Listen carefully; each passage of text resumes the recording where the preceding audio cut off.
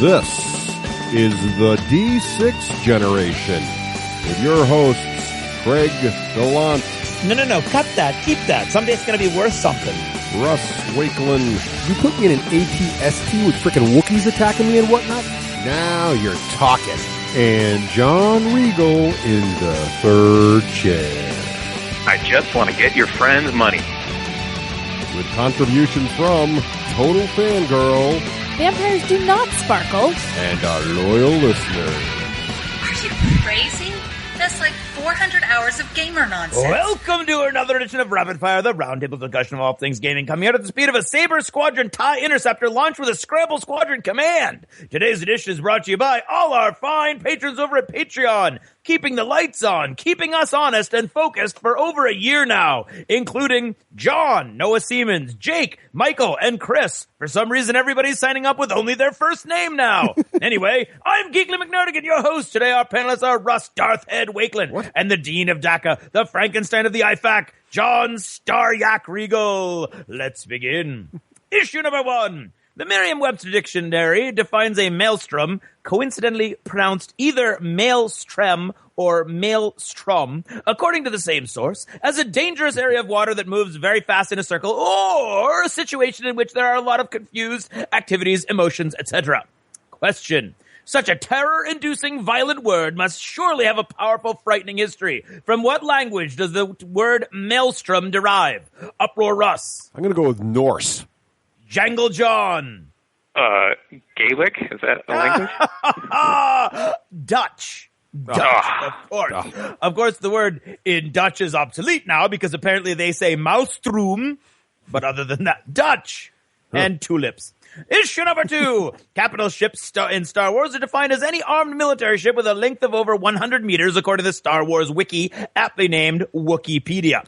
The largest of these colossal ships reached 5,000 meters in length or more with the Eclipse-class dreadnought and the Executor-class Star Destroyer. Truly devastating monsters, to say the least. Question. What is the smallest classification of capital ship in the Star Wars universe? The easy part. And what is the name of the smallest, again, according to Wikipedia, of those ships? Redemption Russ. Corvette. And the second half of the question? Corellian, but I'm wrong. Adjudicator John. I already forgot the second part of the question, but I'm going to go with Ewok class. I will give you half a point for not being Russ. Russ, wow. you lose half a point for being Russ.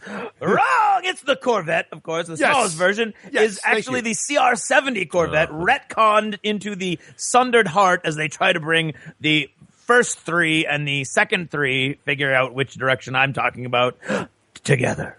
Issue number 3. The greatest question in the field of physical cosmology is the study of how precisely the universe will end. There are hardly uplifting fields of study looking into such things as the big freeze, the heat death of the universe, the big crunch, the big bounce, and even stranger infinite theories. Question. In the theory known as the big rip, the propagation of what will eventually cause all matter in the universe, no matter how small, to disintegrate into unbound elementary particles and radiation? Adam Reese Russ. Entropy. George Gemau John. A galactic zipper. That would be good. But wrong! Dark matter, of course. In fact, the variable of dark matter dictates nearly all the most interesting elements of this field of study. Of course, we always knew that the Dark Eldar had the corner on cool a long time ago. Issue number 4. The maxim that surprise is an event that occurs in the mind of an enemy commander comes from the chapter Surprise in The Strategy of Technology by Stefan Passoni and Jerry Purnell, a textbook often used in the U.S. military academies and war colleges.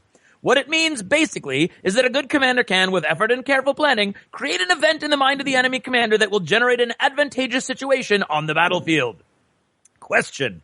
On a scale of 1 through 10, with 1 being a 13-year-old on Easter morning and 10 being a 4-year-old on Christmas morning, how surprised is every rebel commander the first time he or she unloads an entire fleet's worth of firepower onto the prow of a Victory-class Star Destroyer only to see the damage shunted to the flanks, cut in half, and absorbed, leaving them then facing the snout of a Victory-class Star Destroyer with nothing like the defense defense capabilities of the monster?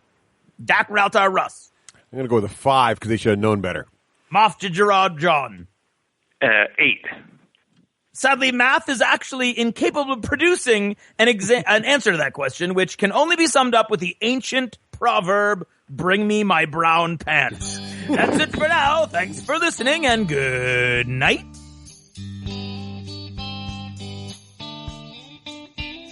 This episode of the D6 Generation is brought to you by Battle Foam, protecting your army so you don't have to. And the War Store, bringing the war to your door since 1999, and that is for a decade or more.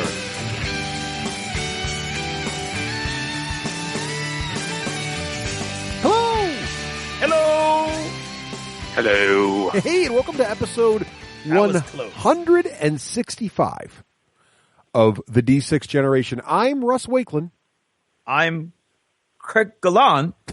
And I am John Yakface Regul. Hey, John. John. Hey. Welcome back to the show. Always great to have John back on. Of course, the man behind Dakka himself. Great to be on her along with Lego Burner, his partner in crime over there. I was going to say one of the men Yes, behind. one of the many.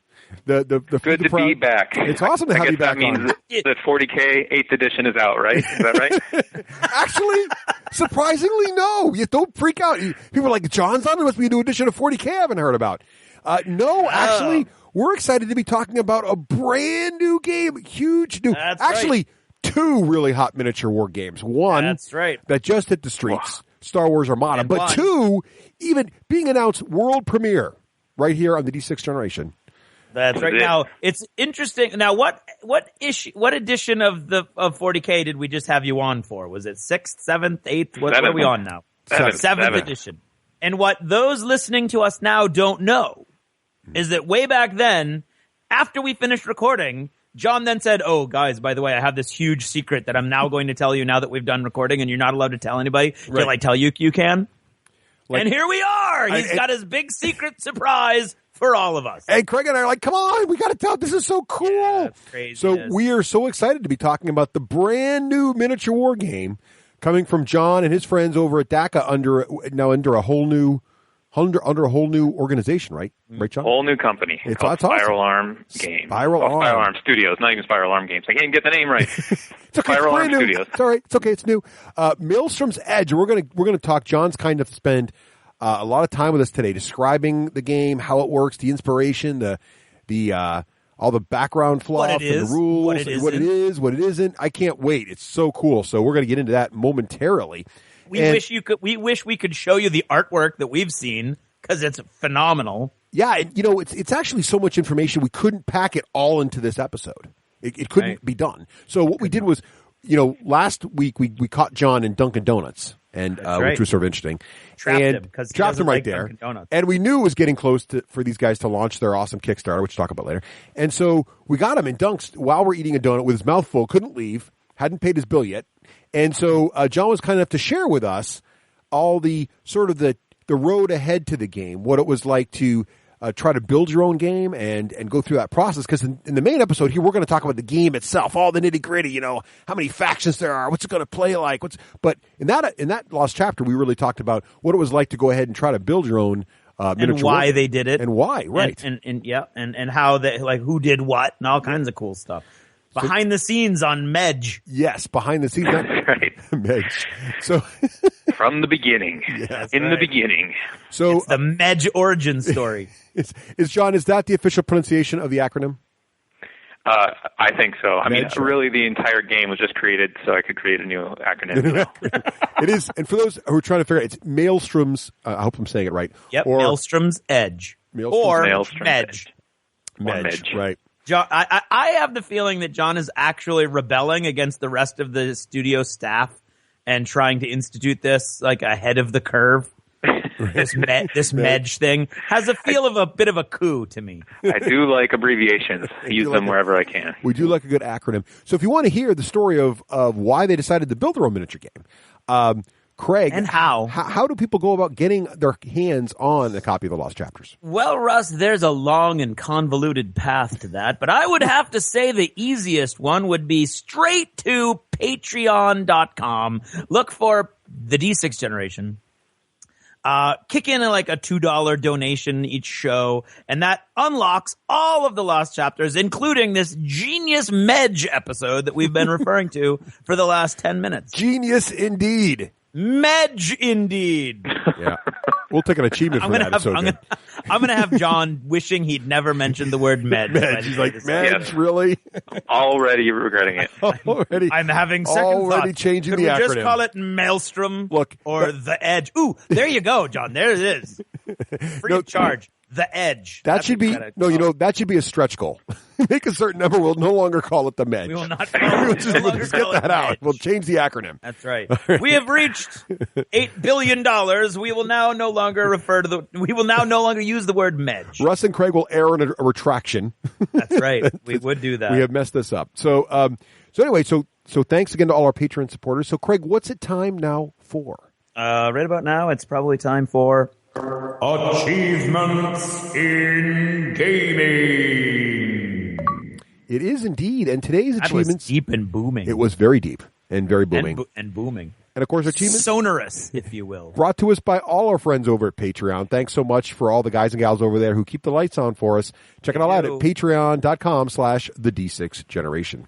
Yep. Now, as we are wont to do, and remember this noise you're hearing right now, not a mistake, not an audio artifact, right, John? Not one of those. No, this is in fact the achievement sound we do on purpose to annoy you and also let you know that someone has done something of geeky worthiness to remember. That's right. That is the plan. And so speaking of that, John, what have you been playing lately? Well, for me, I guess the gaming unsurprisingly, I've been a little busy. So the last gaming extravaganza really was Adepticon, which I went to, and I know you guys already did your Adepticon episode. Mm-hmm. Big Adepticon episode. Yes, that was a good episode. But so currently, the physical game that I am most playing right now, it would be Boss Monster, which is an old Kickstarter game that kickstarted, and I totally missed the Kickstarter, but I got into it since then and have really been loving that and showing it to my friends and got several of my friends to buy it and stuff like that. So I really dig that game quite a bit.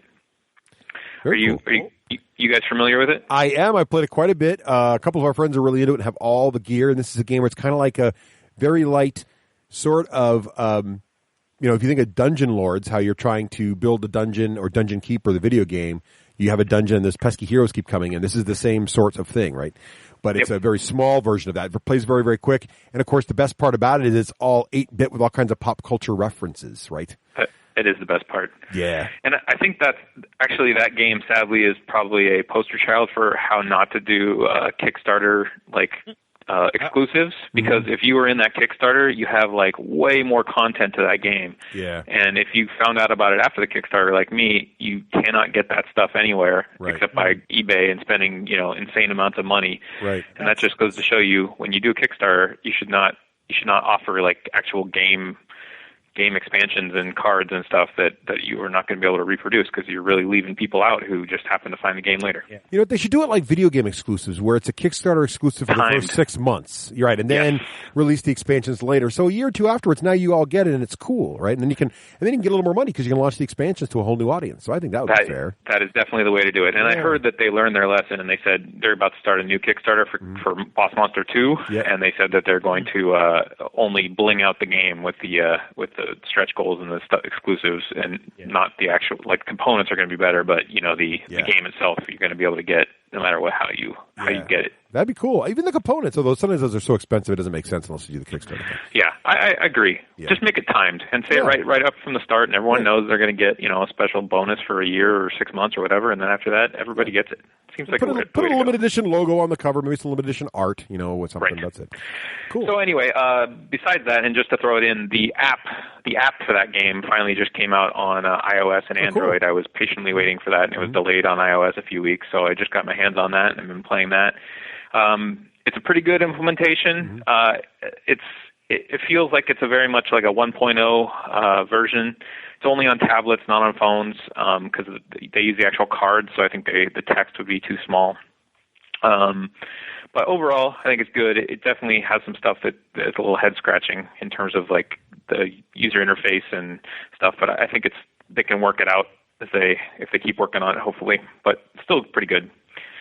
Beyond that, when I went to Adepticon, since I wasn't playing in the 40K team tournament for the first time in 7 or 8 years, I was looking around for stuff to do, and I tried out a demo of Star Wars Armada, which we'll talk about later. But I also, my friend Bill Kim, my teammate, ex-teammate, he has a fully painted up copy of the Robotech RPG Tactics. Yeah, see, I backed that on Kickstarter, but I must sadly report I've not painted it up yet. I haven't. It came out of something when something else came out, and I got distracted. But what is it? What's it like? I'll paint it up, John. How's it look? Well, I see online people say it's really a lot of pieces to put together, but I didn't have to deal with that. I just got to see great painted models, the whole entire a great spectacle to see it all out there. And I'm a huge Robotech fan. Yeah. As a kid, I watched it, and it was really impressive. Someone needs to come out with an app where it's like a turn tracker, but on one turn it's the like hero music for the Veritech fighters, and then when your turn is done, you click it over and it switches over to the Zentradi music. Yeah, you got to do that. That'd be awesome. If we had music playing, I think I would have just been totally geeking out. It was pretty exciting just to play with Robotech stuff. How'd you like the mechanics? A lot of people are asking me about it because they knew that I backed them. Like, Russ, what's it play like? And honestly, I haven't played it yet. How did you like the mechanics? How did it play? So, first of all, I really enjoyed the game. I would totally play it again if like someone had an entire painted force and was like, "Hey, want to play?" I would play it in a second. It's very fluid, and you kind of like have these whole detachments or formations, but you don't have to keep the models near each other in any way. But you get bonuses if you do. So you have total flexibility in your force. We played like I think a 200-point game, and the standard game is 300 points. So. What I would say is it's very, very exciting and fast paced and very based on some of the roles of like you get these huge swings. I would say it's a little bit too swingy in that regard for my taste. I don't think I'll pick up the game myself for that reason, but I think it's good enough that if you like Robotech, you could definitely enjoy it. Cool. That's awesome. Yep. Thumbs up for that, then. It's great. Because I know some people don't like games where there's a little too much luck. Some luck can bounce it back and forth. But some people like it because he gives anybody a little underdog. No. There's luck games that are fun. Sure. Well, they do have a bunch of command points in the game that you anytime something happens, you can kind of spend command points to kind of like in Star Wars Armada, where you can spend a token to like reduce the amount of damage that your guys take. Right. They have a similar thing to that, and that it's an attempt to help negate some of the luck. But there's some really like you activate your entire detachment, your entire squadron. And in our game, 200 points, we only had 2 formations. And in a 300-point game, I asked Bill, how many formations would you probably have? And he's like, well, probably just 3. So when you activate one of your formations, whoever gets that first turn, you're activating 1/3 of your force. And then you have a chance to steal the initiative and activate a second formation, which would be 2/3 of your force. So yeah. So there are mechanics for like paying command points to try to steal the initiative and stuff, but all that really comes down to is dice rolls.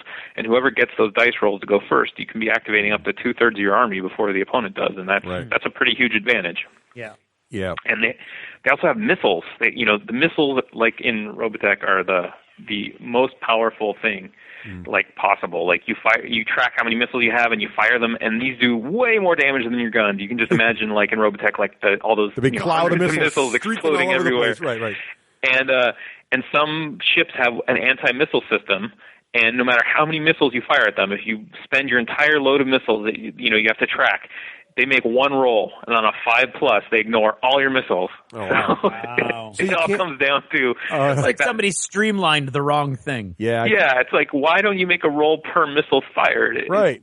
It's really weird. I feel like they should be able to overwhelm missile defense. There should be a way to just overwhelm it, right? Or something. It's just right. It's both it's just frustrating when you spend all your missiles that are a limited resource, and then they happen to roll that 5+. And you're just like, especially in a genre where the missiles are supposed to be so central. Yeah. Craig, does it sound as frustrating as trying to kill a Star Destroyer shields? No, because that's not luck. Okay, good. Yeah.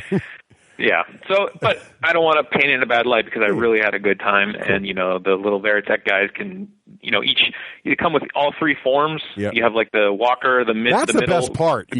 The models Guardian and the plane, so you can like switch in the middle of the game. It's pretty awesome. So so it sounds like it catches the theme of the game of the show well. You just got to be willing to make it more of a fun thing than a super tactical thing, right? Yeah. That's, I would say. It's got its nice rules. It's got some nice mechanics, but overall, I think it's if you love the game and you want to have a good time, then give it a try. Cool. And there's probably more there that I didn't get in the first game, so I wouldn't take what I'm saying as gospel. I would give it a try first. All right, cool. So achievement for that, and that's really honestly when it comes to straight up like tabletop games, so that's pretty much all I've got. Well, you are building a whole new game, so I can and running an internationally acclaimed website. So that seems like a very busy lifestyle. Plus, you have a day job, right? So not surprised, John. It's pretty impressive gaming actually for all that going on. Craig, what about you, man? What have you been playing? I've been playing Star Wars Armada. Well, there you go. 3 times. Mm-hmm.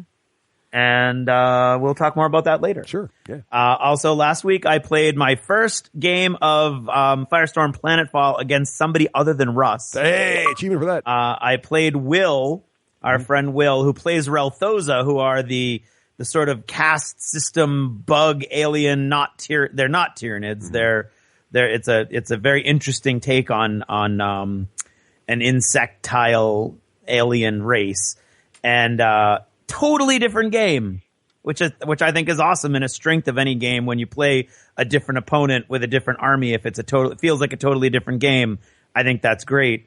I loved the game just as much as I loved it against Russ. I was just facing totally different things. He's got more powerful, bigger guys. His infantry is ridiculously, they like these giant spikes fly out of orbit and embed themselves in the battlefield. And this stuff just floods the entire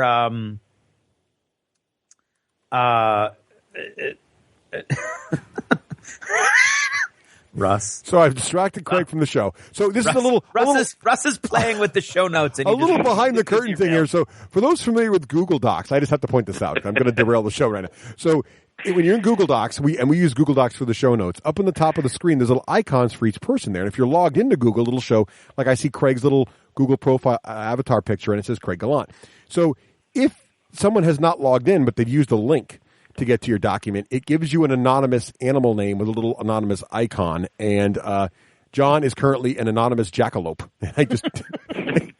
Sorry, that just totally derailed the conversation here. No, that's fine. And the icon is pretty funny. It's a little rabbit. It is a very funny jackalope icon. So, sorry, folks. Completely derailed that. Sorry. So, Craig, completely unprofessional. It was very unprofessional. So anyway, apologies. Yes. So, Planetfall against Will, different faction. So it's very interesting because these giant spikes come flying out of orbit. They embed themselves in the battlefield and immediately disgorge 8 infantry stands of these bug drones. See, that sounds fun. That just like swarm over whatever's closest to them. And I never got close enough because I knew not to. I never got close enough for them to really get the jump on me. So they never pulled off CQB on you? No, because, I tried it on them and I missed it by 1 die roll. That's close quarters battle for those in the know. Yeah, that is close quarters battle. I actually stormed a building and almost got them out, but I failed by 1 die roll. And that hurt a lot and would basically cost me the game, which was going downhill anyway. Right. But it was great because after the game, Will really wanted to see if they were within their drone nexus range of one of their spikes. Their spikes also have controllers inside them that make drones more powerful and more autonomous when they're within range of their original spike. And so we played it out. We just rolled it out. What if the spike landed right near my giant heavy tank, and they killed it in 1 round? Oh, well, in 1 round of CQB. So you played this well. Don't go near the spikes. Yeah, don't go near the spikes. Right. And and the way they come down, of course, is kind of random, but he has a lot more designators than you do. Mm-hmm. So his game starts with 4 drop zones on the board, and he has a lot more capability of zeroing in those drop zones before he brings the spikes down. Yeah. And with half a core, he has 2 spikes. So when he goes to 1 full core unit, he's going to have 4 spikes of 8 times 4. What is that? 40? Large number. Some large number of infantry stands just flooding the battlefield. That sounds awesomely intimidating. It was extremely intimidating. And the way you have to do it is you have to, like, he dropped it literally within 3 inches of his primary objective, and then flooded into the primary objective, and there was nothing I could do. So I was like, I don't know how you do that. And it's like, I guess Overwatch, because there are some moments where they're vulnerable that we made a mistake. You can't get out of the spike and into the building in the same turn. Right. So they're going to be out there for one turn first. So if you'd used Overwatch, so against me, Overwatch doesn't always make sense, but maybe against him it does make a lot more sense. Yeah, I think, and I also think, like, I need to spread out. I need to be more aware of those drop zones. Right. But he's got 4 of, I mean, it was a very, very cool game and very, very, very neat. I mean, the game itself is still awesome, and it just kicked it up a notch that a different opponent completely changed it up. We're going to have to review Planetfall pretty soon because our listeners are going to be like, you guys keep talking about it. Why don't you tell us how it works? It's going to have to happen. Yeah, I think so.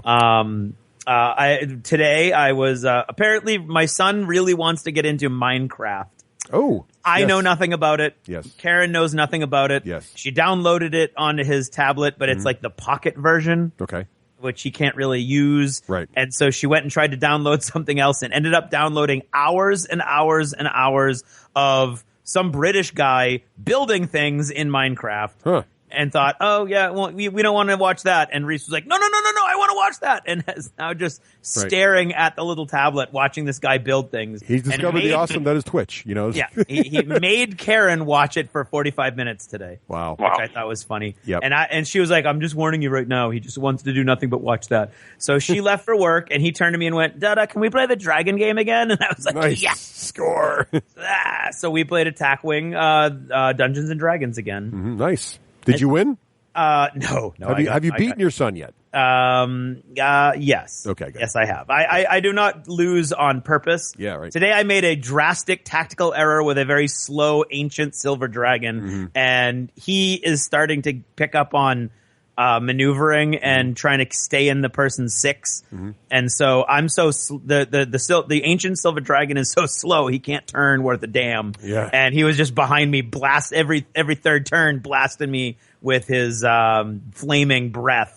Well, achievement for Reese. Yeah, no, he was doing very good, very good. And he likes Chutes and Ladders all of a sudden, which I haven't played in 30, 40 years. It's good to have a nice bench. I've got about 8 games of Chutes and Ladders under my belt. Nice. Well, I'm not sure I can Russ, get what about you?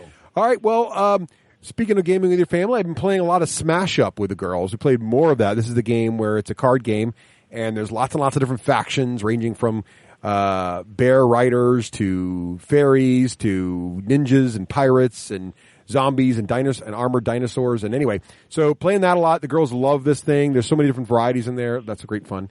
And as Craig mentioned, played 3 games of Armada, 2 learning games, and then 2 full size with both fleet boxes. So we'll talk about that later.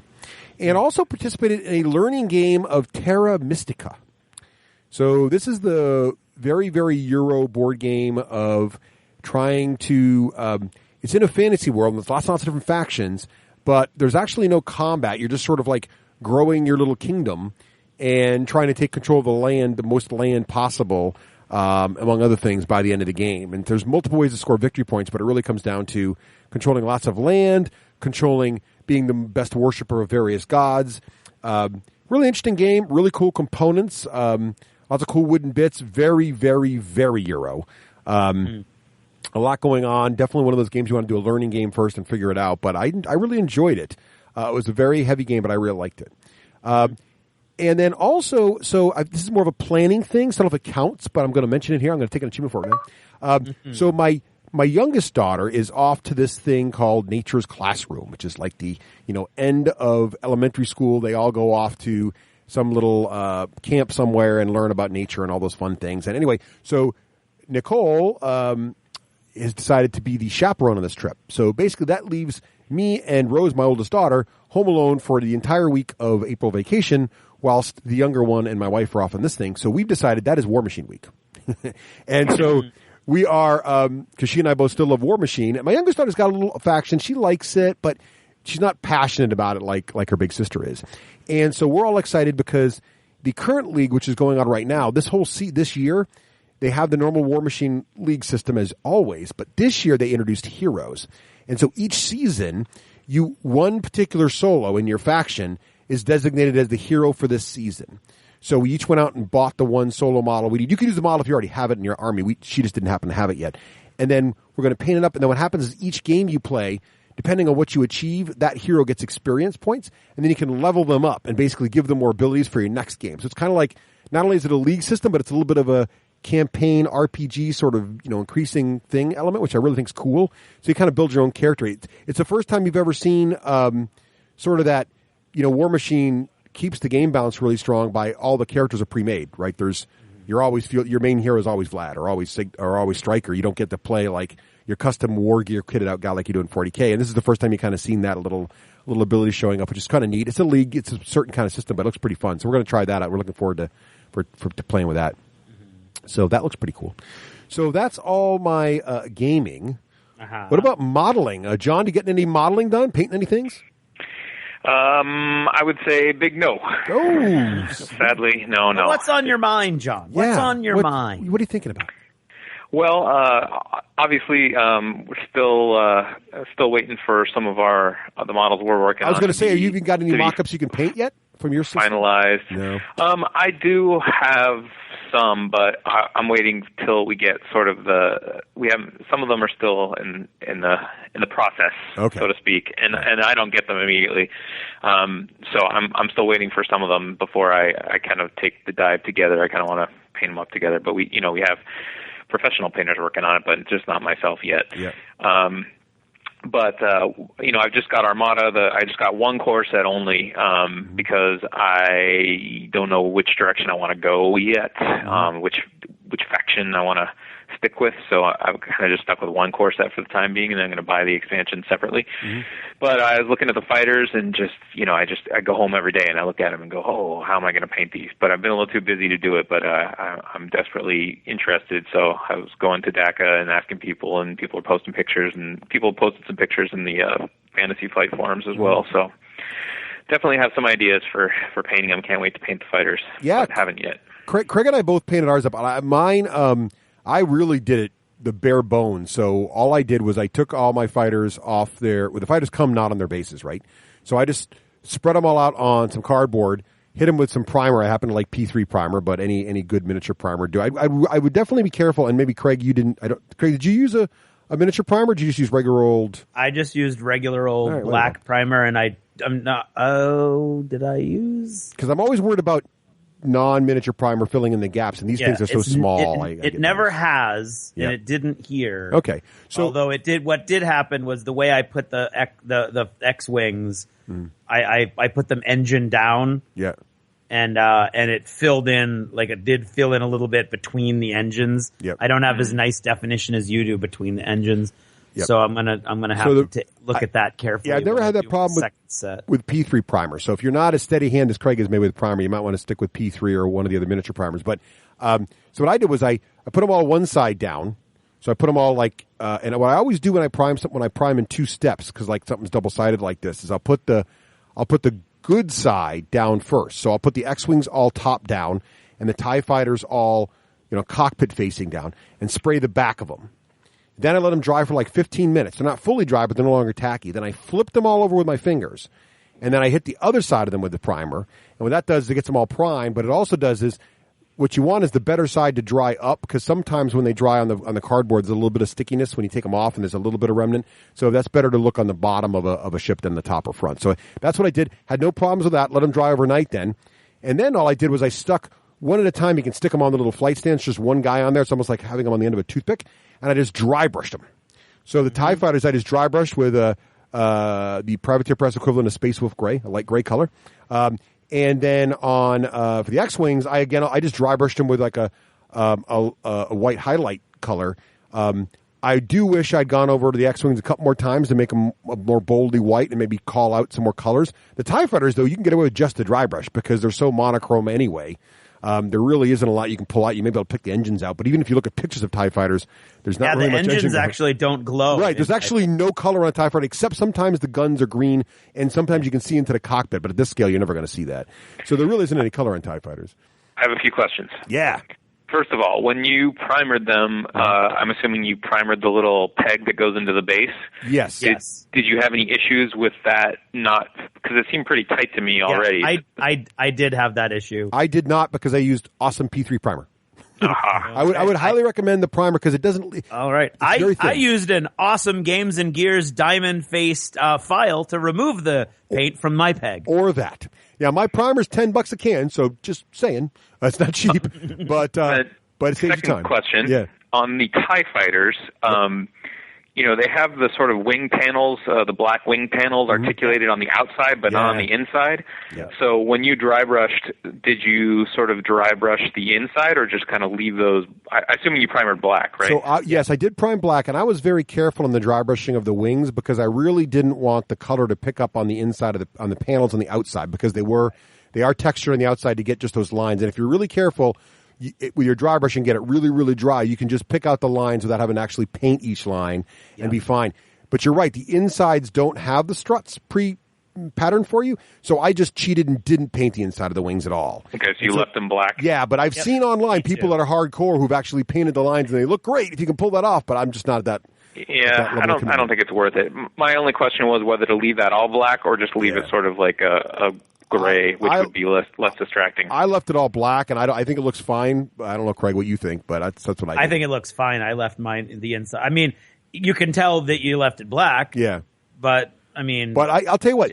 Unless you're... I mean, for the amount of time you spend actually focusing on a single TIE fighter in this game, you're not going to see it unless you go, I wonder if I didn't. And the thing to remember is, I did all that. The priming just lets it dry mostly. So the entire amount of work on this stuff for all the fighters in the starter set was about an hour. Right. So you can crank through that. You're done. And they look infinitely better than how they come in the box. Mine don't look as good as some of those guys who spent 3 days on theirs, no doubt. And I wish I had the time, but I'm happy with how they look. Yeah, so. I spent one evening on mine, and I'm more than happy.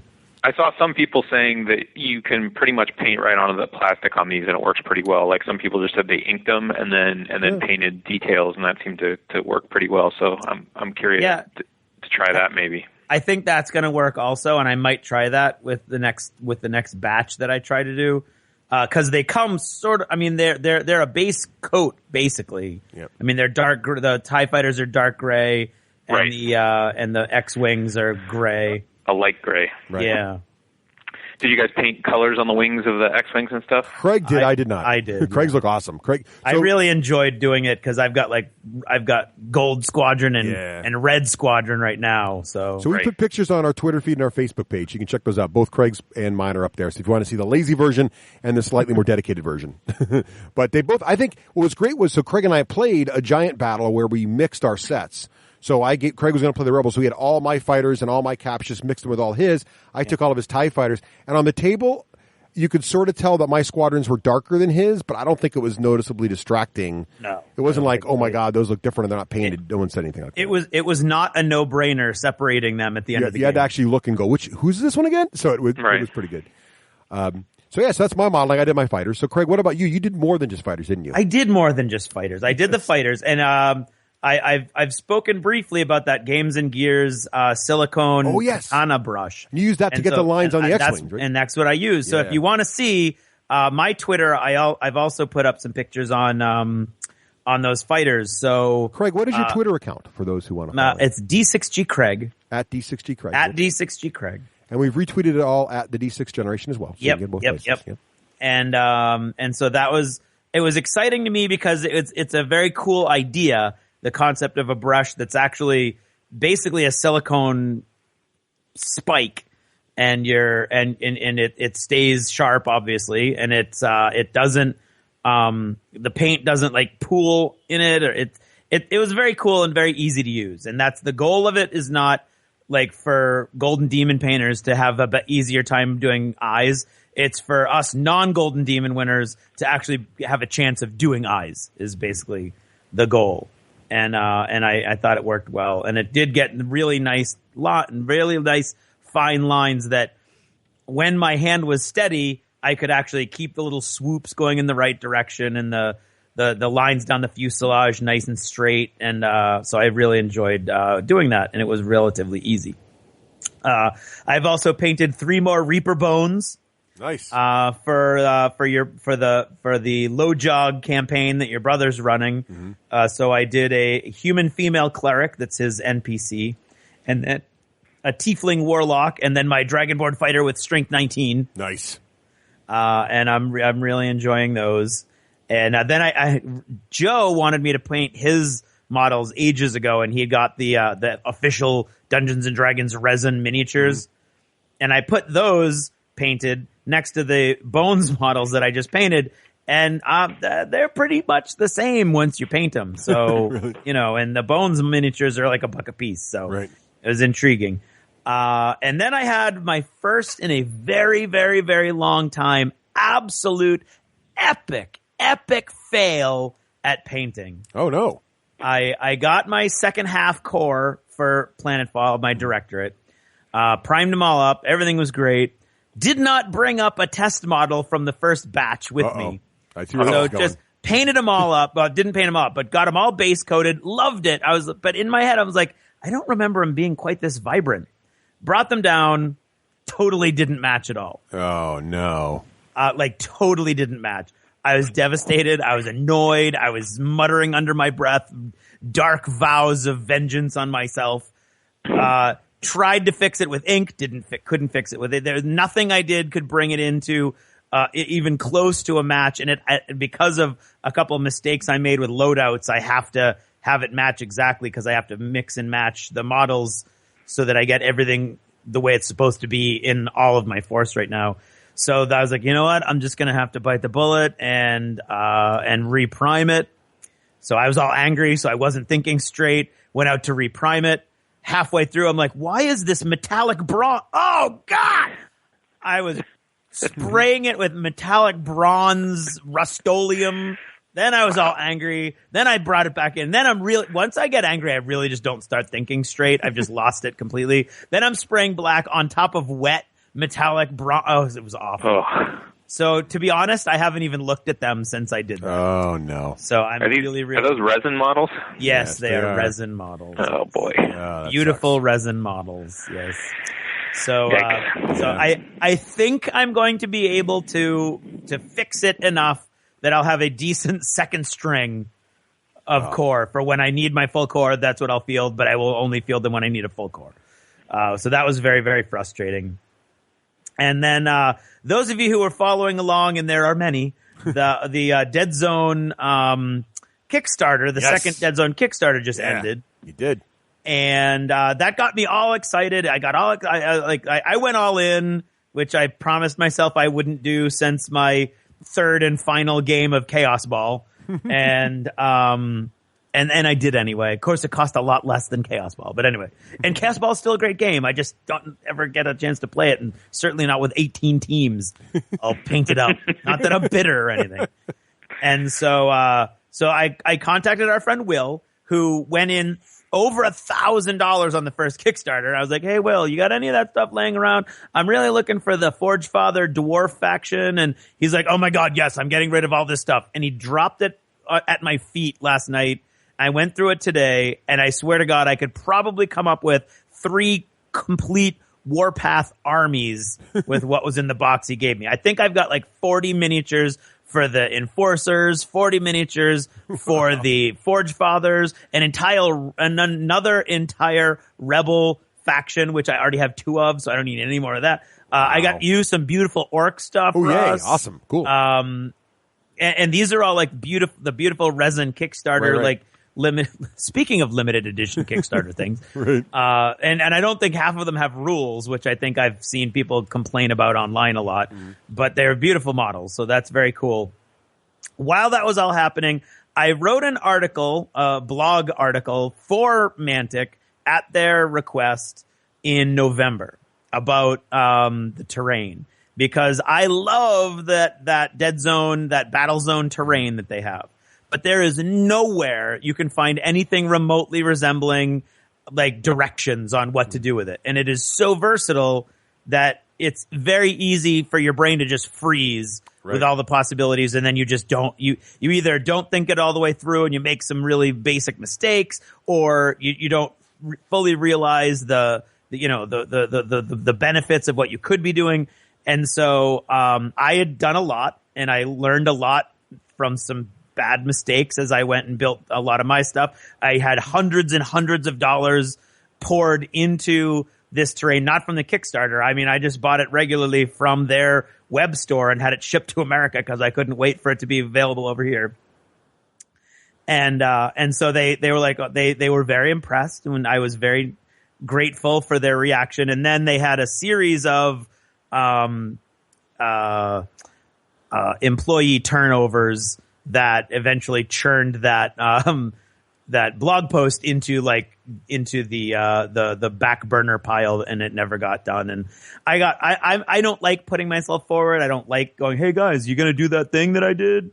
So I did that once, and I was like, I'm not, it's not that big a deal. And then when the Kickstarter happened, I was like, you know what? I'm going to put it on my own blog. So if you go to mcnerdiganspub.com, you'll see a very large, picture-heavy blog post about what I did with all of my Battlezone terrain and the Ruin terrain. It's got all kinds of ideas about how you can make yours more versatile, how I painted mine, how I put it together. And then pictures of everything that I own for these battle zones. I really enjoyed it. It really reinvigorated my blog. I don't know why. I haven't posted there for a year and a half, and all of a sudden. Well, it's a great article, Craig, and you have some really fantastic pictures in there. So if you're interested in Dead Zone, definitely check that out.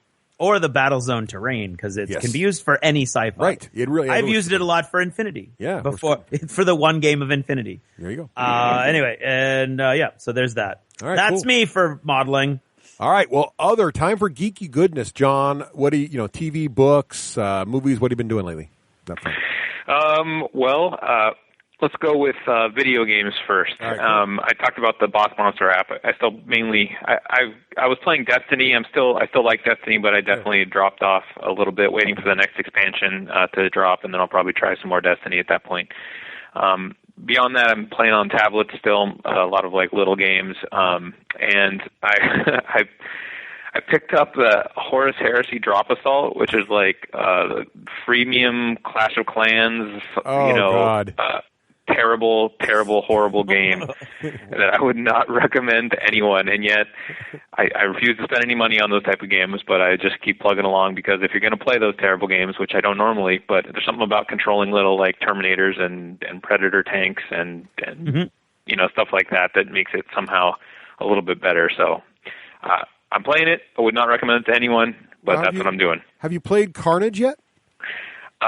Which one is that? That's the one where you control, but it's more of a tactical turn-based. You control Terminators and stuff.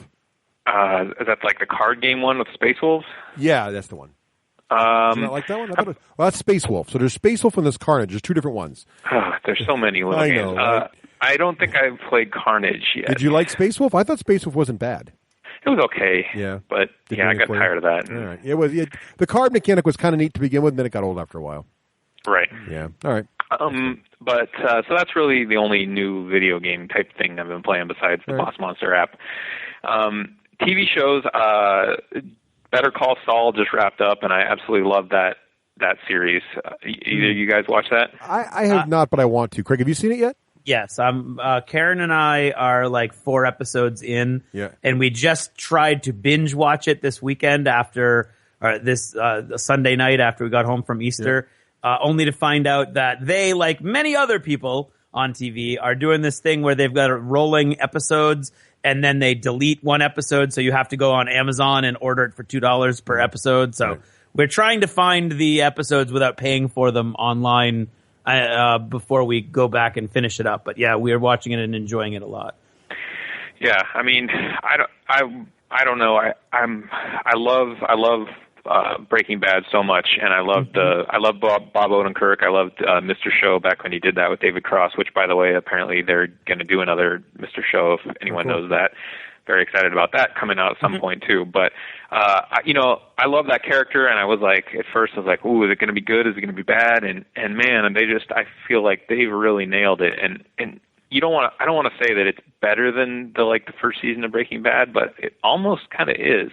And so I don't know. I was really, really impressed with the entire season, and what's the premise? Definitely leaves me wanting more for sure. What's the premise of this show? Is it Breaking Bad Part 2, or is it something called? No, it's a prequel. No, It's mainly a prequel, although the very first shot of the season shows some events, shows a scene that takes place after Breaking Bad. Yeah. So they're clearly going to come back to that at some point. But it's kind of explaining how this character got to be the conniving scumbag that we saw in Breaking Bad. But in this series, he's a pretty good dude, and so you're like rooting for him, even though he's going to end up. It's kind of like the prequels of Star Wars, except much better, and that going to see the fall of Jimmy McGill into Saul Goodman. Right. Mm-hmm. So yeah, it's definitely a good show. If anyone hasn't checked it out, you watch it. I don't think you need to see Breaking Bad at all. I think it stands completely on its own. Cool. I think you'll get plenty of extra if you see Breaking Bad. I would recommend Breaking Bad. Yeah, but, it's got all kinds of cool little Easter eggs if you tons, watch yeah. Breaking Bad. Yeah. Still loving Walking Dead. That season just wrapped up. I know that you guys don't necessarily love it so much, No, but I do. I watch it. Yeah, and I think this season was definitely one of the top seasons. I thought they did a really great job. The only thing I would say is I feel like they've just continued to turn the gore up each season. Oh, they absolutely have. Yeah. And at first I was like, how are they getting away with this back in the old days? But my answer was always, well, they're killing zombies, which aren't quite people. Right. Well, now they've gotten to the point where they're doing almost the same level of gruesome stuff on actual people, and I'm like. And they're just lingering. The camera's just lingering on that. And I'm like, what is going on? It's so bizarre. Well, it's interesting that you should ask that, because I was just listening to an interview on the Howard Stern show the other day. He was interviewing Conan O'Brien, actually, and Conan was talking about working back in the 80s and the 90s or whenever he was at Saturday Night Live, and how awful it was trying to get stuff past the censors. Mm-hmm. And that nowadays you can't even actually find the censor on set. Wow. That's what he said. He was like, so it's completely the entire culture. I mean, I'm preaching to the choir here, talking to John, I guess, but you probably know more about it than I do. But he was just saying that, back when he was writing for Saturday Night Live, if you used the wrong, euphemism for a, genitalia, they were all over you, and you had to come back at them with a bunch of different alternatives. And nowadays you're like, anybody have a problem with this horrific thing we're about? No, nobody. Okay. Oh, we're going to do it. All right then. So yeah, the cable networks definitely have a whole different standard. That's true too. Yeah. It's just crazy to me that the difference, the dichotomy between what we find okay in the U.S. of sex and nudity compared to violence. It's so out of whack to me. I think I'm a much more European mindset in that regard. But The Walking Dead just blows my mind what they are able to get away with. But still, overall, great show. I just don't understand quite the level of gore sometimes. But still watching Agents of S.H.I.E.L.D., liking that quite a bit. Last time I was on here, I was saying I wasn't so sure about the direction they were going with it, but I have to say that this season, I think they've done a good job. And I'm thinking it too. I am. I'm not sure. I was getting a little nervous about without giving away any spoilers. I'm too behind. So I'm not really sure how many secret organizations can be within secret organizations. At some point, I was getting that feeling 2 episodes ago. So yeah. they got to kind of slow down on that train, because at some point it's going to be like, okay, now seriously, is everybody in their own group? I mean, what's going on here? This is the real Shield within the real Shield within the real Shield within the real Shield. Right. I think that they resolved it nicely, and they kind of explained how it happened with flashbacks and why they're doing what they're doing. To me, it feels okay. I'm interested to see how it comes together between the two competing factions. Shield splinters. But I was getting nervous. So one of the things, and I think I mentioned this before, John, I don't think you're on the show, but it's to Craig, I think earlier this season, was one of the challenges is that a lot of the comic relief or on the show became sort of tragic figures in the show. And for a while this season, there's been no comic relief. And it's made the show a little darker, and my kids are getting less into it. But they've brought back I'm still like 2 episodes behind, 1 episode behind.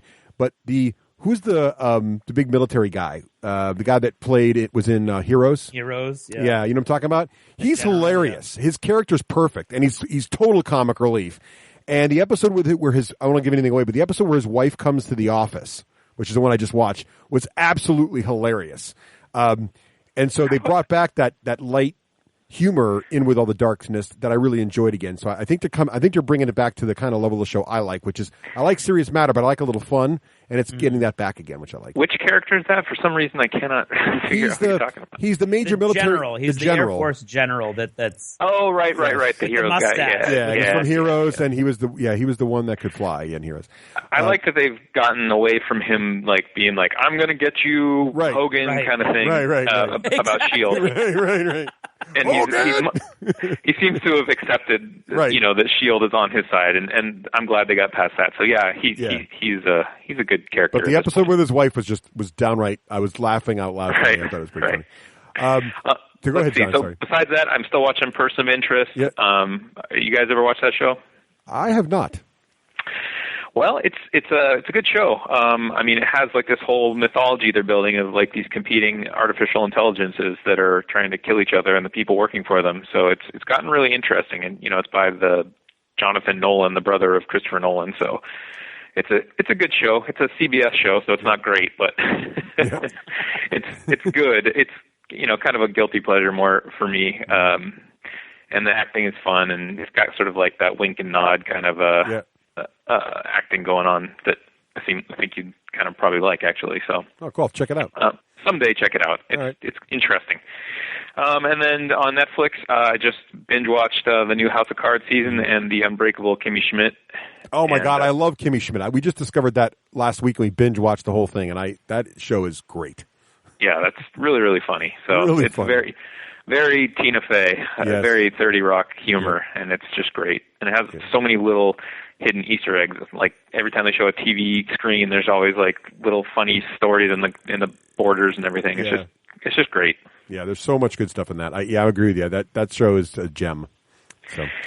And movies, I think the only interesting movie I saw was just Netflix. I rented a Blu-ray of Box Trolls. Oh, really? And the only reason I bring that up is because I feel like when you actually have the hand animated animation anymore, the stop motion, that's close to our hearts as miniature gamers. Mm-hmm. So I feel like you have to appreciate the time and effort that goes into making something like that a little bit more than other forms of animation. I loved the little thing they did at the end for the credits. Oh my gosh, yeah, that was amazing. If anyone hasn't seen it, I don't think it ruins it too much. It doesn't ruin it at all. They just start to pull the camera away so you can see the set, and at the same time you can kind of just see a ghost image of the guy actually animating in like super time-lapse, high-speed, all their movements, so you can kind of just get a feeling of what they're doing, and at the same time the character is talking about being animated, so it's really funny. I feel like somebody's telling me what to do. I feel like he's making me dance. I don't want to dance. Really, really like fun. Right now, and they're even thinking about making me say these words that I'm saying right now. How is that possible?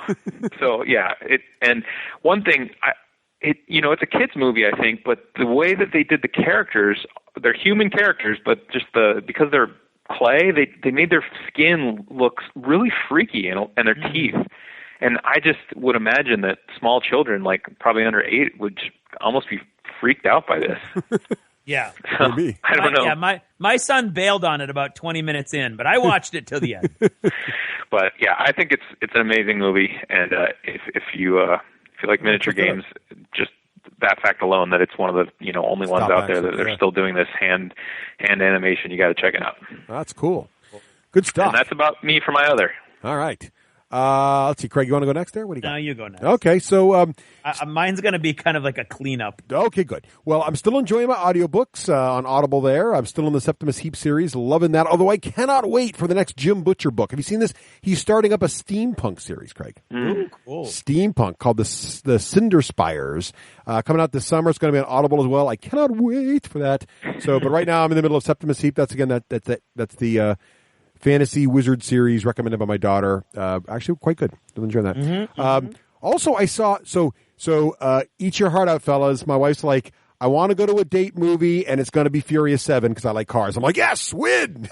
Well, there you go. So, for those of you, here's the thing about Fast and the Furious. I saw the first half of the very first Fast and the Furious movie. I'm like, this is not my scene, and I checked out, and I never watched another Fast and Furious movie again. Not even when they changed it to just Furious. Didn't watch them. No idea if they're any good. I just assumed these were just really, really, really bad movies. So then Nicole took me to Furious 7. holy crap, was that a fun film? Like, really, really good. Like, really good action movie. Was it realistic? No. Were physics violated continually? Yes. Did that matter? No. Because anything that's got The Rock standing in a street with a chain gun shooting down a helicopter is awesome in my book, okay? Fantastic fun. Incredible stuff. And it's not really, I mean, yes, there's lots of cool cars racing, but it's much more of a crazy James Bond movie than it is just racing people. It's not about street racing cars anymore. It's about, like, super high-end spec op teams who happen to like fast cars. It's just a totally different show. And I guess I've been told now that 4, 5, 6, and 7 are the best of the series, and that's when in 4 and beyond is when it turned into sort of this special ops group and not just people racing cars. So now I kind of want to go back and watch those earlier ones because I really enjoyed 7. It was fun. And I had never seen another movie, and I really liked it in this series. So if you're thinking about it, it's a fun film. Also, the homage to I'm forgetting his name now, Craig. Paul Walker. Thank you, John. Paul Walker was fantastic at the end. He died during filming in an unrelated car accident, and they just had a great homage to him at the very end. That was tear-jerking. It was really, really good. So, John, have you seen that one? I have not seen Furious 7. I'm not a fan even of the later ones. Okay. I can appreciate exactly what you're saying. It just, there was in one of those, I think it's Furious 5, I think, they have this whole scene where they drag, I don't want to ruin anything for you since you seem excited. No, it's not. I'm not watching this for the plot, okay? They drag giant vaults, bank vaults down the street of like Buenos Aires or something like that. And I mean, I don't know. There's a certain level of fun to disbelief, and I just couldn't do it. Well, they're in, and just to be clear, like in this movie too, they're in Dubai, and I don't think this is getting in the way because I'm sure it's in their trailers. And they're in a supercar, jumping through the window of one building in this multi-tower building, and landing in the next building several stories down. So it's like, it's over the top, super insane stuff. Don't get me wrong. Yeah. But you got to go in. If you go in, kind of that's the mood you're in. It's a lot of fun. I can totally see that, and I'll probably watch it when it comes on HBO or something, and just put it on the background and just check it out. Yeah. So I'm always fascinated anytime, not to be macabre, but I'm always fascinated anytime you have a tragedy like that as someone actually making stuff, how they are able to accomplish it. Like what happened with The Crow when Brandon Lee died, and I tried to read everything I could about that because it seems like besides the tragedy, it's just such a crazy situation to be in. So yeah, there was some. It's an interesting story. If you haven't read up on it, you might find it fascinating because I have been reading into it. What they did with his brothers, and now with CG, and they can turn people young and stuff, and like that Tron movie, so they're getting pretty close to where they can do almost digital actors. So, what was cool about the end, and not a spoiler, but the tribute to him wasn't like the film stopped and then it was like this thing about him, the actor. They did it in the context of the story of the film, but it's very, very clear. And in the last part, it's still about his character, but like they're bidding his character farewell, but it's also clearly a salute to the actor. It's just really, really well done. It's a really good filmmaking in that last bit. Yeah. So I'll see it at some point. Yeah, I think I think you might enjoy that. So video game front, I am playing Pillars of Eternity. Mm-hmm. Are you familiar, John, with Pillars of Eternity? The name sounds familiar, but no. Tell me about it. Okay. So you might have heard this little game called Baldur's Gate. All right. So yes. Baldur's Gate was one of the quintessential. There's actually been a bunch of games prior to that, but there's been a bunch of series. There was a series of Dungeons and Dragons themed video game RPGs. Baldur's Gate 2, Icewind Dale is another famous one, all set in the Forgotten Realms, all done with a similar game engine where it's sort of like top-down isometric, meaning you're looking above the party. You control the entire party, and it's extremely tactical combat, extremely challenging, hardcore D&D, like second 2.5 or third edition rule set. Very Grenardy, but also super awesome graphics for that time period and just a great story. And they've redone all those games several times on iOS and Android. If you haven't tried them out, give them a try. Anyway, okay, flash forward to today. Kickstarter about a year ago. The guys who made all those games started a Kickstarter and said, we all know you want a new one of these things. We're going to kickstart this. They made $1 gajillion, and they made a whole new game. Now, it's not set in the Dungeons & Dragons world. It's a whole new IP, so they've tweaked the mechanics, but it's true to the same thing, but now with upgraded graphics, using new storylines. They've made a ton of money on Kickstarter, so it's got full voice acting all the way through, all kinds of stuff blinging in and out. Really, really good. What I like about this is, again, you create your character. You got like a gajillion races to choose from, a gajillion sub races. You got all your backgrounds. You got all your classes you can choose from. Then when you go to the inn to hire other party members, you can meet various NPCs on the road, and they'll join you. And they're pre-built, of course, and they work with you. And they might leave you, they might not. They can die, and if they die and you don't restore a save game, they're just gone, dead. But when you go to the inn, you can hire adventurers, and it says things like, would you like to hire a level 1 adventurer? Or you can spend more money and hire a level 2 adventurer. But when you hire them, you actually roll their character up for you. So you basically can create a net other character into your party. So if you need a priest, you go hire one at the inn. You make exactly who it is, and it gives you ownership of them. So you actually are building a party you kind of feel ownership of. So you're actually leveling up multiple characters. Really, really nicely done. Great combat system, great graphics. It is hard. If you're one of those video gamers who doesn't like games that are hard or that have an easy button, this is not for you. The easiest mode in this game is still challenging. So it's definitely a little old school that way, but I really, really like it, and I would not recommend it to anyone who doesn't want to lose lots of time from their life. Is it fully released, or is it like still in beta? No. This is full on released, fully out there, fully polished. It's not like try the alpha version. No, this is it. This is the full version. Did they hit their delivery time, or was it delayed? Did. No, they were right on. These guys nailed it. And these are all experienced software developers. These are guys that worked on Icewind Dale. They worked on Baldur's Gate. They worked on other major projects. Really, really good art, John. Really, really good voice acting. I mean, it's top notch. You would not. If I didn't tell you it was a Kickstarter thing, and if it didn't have the big splash screen that comes up and thank to all of our bajillions of backers and how awesome you guys were, you would think this is a AAA title from a major studio. You would not know. Awesome. So I would definitely, if you like those kind of games, definitely play it. It's available on Steam and amongst other ways as well. So I'm really digging that. I'm trying to keep my life in order, so I only play it very short bursts, but it's fun. One other thing I wanted to share with everybody. So Easter just passed here. We're just recording after Easter. This episode will come out a little later than that, but I posted some pictures because my family had this Easter tradition, and John, I think you'll appreciate this story. So my family had this Easter tradition called Egg Wars. Now, are you guys familiar? Craig, I think you might be because you know us, but do you guys do Egg Wars, Craig? No. In your family? John, are you familiar with Egg Wars, the concept of Egg Wars? No. Okay, so it actually, I'm not really sure how this got into my family, and my generation, my brother and I did not start this. This is something that my parents and grandparents taught me. Now, doing some research, I discovered that it's actually rooted in some way in Greek Orthodox. So the Greeks will dye their eggs red and will tap them gently with another person's egg and see whoever's cracks first is the loser in this little sort of thing.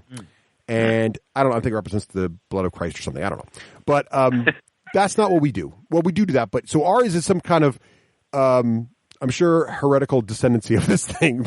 But so what ours is now is we paint our eggs up like not normal, but like most Americans do. We're different crazy colors, whatever theme strikes our fancy. And then each member of the family comes to Easter with their own half dozen to dozen eggs painted up. And we proceed to have a war. And what you do is you tap your eggs together, and the person who's cracks loses, and we keep going on. But this has evolved over the years, even from when John and I were kids, to be pretty serious business. So we started tracking like whose egg had the most wins before it cracked, and then who the best egg handler was, which would be who's had the most wins with all their eggs together. So you can see that it's going to create prize categories. Then, of course, you have to have the best painted, i.e. most beautiful egg. You have to have the best sportsman awards. This is sort of turned into sort of it's a very derivative of sort of the Games Workshop or tournament format you might find at Adepticon, where we've got these very detailed things. Then my brother decided that what we needed was a ballot box and a whole voting system. So all the eggs get out on display, and everybody votes and puts in the ballot box for their best painted and best naming. You have to name your eggs as well. That's also part of the thing. But then what got really interesting is all the bylaws and the FAQ we had to write up for this process because what happened was about 10 or 15 years ago, my grandfather came to this thing, and he had polyurethaned his egg. Now, this seemed illegal to us, but there was no rule against it, so he clearly won. And then the next year, so of course, my brother put 2-part epoxy on his egg because you got to deal with polyurethane. So it started escalating, and we started realizing, well, clearly there needs to be some rules here on what's legal to coat. You can see this is just miniature gamers kicking in here. OCD. Is that legal? Right. So then we decided, well, all you got to do then is just, the rule is simple. You can't put anything on your egg that you wouldn't find in a normal Easter egg, dye kit from like Paws or whatever, right? So, okay, fine. Except now you get the problem with the more modern dye kits. Some of them have stickers in there. So if I coat the front of my egg with all the stickers from this box, is that legal? or those ones with the sticky glitter glue on the top. Can you cover the front of the egg in glitter glue? Right. So the laws and the bylaws and all the rules have gotten very complex over the years. And so John, I think you might appreciate the FAQ situation going on with our egg wars. But anyway, we had a lot of fun with that, and we do have the prizes. There's little golden chocolate bunnies that everybody wins depending on which category you win. And there's even a best sportsman, which is hilarious to watch the kids now because they're all very like shaking the hands and saying, "Oh, I'm so sorry I broke your egg," and trying to get the best sportsmanship prize. It's fun to watch the metagame in action. It's pretty good. So anyway, so that is our. So when you see all the pictures of me tweeting various Egg Wars pictures, that's what all that craziness is about. So I think you should definitely start implementing like characteristics into your eggs. Like this egg can take 2 cracks instead of this one, and then you have cards where you can like swap out effects. Oh, nice! Like that'd be awesome. You could play. You have 1 card, a buy card. Yeah, that'd be great. It's like when this egg takes a crack, you get to swap it out with the other one. See, I think I got to publish. We got to come up with a set of rules here, John. We got to publish Egg Wars. I think there's Kickstarter. That's right. Kickstarter. I love it. That's right. Okay, here we go. Right. Okay. I can just see the stretch goals now. Egg salad. Right. Oh, that's already been done. I know. All right. Billions. Craig, so what have you been doing here in the other category? Well, I'm still listening to George R.R. Martin's Clash of Kings. Nice. Did you get that on still Audible? Enjoying it. It takes forever. It's a nice way to build up your credits. Nice. And I'm still his pacing and stuff is still good in book 2. I don't know. I know it falls apart. This is more of an experiment on my part to see if I can figure out where everything fell apart. But right now, Clash of Kings still going Now, strong. Craig, I will say this to you. Is this the first time you've listened to his books on audio? No. Okay, because I think they are more... I think some of that, the description and things that really seem to bog the book down are less notable in the audio version than they are when you physically read it. No, I know. So it does This is not my first rodeo. All right, just throwing that out. With Roy Dotrice. Okay.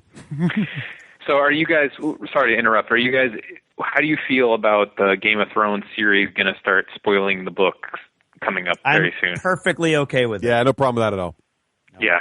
As someone who hasn't read the books, I like to watch the stuff first and then read the books. I'm excited to finally be ahead of all the people like going like blah blah blah. Now it's going to be like suck it. You're in my world now. Right. Exactly. Blah blah blah. Don't go to a wedding. And blah you know blah what? blah. I mean, if it was that important, then he would have been finishing the books. Right. And you're at this phase of the game. You've taken so much extra time, and it's not like he's busy writing all the time. He's working on the TV show. He's going to conventions. He's blogging about football. So, well, they said he's given up a few of those things now to finally get to it. It's taken a while, but we'll see. We'll see. I kind of wonder though, because he told the showrunners, what the end game is, and now if they lap him, if they pass him, I almost wonder if he'll watch it when he gets to the final book. He'll watch and see what they did and it. Well, not change it, but I think that I wonder if seeing them sort of do a condensed version, because I'm guessing it's going to be a lot more condensed than his books, will help him, maybe make the final book. I mean, it can't help it. I mean, instead of be as sprawling as these books seem to get, maybe the last one will start to focus down at the very end. Yeah, that'd be great. But yeah, I mean, to be totally honest, I think the show does a better job telling the story than the books do. Agreed. So if they go ahead of the books, I'm perfectly fine with that. Yeah. And I'm looking forward to Sunday. Yes. Super, super looking forward. I just canceled all my plans because I realized that. Clear my calendar. It's Game of Thrones. I was like, sorry, no Imperial Assault for me on Sunday night. You should be playing Game of Thrones, the board game, while watching the show. Meta. Yes. And then the world will explode. Right. So anyway, speaking of TV, watching almost everything that John mentioned.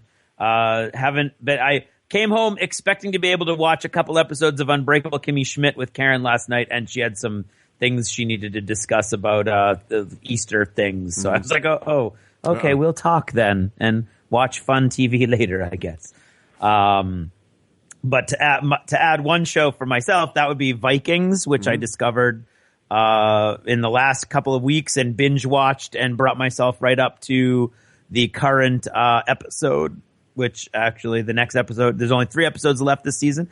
I really, really enjoy it. We talked about it last episode, so I won't go into detail. I just really enjoy it. My favorite episode so far is the season finale for season 2. Nice. Which is awesome because it looks like you're like, oh, not again. And then it's like totally different. You're like, oh yeah, huzzah.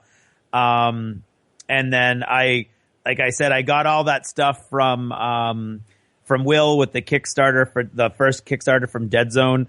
And one of the things that is in it is the Contagion zombie expansion and the AI deck.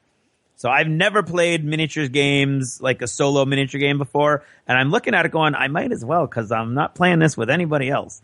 So I'm very intrigued looking through that, looking at it and trying desperately to finish this novel that is not happening because I'm spending too much time playing games and painting and doing everything that was in this preceded me in this list. So it's amazing how much more I'm procrastinating with my own book than when I'm working for somebody else. So I am still working on it, and hopefully I'll have a draft finished. I was hoping the end of April, and then my wife pointed out that I'll be leaving for South Africa in probably by the time this episode airs. So I don't know. It's just very frustrating. Lions and tigers and bears. Oh my. Yeah. And I'll also finish Black Sails, and that's it. That's all I got. Well, I think that's achievements. Is that achievements? That's a long achievement. A lot of achievements. That's achievements. You know what? The bulk of it was other. That's sometimes that's how it rolls. Things got crazy. Things went crazy. Well, hang on here. We're going to grill John up next here on all the coolness that is Maelstrom's Edge. Medj.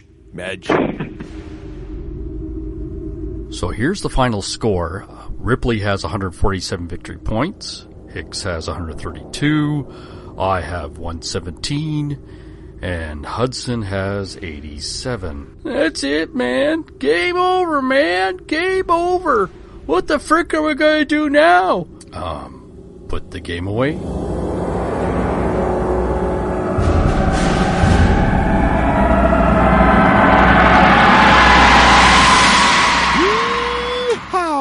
Hey, and now that means it's time for us to talk about Wild West Exodus. It does indeed. Yes, indeed. The models in this game, Craig, still blow me away. I just love, I know you best people in the business working on that game, which, in all fairness and honesty, I do work on. You are one of them, but I know you can't comment on the fluff because it'd be like talking about yourself. But I think the background material is awesome. But I just love the models. I love.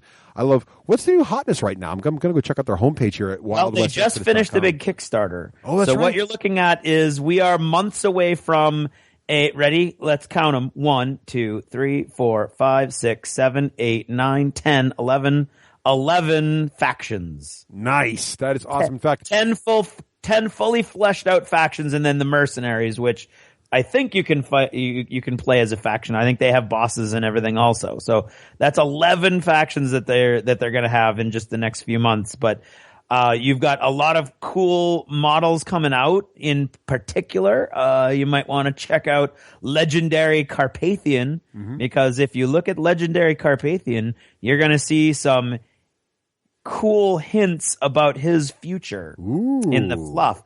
But also, it's possibly the most disgusting model I've ever seen, in that it has a Union soldier that has been ripped in half. Nice. His legs are on the base, and his guts are all over the base, and his torso, arms, and head are being lifted into the air by the newly minted Carpathian. And there's an awesome Union soldier hiding behind a rock. That's awesome. The Enlightened Craig are just awesome. The new what's the new guys with the Spartan hats? I love those guys. Those are the Holy Order. There's like Spartan-like helmets and the giant. They look like super armored. They're like dudes. They're like Martian Romans. Yeah, they're awesome. I love those guys. That's what's great about it. You're set in sort of like the Old West, but you got all these crazy sort of sci-fi and fantasy elements all blended together in just a really extremely unique universe with some fantastic modeling as well. So check all this craziness out. You want to head over to wildwestexodus.com and check out.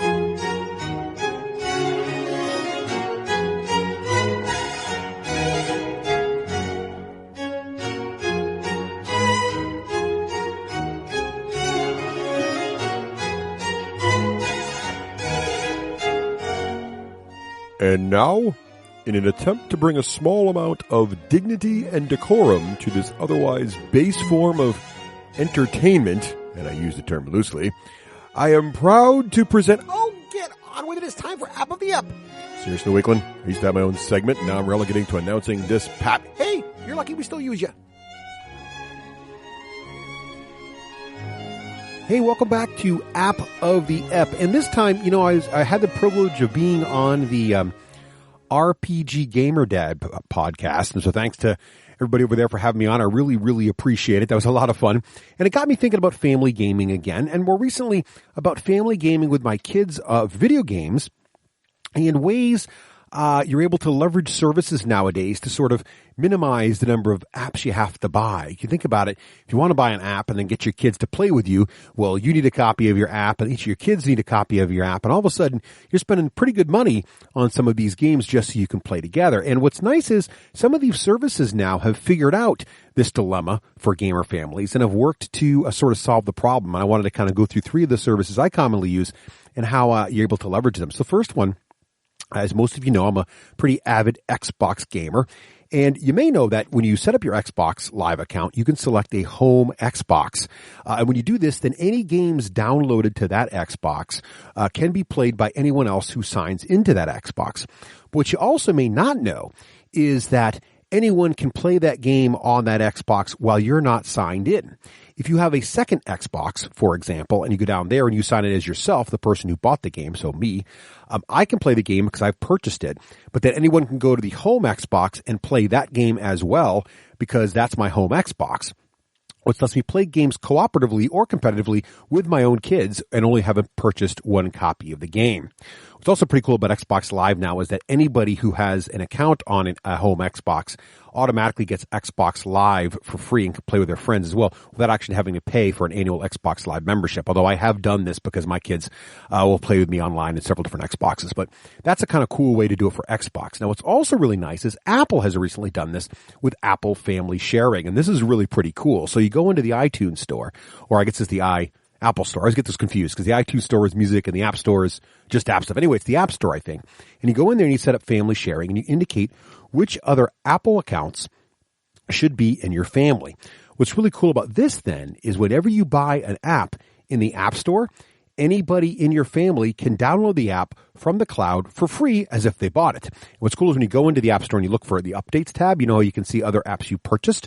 You can then also see other apps your family's purchased and download them as well. So I can buy one copy of a particular game and my whole family can play it for free. Now, this does not work with in-app purchases, though. It only works for whole apps. So now it makes whole app purchases actually a better deal. Those apps that are like a couple bucks, $2 or $3 are a great deal now because your whole family can play them. Whereas games where there's in-app purchases, unfortunately, those are still tied to your Apple ID directly. So that's pretty cool. Now, what I've also discovered recently is Steam has a flavor of this as well. So what Steam does is when you go into, and this is a little tricky to set up, so it's not immediately obvious, but if in most families, I think most kids now over the age of 10 or so have access to their own laptop or their own tablet or something, and my family's no different. I can set up Steam for myself, and I've also set up a Steam account for my daughters, and they're able to go in and check things out. But, of course, to avoid having them purchase something, if I purchase it on my Steam account, and then it's set up family sharing, and to do this now, they all have to log into your device as well. So what you need to do is load up the Steam client, log in as yourself, then log out, then have all your other family members log in on your same device as Steam. Then when you go into Steam, go into settings, choose family, and it'll show all the people who've logged in on that particular machine as Steam, and you can flag that machine and all those people as folks who can share your games as a Steam member. Then if your daughter or son has their own laptop, do the same thing over there. Log in on their laptop as yourself on Steam, and then have them log in and set the same sharing up. What that then happens is they can download any of the games you've purchased and play them. However, Steam has one significant restriction, and that is for the same account, 2 people can't be playing the same game at the same time. So if, for example, Pillars of Eternity, that great RPG game based on Baldur's Gate and other classics, has been re-released, and I was able to purchase that myself. My daughter saw me playing it, wanted to try it. The great thing is now she can log in on her laptop, try it out while I'm at work, play it for free. She gets her own full account. It's like she owns the game, and as long as she and I don't want to play it at the same time, we only had to buy it once.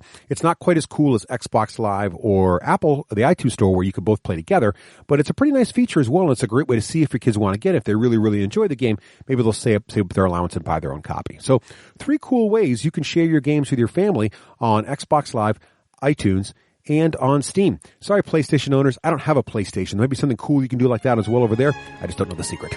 Anyway, happy gaming.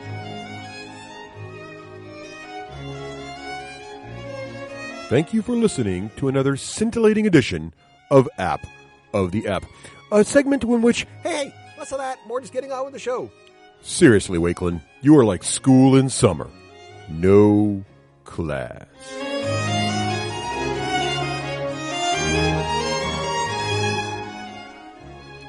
Hey, welcome back. And now, we are absolutely thrilled since John's here on the show. Words cannot describe how excited we are that we can finally talk about this. I know, and listeners, we're going to shock you by not talking about Dakka Dakk with John today. We are going to talk about...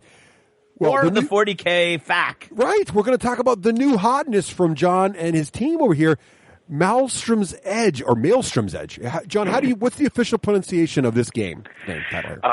You're going to have to ask somebody else because everyone makes fun of me for screwing it up. I think I usually, unfortunately, say Maelstrom's Edge. I think it's supposed to be Maelstrom's Edge.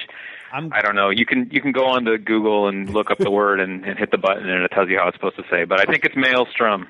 Craig, you're the English teacher. What's the? I say Maelstrom. Maelstrom. Okay. Well, great. So we want to talk to John about Maelstrom's Edge, and those who listen to the Lost Chapter, we already talked to John about the road to making your own game and how those things happen. We want to get into the details of this game now and why it's cool and what it's exciting about it. Well, let's start off with something that's kind of near and dear to Craig's heart, which of course is the backstory and the fiction, the universe, if you will, of Maelstrom's Edge. So, John, what is what first is what was the inspiration for the universe itself, and kind of describe, give us the elevator pitch. What's going on in Maelstrom's Edge? Well, it was a total collaborative effort behind the scenes with the group on Dakka. We had a forum where we're like, okay, we want to do a game, or we're thinking about doing a game. We obviously need a background. We got some people on board, some fiction writers. Everybody, had their own ideas. And I know for myself, I'm always really, really hesitant about new science fiction universes because to me, whenever I read the majority of science fiction books, a lot of the universes feel so similar to each other. They have the same themes, the same galactic empire. I don't know. There's just so much that feels the same. So for me, I was really trepidatious that, if that's a word even, that it is. It's pronounced trepidatious, actually. I was really scared that we would find something that I would actually be interested in because I was, I totally wanted to be on board writing the rules for this, but I wanted something that would capture my imagination. And we went back and forth and had a lot of things, and someone suggested, I don't even remember who at this point, but it was just, it was so much collaboration, but there was a suggestion made that there was going to be something that, had wiped out the former galactic civilization. And then, it kind of expanded from there to say that it's an ongoing thing that's slowly destroying the galaxy planet by planet. And, at first, when a lot of people hear this, including myself, I thought of a wave that quickly wipes out a planet, and it's, the story is essentially, you got to get on a ship and flee. And that's certainly a large part of it. But once we settled down and said, well, it's actually advancing slowly enough that people live with the presence of it, knowing that it's coming in 20, 40, 60 years. So that creates a whole interesting dynamic of, people living on the edge of the Maelstrom, hence the name of the game.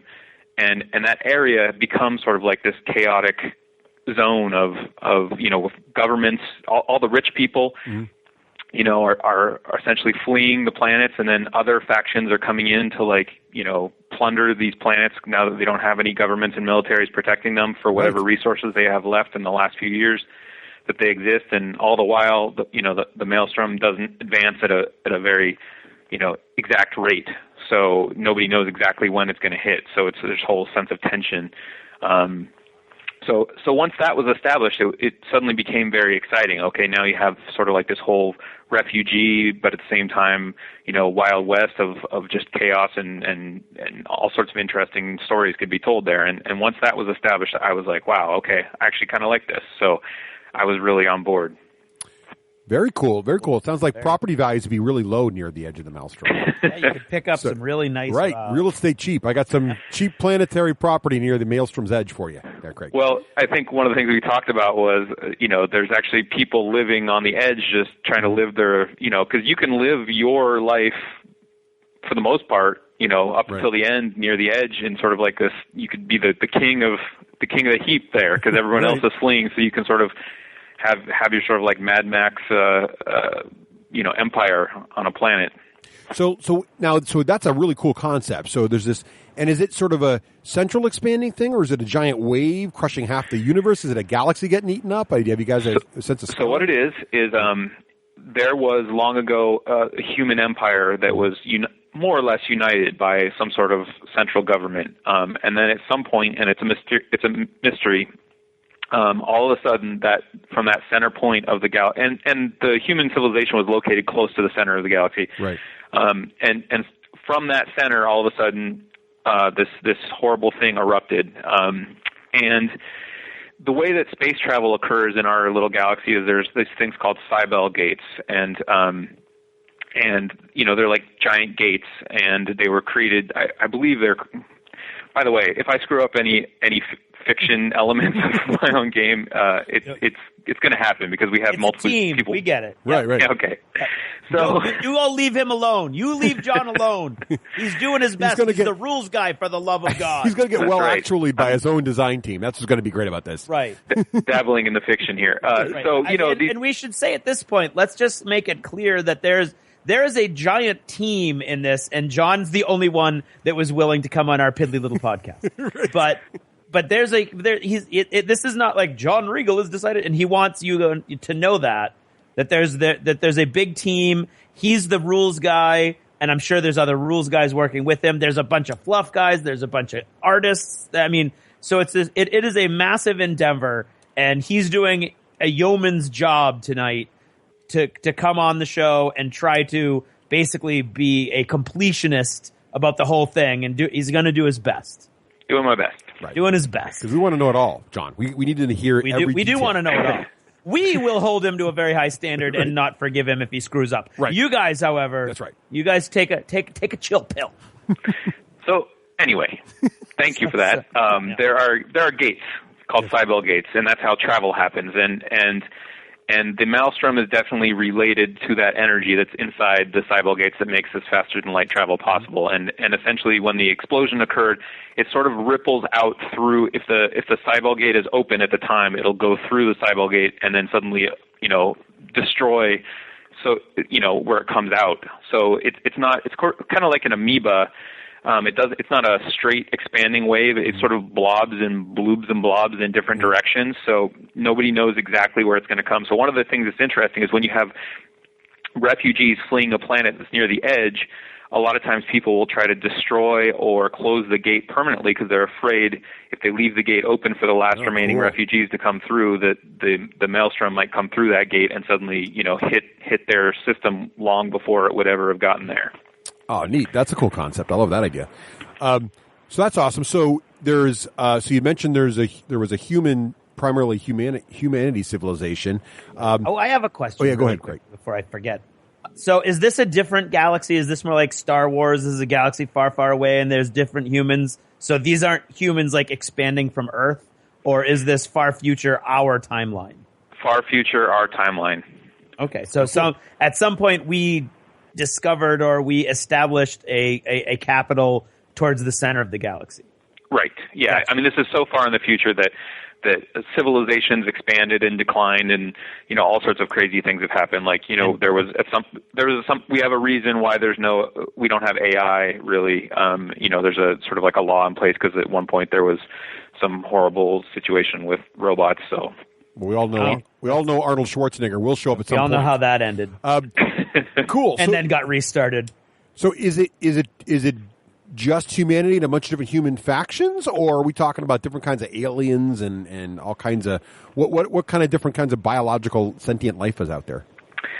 This is definitely a human-centric galaxy. However, there are plenty of aliens. Essentially, the humans became sort of the dominant civilization, but now that the Maelstrom has sort of ripped that apart, there's certainly been more chance for the alien species to sort of like come back into the fray in the thousands of years since the Maelstrom has been going on. So we like to say it's about the same ratio of aliens to humans as you see in Star Wars. Okay.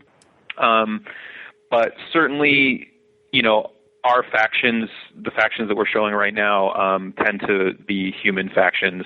We do have at least one faction in the pipeline that sort of has humans mixed with aliens. It's called the Broken, where it's just sort of like the people left on the planets when they're able to steal a ship or overthrow a government and steal their ships. They sort of band together, and that sort of will encompass a wider range of different species. Very cool. Can you give us a high-level overview of the factions? How many are you guys going to have at launch, and how do you envision that growing? Sure. Well, I know that we have the Russ Wakeland rule of 4 factions. We do. That's exciting, John. I know, and it's a very important rule. But one of the things that we'll talk about in a second here is I don't know of any company, and I'm sure there are some out there, but if there are, that's a handful that have done, fully hard plastic on the sprue, multi-pose plastics right from the very, very get-go. Almost everybody starts in resin or metal because it's way, way easier and cheaper. Right. So we have sort of held ourselves to a really high standard right out of the gate. And unfortunately, because of that has meant that we had to, narrow the focus. And so for this initial Kickstarter, for our initial release, we have 2 factions. And we do have, other factions planning in the pipeline, and we want to get to those, but obviously that will depend, how soon we get to that will depend on how well Kickstarter things go. Well, that makes it easy. I got to go back this thing on day 1. It's pretty much what you're telling me here. Mm-hmm. That's what I'm saying. Excellent. So what are the 2 starting factions? Give us a little high level on those guys. Sure. The 2 starting factions are the Aperian Foundation and the Karst Enclave, and they're sort of diametrically opposed. And this first Kickstarter is for a box set that will include, the 2 factions, and it's called the Battle for Zycanthus, and it's the planet that is controlled by the Aperians, they're a corporation. Were once a united corporation that was responsible for terraforming much of the galaxy for the humanity. Yeah. Now their central franchise or their central corporate office was destroyed in the Maelstrom. So actually, they've sort of dissolved into a bunch of different separate franchises that can't really agree on who has the right succession to officially take over the entire thing. So instead, they've kind of devolved into sort of like separate little franchises that kind of compete and fight with each other sometimes. But they still are, very heavy into robotics and terraforming, and that's sort of their slant. They have a lot of robots and drones, which they control, not AI, but like controlled through neural link. Craig, I claim that one.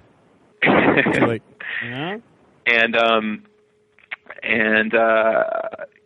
And so this planet is one that they've been terraforming for a long time, and now the Maelstrom is coming close to that, and secretly seeding their way into that world is the Karst Enclave, which is a group of what you can call religious fanatics or zealots, but that's kind of simplifying it too much.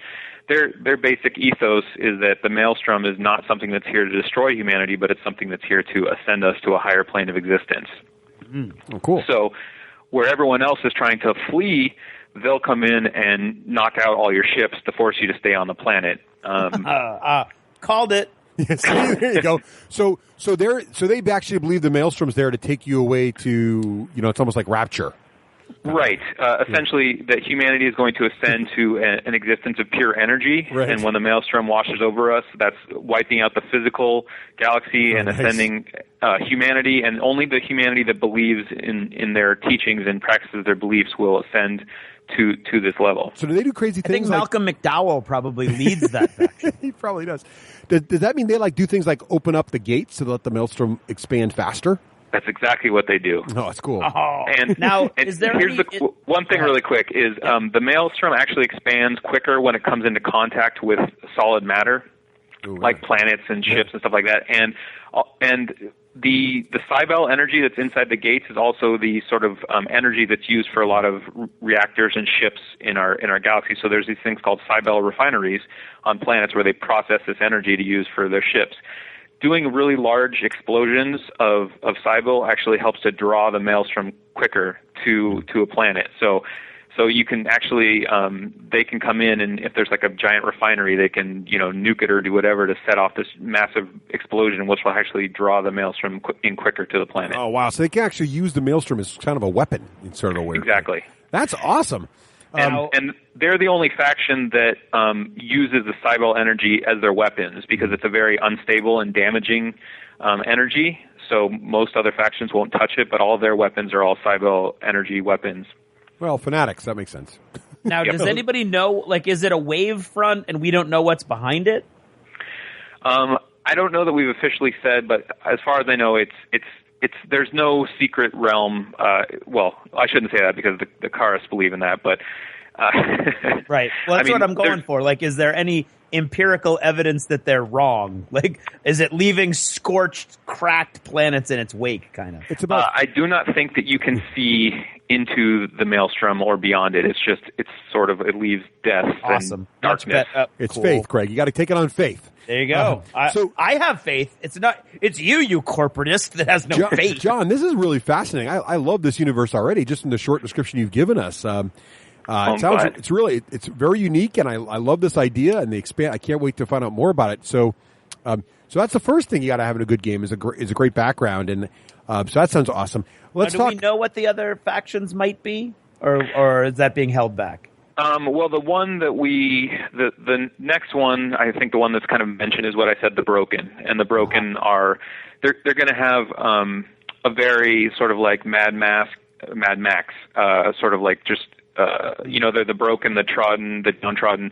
The cool thing that they'll have, like I said, is sort of an integration of aliens mixed in with humans. So you'll have sort of like all sorts of alien races mixed in, doing all sorts of cool stuff. Cool. Okay. So that's awesome. So you got some good background, which you definitely need, and it sounds like really exciting and unique. And if you would just describe the back of a novel, I'd want to read it. So that's already very cool. Now the second part you need for a good miniatures war game is, miniatures. So let's talk a little bit about the actual model range you guys are going to launch and how this is. So for your sculptors, I assume did you guys reach out to some experienced sculptors? I mean, how did you let me ask you this: what were some primary goals of around building the material you're going to use, and how you're going to go? You mentioned hard plastic on a sprue, right? So that was the goal, and I should say that the driving force behind the overall project is my partner in Dakka, Lego Burner, and while I am early on I established I really just want to focus on the rules. He's a amazing businessman and has the ability to just reach out and make connections and just get things done. And so he was able to, I should say that I told this to you, we've been working on this for probably 3.5 years. Right. So when we started, there was no Kickstarter. And so, working in plastic in the high impact plastic polystyrene is so incredibly time consuming and difficult, which is always funny when you hear like Kickstarter say like, we don't know what we're going to work in yet. It might be hard plastic or it might not be, because if you make that decision to suddenly switch over to hard plastic, that suddenly makes your time frames of how you're going to be able to complete things so much longer, because there's really so few people in the world that are able to. You can sculpt something, so you can have a sculptor create a model, but then to actually take that model and be able to break it down to have it be on a frame and be able to be, pressed, that's a skill that very few people can do. And the amount of people that want someone to be able to do that and the amount of people that can do that, there's a huge, disproportion there. Right. So that's why right now in this business, it's very, very difficult. Besides the money involved in getting all that done, it's also just incredibly hard. There's such a backlog of people waiting to find these few individuals that are able to do this work. So yeah, Jim was able to make those connections.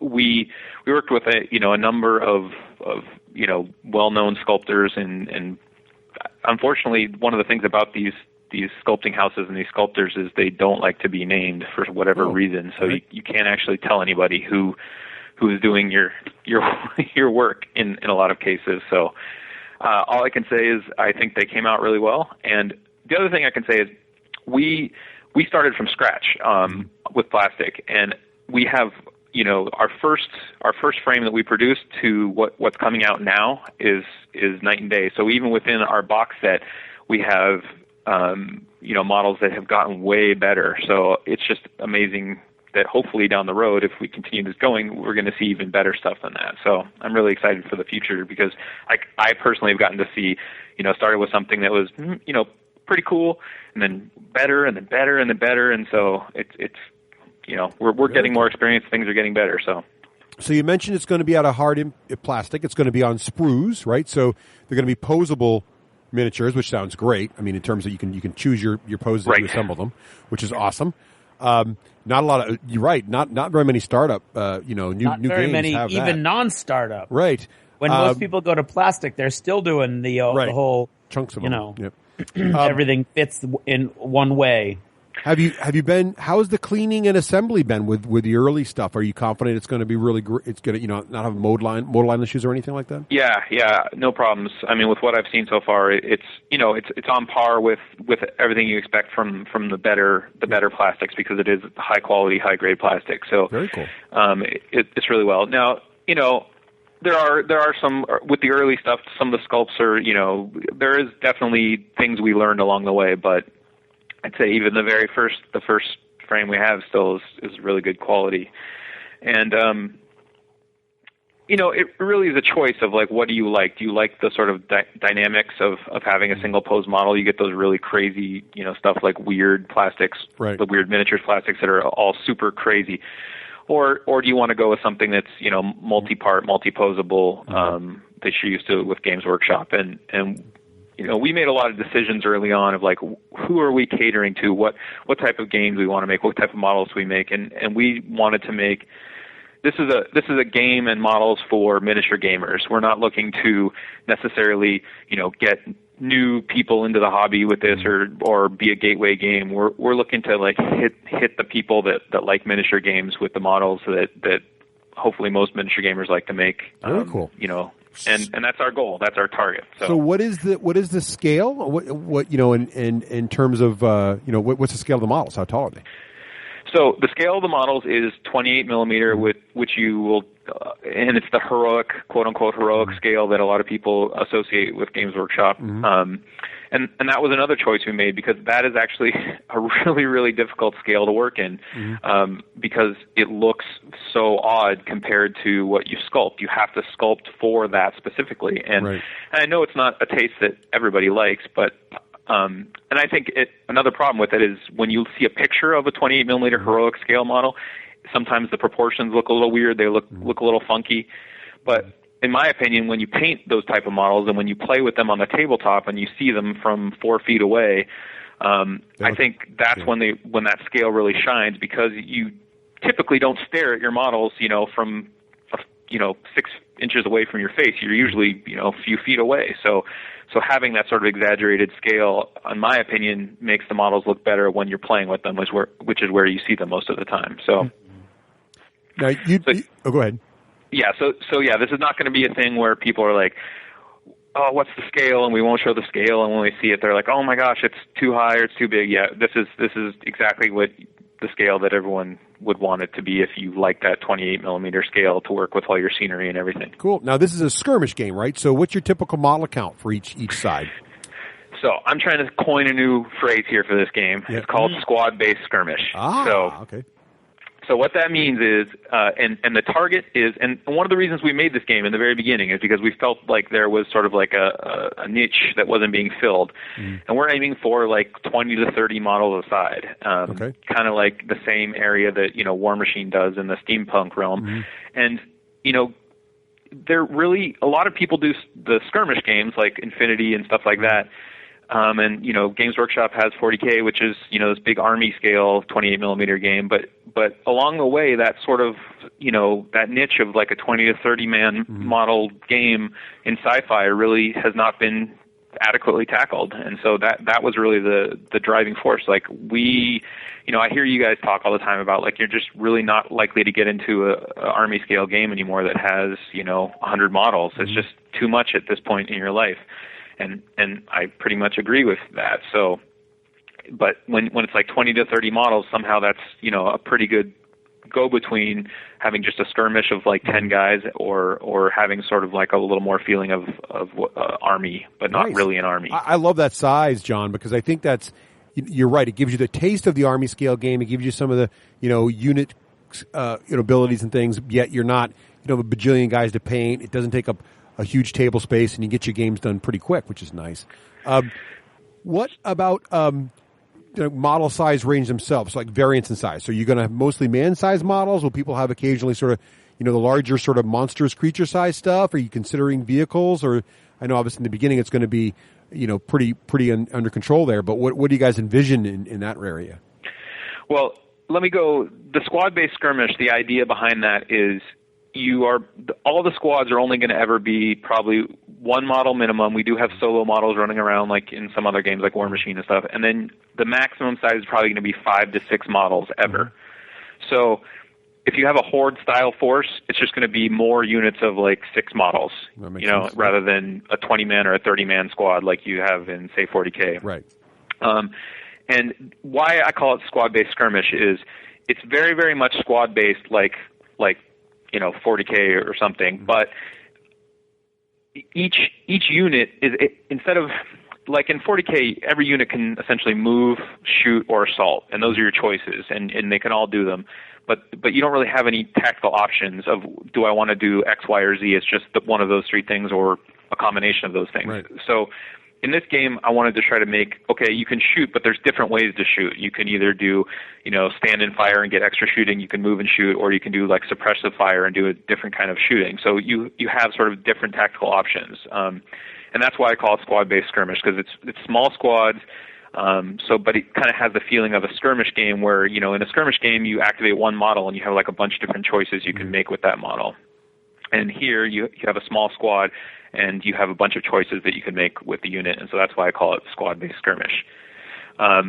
Now, when it comes to the model sizes, definitely the focus is on infantry for sure. But there are, I can't talk about, what's necessarily going to be in this Kickstarter, but we do have plans afoot for larger models that are more interesting. And when it comes to vehicles, I do have rules written I have rules written right now, the framework that would allow anything that you'd see in, 40K, any of those big walkers or anything could easily be ported into the rules. So any of that is a possibility. But where that's going to go down the road is not yet determined. Well, I like that you're thinking that way already, because so it's not going to be a bunch of add-on. One of my critiques of games that grow like maybe GW did is that you suddenly get this assembly of different sets of rules, and so all of a sudden you have flyers or whatever that have different set of rules than ground units. So I like that you're thinking down the road and trying to bake it in from the beginning. That's awesome. And this whole thing sounds really cool to me. And now you've got me all excited to talk about rules, so let's move on. Craig, you got any other model questions? Russ has been holding off on that. You got any other model questions, Craig, before we go into the rules?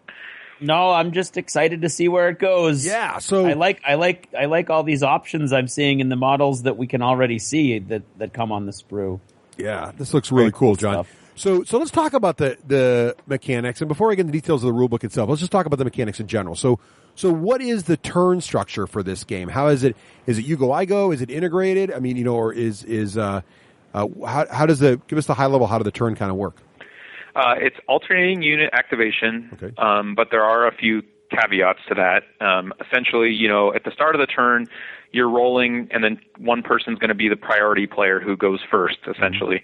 And that player only gets to activate one unit. But after that, players get the choice to either activate 1 or 2 units, one after the other. And then the non-priority player, the player who didn't get to activate his unit first, he always has the option to activate the very last unit. So even if he has less units than his opponent, he can always hold off and wait with that very last unit to activate last. So it's pretty simple, but it allows people to either hold back by activating 1 unit at a time or press the immediate advantage by activating 2 units at a time without any sort of like extra rules or anything. Very cool. Now, did that come about as an idea that you then fit into the game, or did that come about like through play testing? That seems like a really cool, innovative idea. How did that come into the mix? Well, I've always liked, alternating activation as a lot of us do, over the move, I go, you go, everything. Right. But there's always been, a few little weird nuances of the alternating activation. And people have done things like dice roll mechanics to try to continue the activation like you get in Warpath. Right. And Like an epic. a lot of times there's mechanics involved that allow you to try to maintain the priority to the next turn. So like if you didn't get priority in one turn, the next turn you have a better chance of getting priority. And what I found with that was anytime you had a sort of mechanic that would help determine who was going to get priority into the next turn, no matter what it was, what that would lead to is people would start to game that mechanic to always set themselves up to finish the end of one turn and then bleed into the next turn, knowing that they had, a 2/3 chance of getting priority. And to me, that little gamey feel right there, I didn't like it. And so what I came back to was just always making it a 50-50 chance to have priority. But you get to choose. You get to choose, do I want to have priority? But if I do, I only get to activate one unit first, as opposed to being able to activate two. It just seemed to be a nice little balance between the two. And honestly, for me, I'm okay with allowing players to sort of game the system to try to leave all their activations to the end of the turn if they have that ability. One of the things you'll find when you try out this game is that it really pays to have larger squads in terms of being able to actually do damage to the other units. It's because you have so few models, the rules have sort of been designed that it's kind of difficult to kill the enemies, especially if they're in cover. So you have incentive to take bigger squads, but if you take bigger squads, then you have less units. So someone can try to game it by doing multiple small units to try to have a bunch of activations, but they're going to really struggle to actually kill anybody. So it kind of all balances itself out, I've found. Oh, very cool. Right. Cool. I like that. Nice. So what are the phases during there? There's that command phase. You were kind enough to give us a little preview of some of the rules here. So, right. So the command phase looks neat. How do the sort of command points get generated in this phase? How do those work, and what are those about? So there's command points, and the command points are equal to the current turn number. So on turn 1, you're generating 1 command point, and on turn 5, you're generating 5 command points. So you plus got that command power build. Points. So go ahead. You got the power build then, so the game gets more exciting as it progresses, right? Exactly. Yep. And then in addition to that, you have sort of like commander models on the table, and they have the command ability, and they can either have command. Some have command 0 actually, but they can have command 0, command 1, command 2, command 3, and whatever that value is, they add command points to your command point pool. And so at the start of the turn of the command phase, you have all these command points, and you have a few different. Well, you mainly have 3 things you can do with them. One of the things that's interesting about this game, I think, I guess I'm tooting my own horn here. You can say so yourself, John. It's fine. If I do say so myself. There is a reinforcement mechanic built right into the game. So each turn you're allowed to bring back 1 unit that was previously destroyed. And this is something that I really, really wanted because I think everyone hates seeing their big, awesome unit get destroyed turn 1 and just being like, oh, that's it. I had this awesome, big, great unit. Now it's gone on turn 1. So right from the beginning, I said, can I make something where you can bring a unit back and still not have it break the game?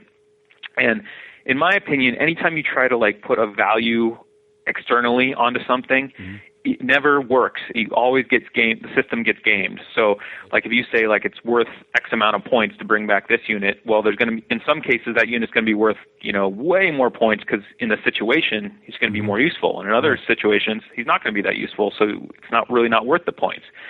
So what I said was, let's build auctions into the game. And so the game has several different places where you have auctions, and this is one of the places where you essentially are going to bid your command points to bring back your unit each turn, and your opponent is going to use their command points to try to stop you from bringing back that unit. Oh, that's really clever, John. So if I'm concerned that Craig's going to bring back his high-powered unit, but maybe I'm not concerned. I'm he can have it because in the situation I'm in now, I don't care, right? And so, but you can make him think you're concerned to have him burn all his command points. So he bids a lot, thinking you're going to bid a lot. Oh, good. Oh, nice. Let's add a mental capacity. I love it, John. This is my kind of game. Russ is already all excited. Oh man, it's awesome. But the great part about this, or I think what's great about this, is you are going to spend those points potentially bringing back your reinforcement. But if you don't spend those points can then be put onto your command models on the table, and that becomes sort of like the command and control element of the game. Those command points can then be used to reduce suppression on your nearby units. See, I'm already liking. So you've got two things here, John, that I already love, and that so many games don't do well. One, command and control should be a central part of most games, right? Because it's a huge element to combat. And secondly, I love the idea of suppression and morale, and the fact that you have suppression called out here as a core mechanic. You already have me sitting up and taking notice. Craig, do you like those kind of things too? Of course. I mean, this is. The suppression is reminding me a little bit of Dust, but perfected. Yeah. Well, the suppression will remind you of Epic because which is even better. Because I loved Epic. I love the blast markers in Epic. I said when we make this game, we have to have blast markers. Oh, sold, John. Blast markers. There it is. See, I'm going to back this again. Just get the blast marker. Is there going to be a stretch goal with like blast markers that are extra large with big colory lights? Because that's what I want. Perhaps. But yeah, so as much as I like games that don't have tokens on the table, when it comes to those little explosions that represent suppression, I think that is totally one example where tokens improve the look of the game. That's right. Agreed. So yeah, that was part of it. So yeah, there's suppression on there. You put suppression on the units. It's a major part of the game. And one of the things about this universe is they wanted it to be the fiction writers and Jim and everybody. They really like sort of like the hard sci-fi, more believable sci-fi. And so when it came to writing the rules, there wasn't any sort of like fantastical hook like Focus and War Machine, where it makes sense that you have a warcaster that can like channel points into beefing up your guys. So I really decided when it came to the mechanics here that I was going to try to go for something that's, quote unquote, more grounded in, that's not a quote unquote, but more grounded in reality, which is, to me, is like suppression and outflanking and that sort of warfare. And actually it kind of came a long time ago. There was a video game called Advanced Spectrum Warrior on Xbox. Yep. Did you ever play that game? I did. I remember it well. It was a fun game. And it was a weird game because it was a warfare game, but you didn't control the actual guy. You control a squad. Right. And if you were firing at the front of an enemy unit that was in cover, you would never kill them. You would just sit there and fire and fire and fire, and you would just suppress them. And then you had to send a second squad around the side to actually shoot them in the side to kill them. And that's an abstraction. Obviously, in real life, you can pick that guy out and shoot him. But I thought in a miniature game, why don't we have a little bit more abstraction to sort of force players to do something that's, more realistic? It's abstraction, John, but if anybody who's ever played paintball knows that trying to go toe-to-toe with someone almost never works unless you have a really, really good gun or get really lucky. You've got to flank. To route anybody from their position, you almost have to have two people, right? One guy's got to keep the guy in front of you distracted, and the other guy comes around from the side and nails him from the unprotected flank. So it's a very classic military maneuver, and so to have a game mechanic built in to force that kind of maneuver, I think is great. And it really makes the game feel more real, right? That's the hope. Yeah. So yeah, I mean, what it comes down to is in this game, you won't kill models as much as you're used to killing models in other games if they're in cover. If they're in cover, you just pile on suppression, and then if they're out of cover, it's pretty bad news for that squad. So it's a game that definitely focuses on squads moving to and from cover quite a bit. And because of that, unlike say 40K where when you move through cover it's sort of a random movement, what I wanted to do was make the moving through cover a set amount that you would always know your minimum that you'd be able to move. And then if you decide to be crazy and like not end up in cover, then you can get extra movement. So that's kind of the way the game works in terms of movement, is you move always a minimum that you know, and that takes you through pretty much any kind of cover. And then if you want to be crazy and not end in cover, then you get extra movement on top of that which is random at that point. So you're thinking about tables that are going to be pretty heavily dense with terrain, right? Not as much as, say, Infinity. Okay. It does not. One of the things is it has line of sight blockage like old 40K, where area terrain sort of you can see into the area terrain, but you can't see through the area terrain. So that really helps the necessity of terrain on the table, because you can block quite a bit of the table just with a forest terrain, and it makes it really interesting dichotomy, because you can decide to move like right behind the area terrain, and technically you're out of cover, or you can be in the area terrain and be in cover, but now people can shoot you. But if you're behind that terrain and out of cover, no one can shoot you. But if someone does sweep around the side, now you're standing out in the open. So it's kind of a tough choice. I love it. So I'm looking through your prototype rules here, and I'm looking at another thing that catches my eye is versus rolls. So tell me a little bit about those. How does that? That seems like an interesting mechanic. So, one of the things I think we all like about modern games is that they have a single unified roll mechanic in a lot of cases, and that was really important to me.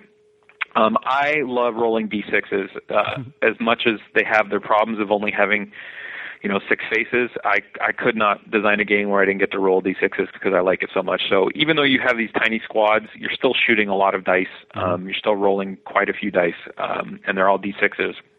And so I was definitely wanted to make it where you're going to have one type of roll the entire game. Once you know that how that works, then you're never going to look in the book again. So that was important to me. And so it's what that is a versus roll. And so you're always having one statistic versus another statistic. So in the case of like rolling to hit, you take the skill of the firer and take the evasion characteristic of the model being shot at, and that's going to determine what you need to roll. And it's pretty similar to the old sort of weapon skill table for 40K, which is if it's equal to or worse by a little bit, then you need a 4+. If it's better than the statistic, it's a 3+. And if it's worse by double, it's 5+. And if it's better by double, it's 2+. So I don't know if I explained that very well. No, you did. So it's cool. So it's taken into fact. So your to hit rolls and things take into account both the attacker's skill and the defender's skill. There's always 2 stats on everything. Nice. And that determines it. And a lot of the modifiers in the game, one of the things when you have a system like this where 1 point up may not necessarily change anything. Like, for example, say the fire skill is a 4 and the defender's evasion is a 3, you're going to need a 3+ to hit. But if the fire's skill is a 5 and the defender's is a 3, you're still needing a 3+ to hit. So that 1 point in characteristic difference didn't actually net any change. So what you'll see in this game is a lot of the modifiers are really large or even double the stat. So quite a few things just say double. So you double the stat. So a guy that was a 4 will jump up to an 8 all of a sudden, and now he's needing a 2+. So it tends to work out pretty well while still having a very clean mechanic that's easy to remember. Very cool. So you mentioned earlier that there's various tactical options when you attack. Can you kind of give us the rundown here? What kind of options do the units have when they're considering whether they want to shoot you or other options? Yeah. So the way it works is every time you activate a unit, you have to see you have to take an activation discipline check. Okay. And that activation discipline check is the squad leader's willpower versus the number of suppression tokens on the unit. So using that same formula we just talked about, you're going to take that. You're going to make a roll to see if the unit activates properly. And if you pass that roll, you get to pick from a number, pretty much 5 voluntary main actions. You can choose from 5 actions. If you fail that roll, then depending on how much suppression you have on the unit, it now has to do something forced upon it. So it either has to perform sort of like a lesser ability where it has to take cover, or if it has a lot of suppression on it, then it may have to run away depending if the enemy is nearby. Cool. There's no running off the table in this game. You just have to run and get more than 12 inches away from the enemy. So you kind of have that feeling where you kind of push people away if they fail their suppression. So suppression sort of doubles as the morale as well as suppressing people, all in sort of one thing. Like it. That's cool. So if you pass your activation check, you can like I said, you can choose from a number of different actions, and those actions are all distinct. So it's not like a unit can always move and always shoot and always do this. It's just you choose one. And there's all the basic actions that you'd expect. There's advance and fire, which allows you to move and then shoot. There's a dash, which is a double move, but then they can only fire wildly. And firing wildly means you only hit on a 6 no matter what. Yep.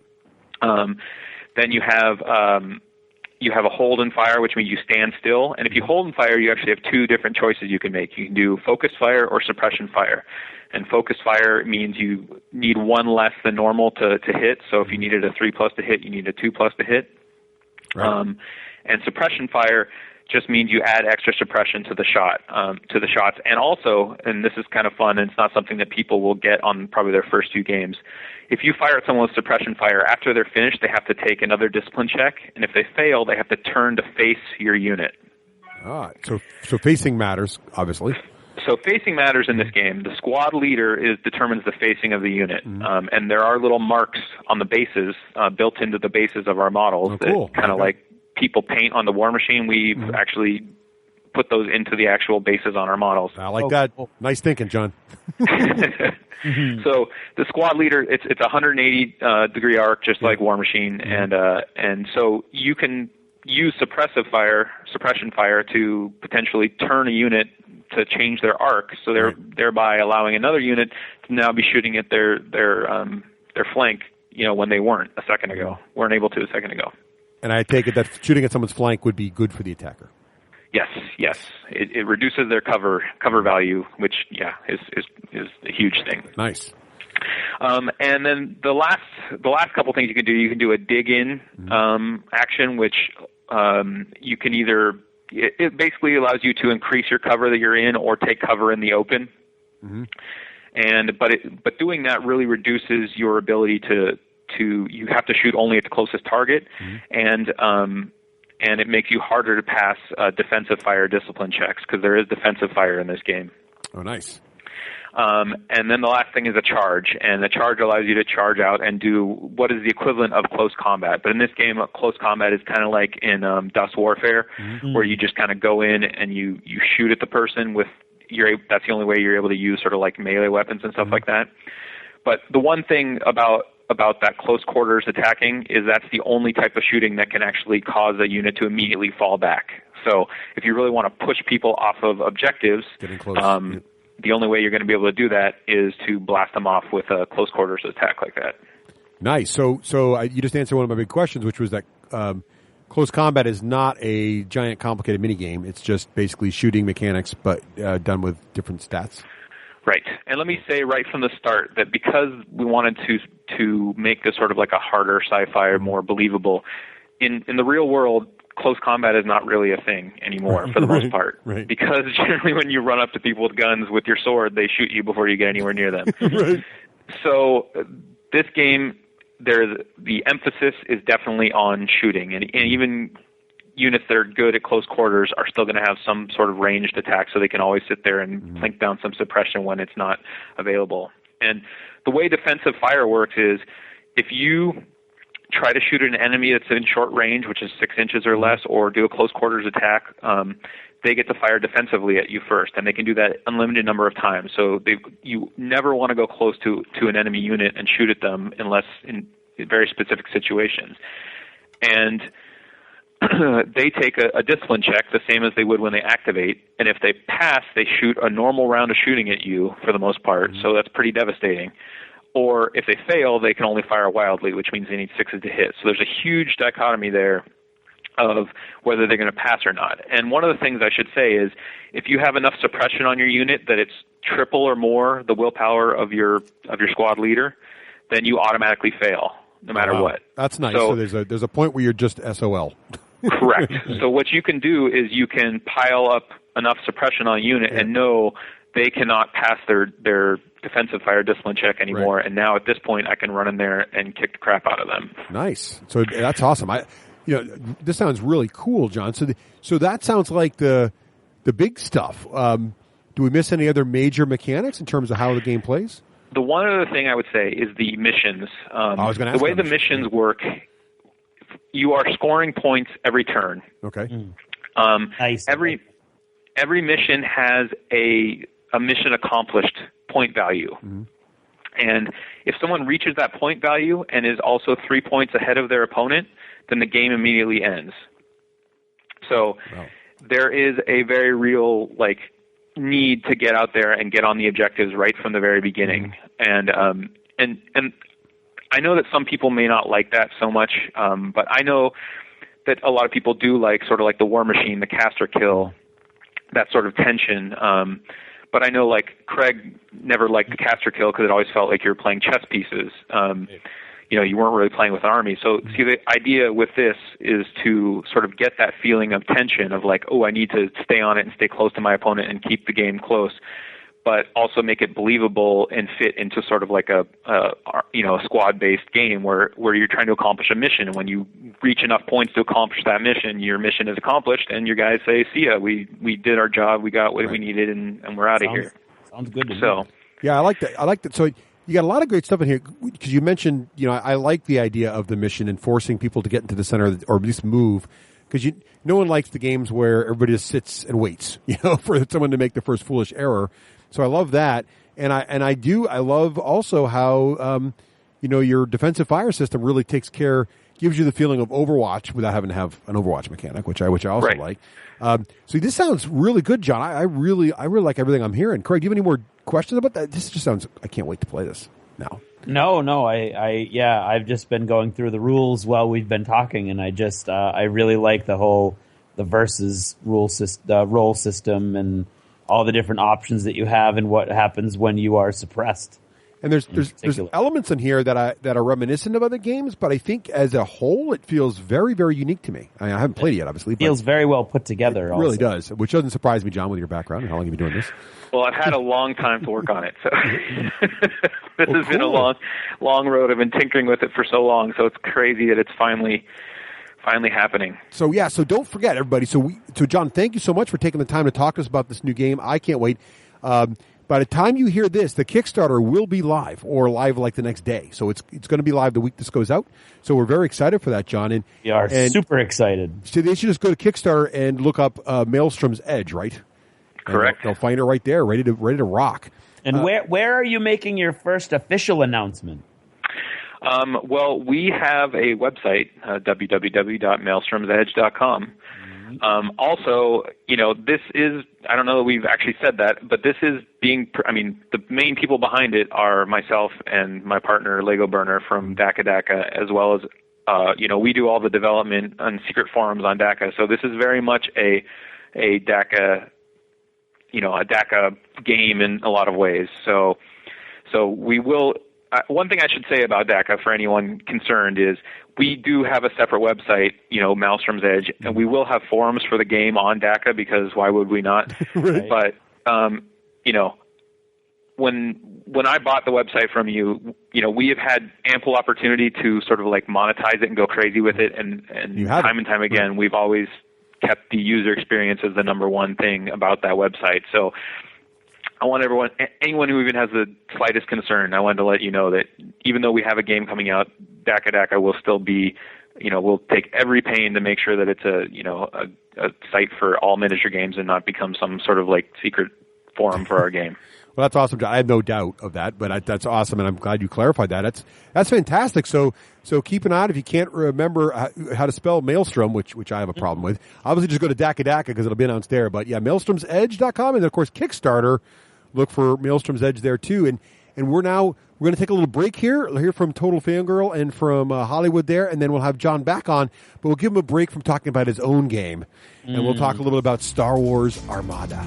Yee! This is Total Fangirl. Regular Jane most days, Total Fangirl when the moment strikes. Han shot first. Starbuck is a guy. And Lestat, now there's a vampire.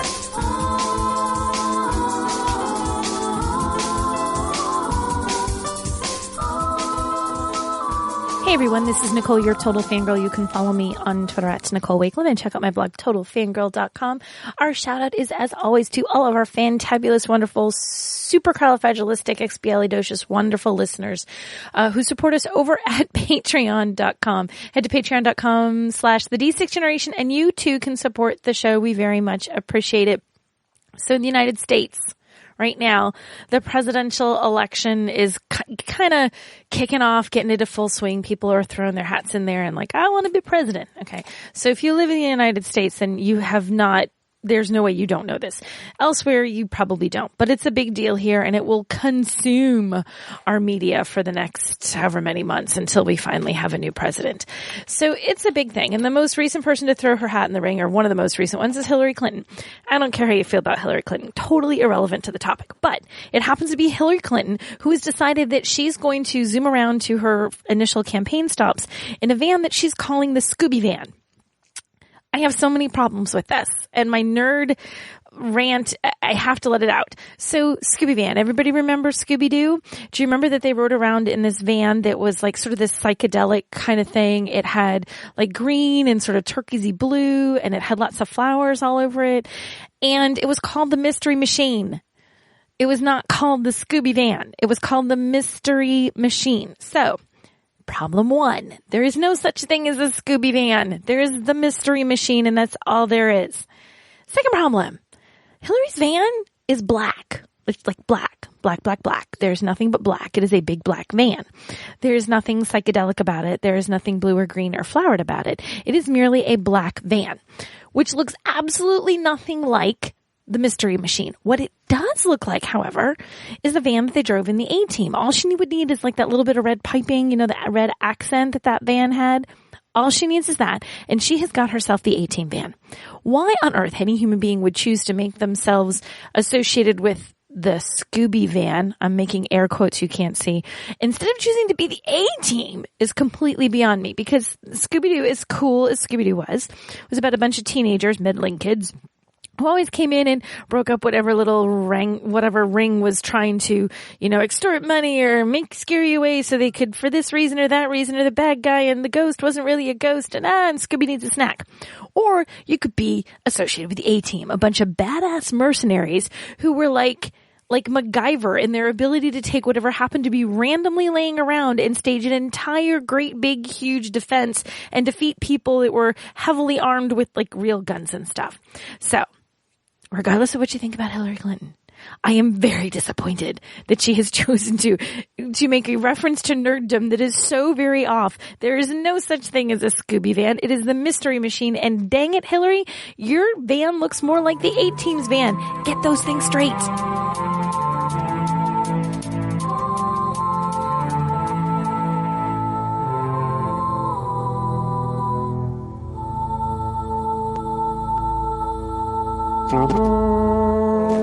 Hey, you know what that sound means? It's time to talk about our friends at the War Store. Bringing the war to your door for a decade or more. A mighty long time. Almost a decade and a half. It's just easier now to say since 1999. It is. Because, it is. That's how long they've been sponsoring our show. Before the turn of the century, as we used to say. Well, they haven't been sponsoring us that long, but no. They were sponsoring us when it made sense to say for a decade and more. Right. And what's great about the War Store is, again, I just love the ease of which you can navigate their site. Just scroll on the left-hand side there. They've got the games. The best site organized. If you're a miniature gamer, you can find it all here. If you're looking for a brand new miniature game, if you're looking for a classic, if you're looking for stuff that's just, you know, painting supplies, terrain, bases, primer. But don't sell them short on all the other stuff, No, Russ. that's right. You've got role-playing games, board games, historical games. They've got it all, and they've got it with the best prices on the net. But the most impressive thing is the best prices, but the best service and the best support. That's the key. You can call them up. They answer the phone. They help you out. You get a problem with your order. They're right there. They help you. They get it squared away just as fast as it can be done. Really amazing service. Never been disappointed with the War Store. No. They let you know if things are in stock or out of stock right on the web page. You don't get those, you know, you don't order something and find out later, I'm sorry, it's out of stock. I gotta wait 2 months. Just great service. Amazing selection. You're talking about the future of customer service and accountability, and at the same time, old-fashioned customer service where they're there. You get the personal touch. You got people that are that are able and willing to talk to you and set anything straight that goes wrong, and it almost never does.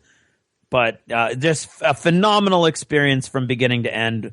With on top of that, the best prices you can get. Exactly right. So check them out at thewarstore.com and be sure to follow them on Twitter at The War Store. And Vic will keep you up to speed on all the latest hotness. Find out when the new releases are hitting the streets. All that greatness just with one easy Twitter account to follow there. Thewarstore.com.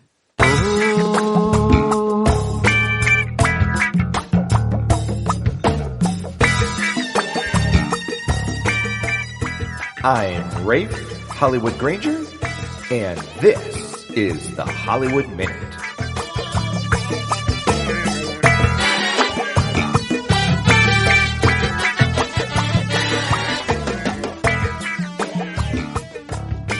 Hello there.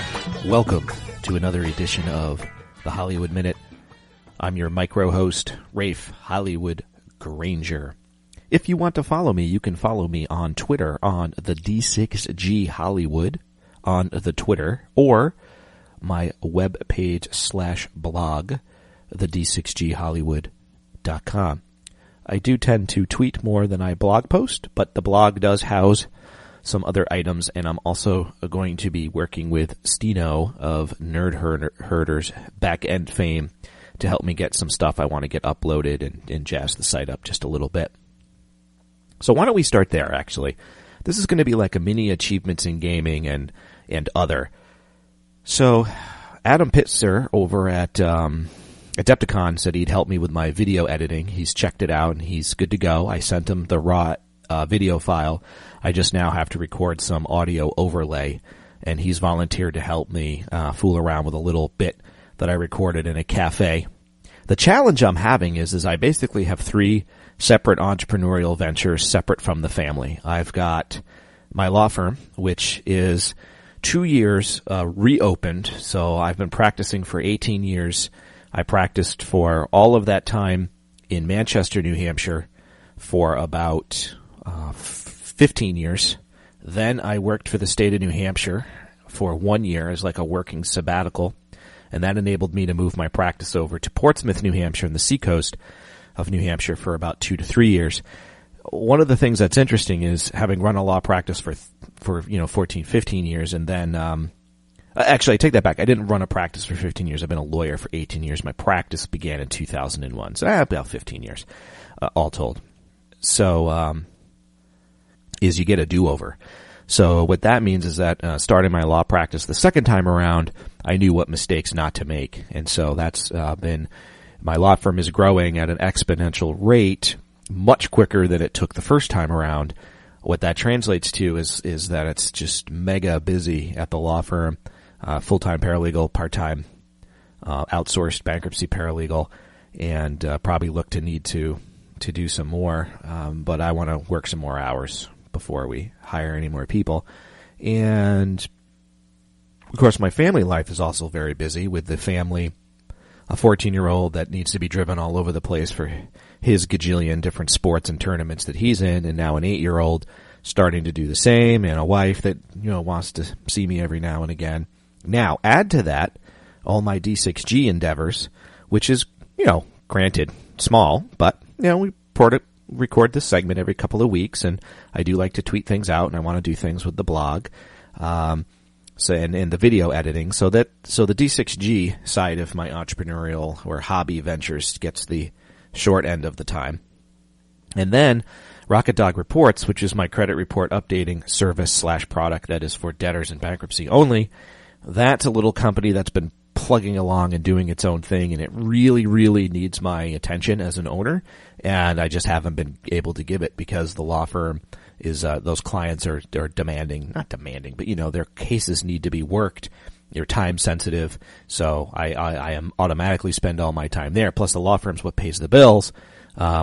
Rocket Dog Reports is in its infancy, although I've been doing it for 5 years. As far as paying the bills, it's in an infancy stage. So that takes a second amount of my time. That leaves the D6G, and that's why I haven't recorded any audio for the video that I keep promising what to do. It's in my heart to do it, but frankly, there just hasn't been the time. Now, speaking of time, recently what's taking up a whole bunch of my time is Prison Architect. This game launched in alpha a couple years ago. I jumped on the Kickstarter, and I joined it because it was a company that already knew how to make games, so I was confident that they wouldn't just leave it in the dirt. I played it in its early alpha stage, maybe like around alpha 13, and they produce a new alpha version about every month or 45 days, I think. I'm not sure about that, but they crank out alpha. And the game was functional. It was a little buggy. I did not like it. The game was awesome. What I didn't like was alpha. I just kept wanting it to be a finished game. More more direction on what to do. It was very sandboxy.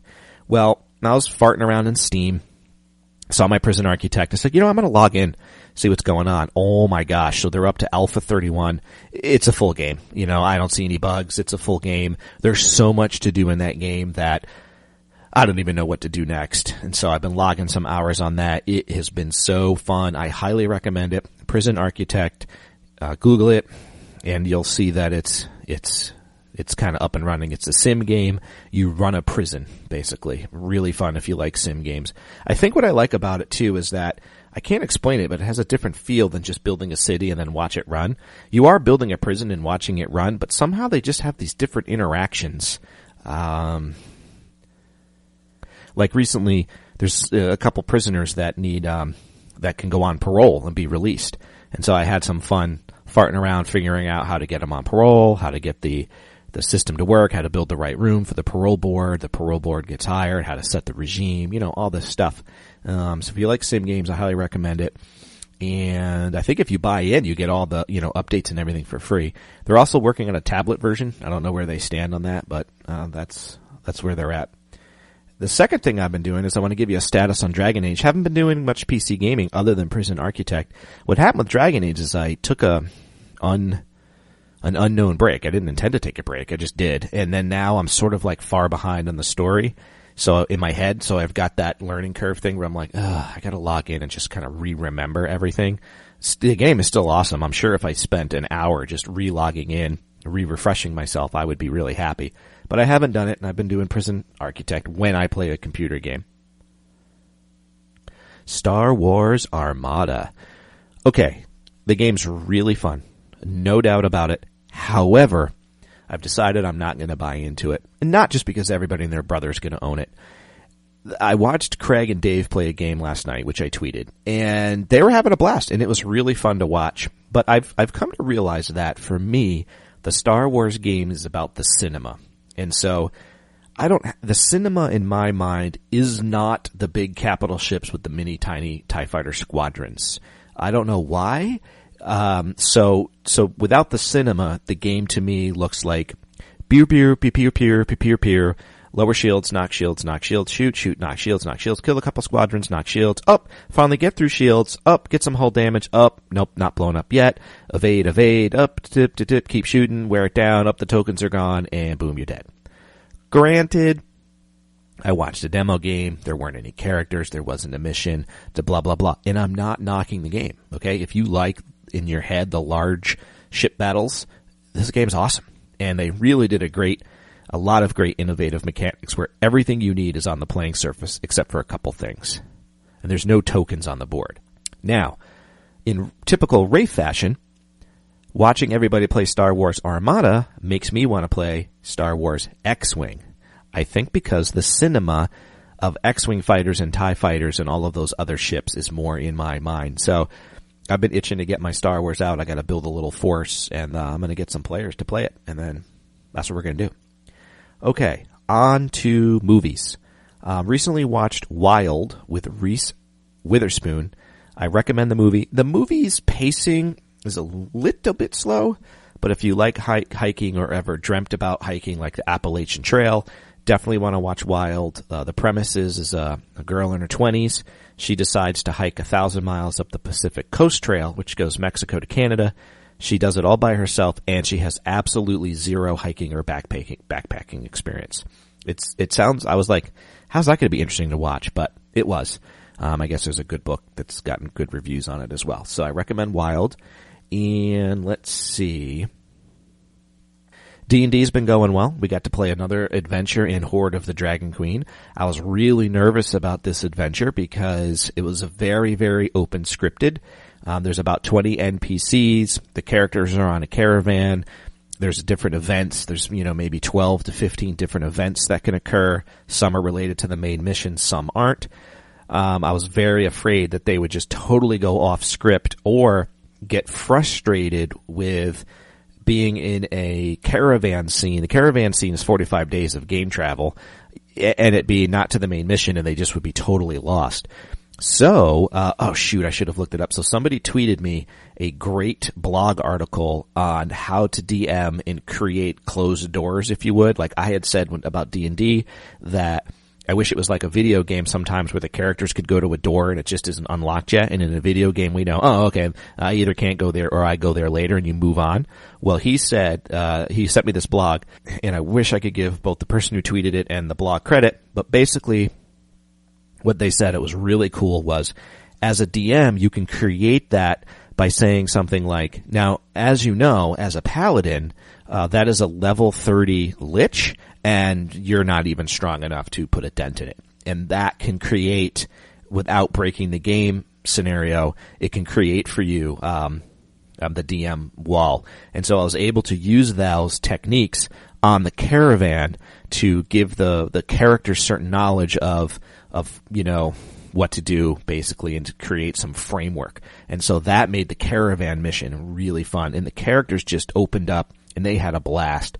It was Andy. Stino had to leave halfway through. He didn't want anybody. He had a work emergency.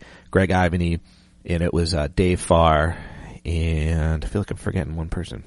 So Andy is playing a fighter. And Greg Ivany's playing a monk. And Dave is playing a sorcerer.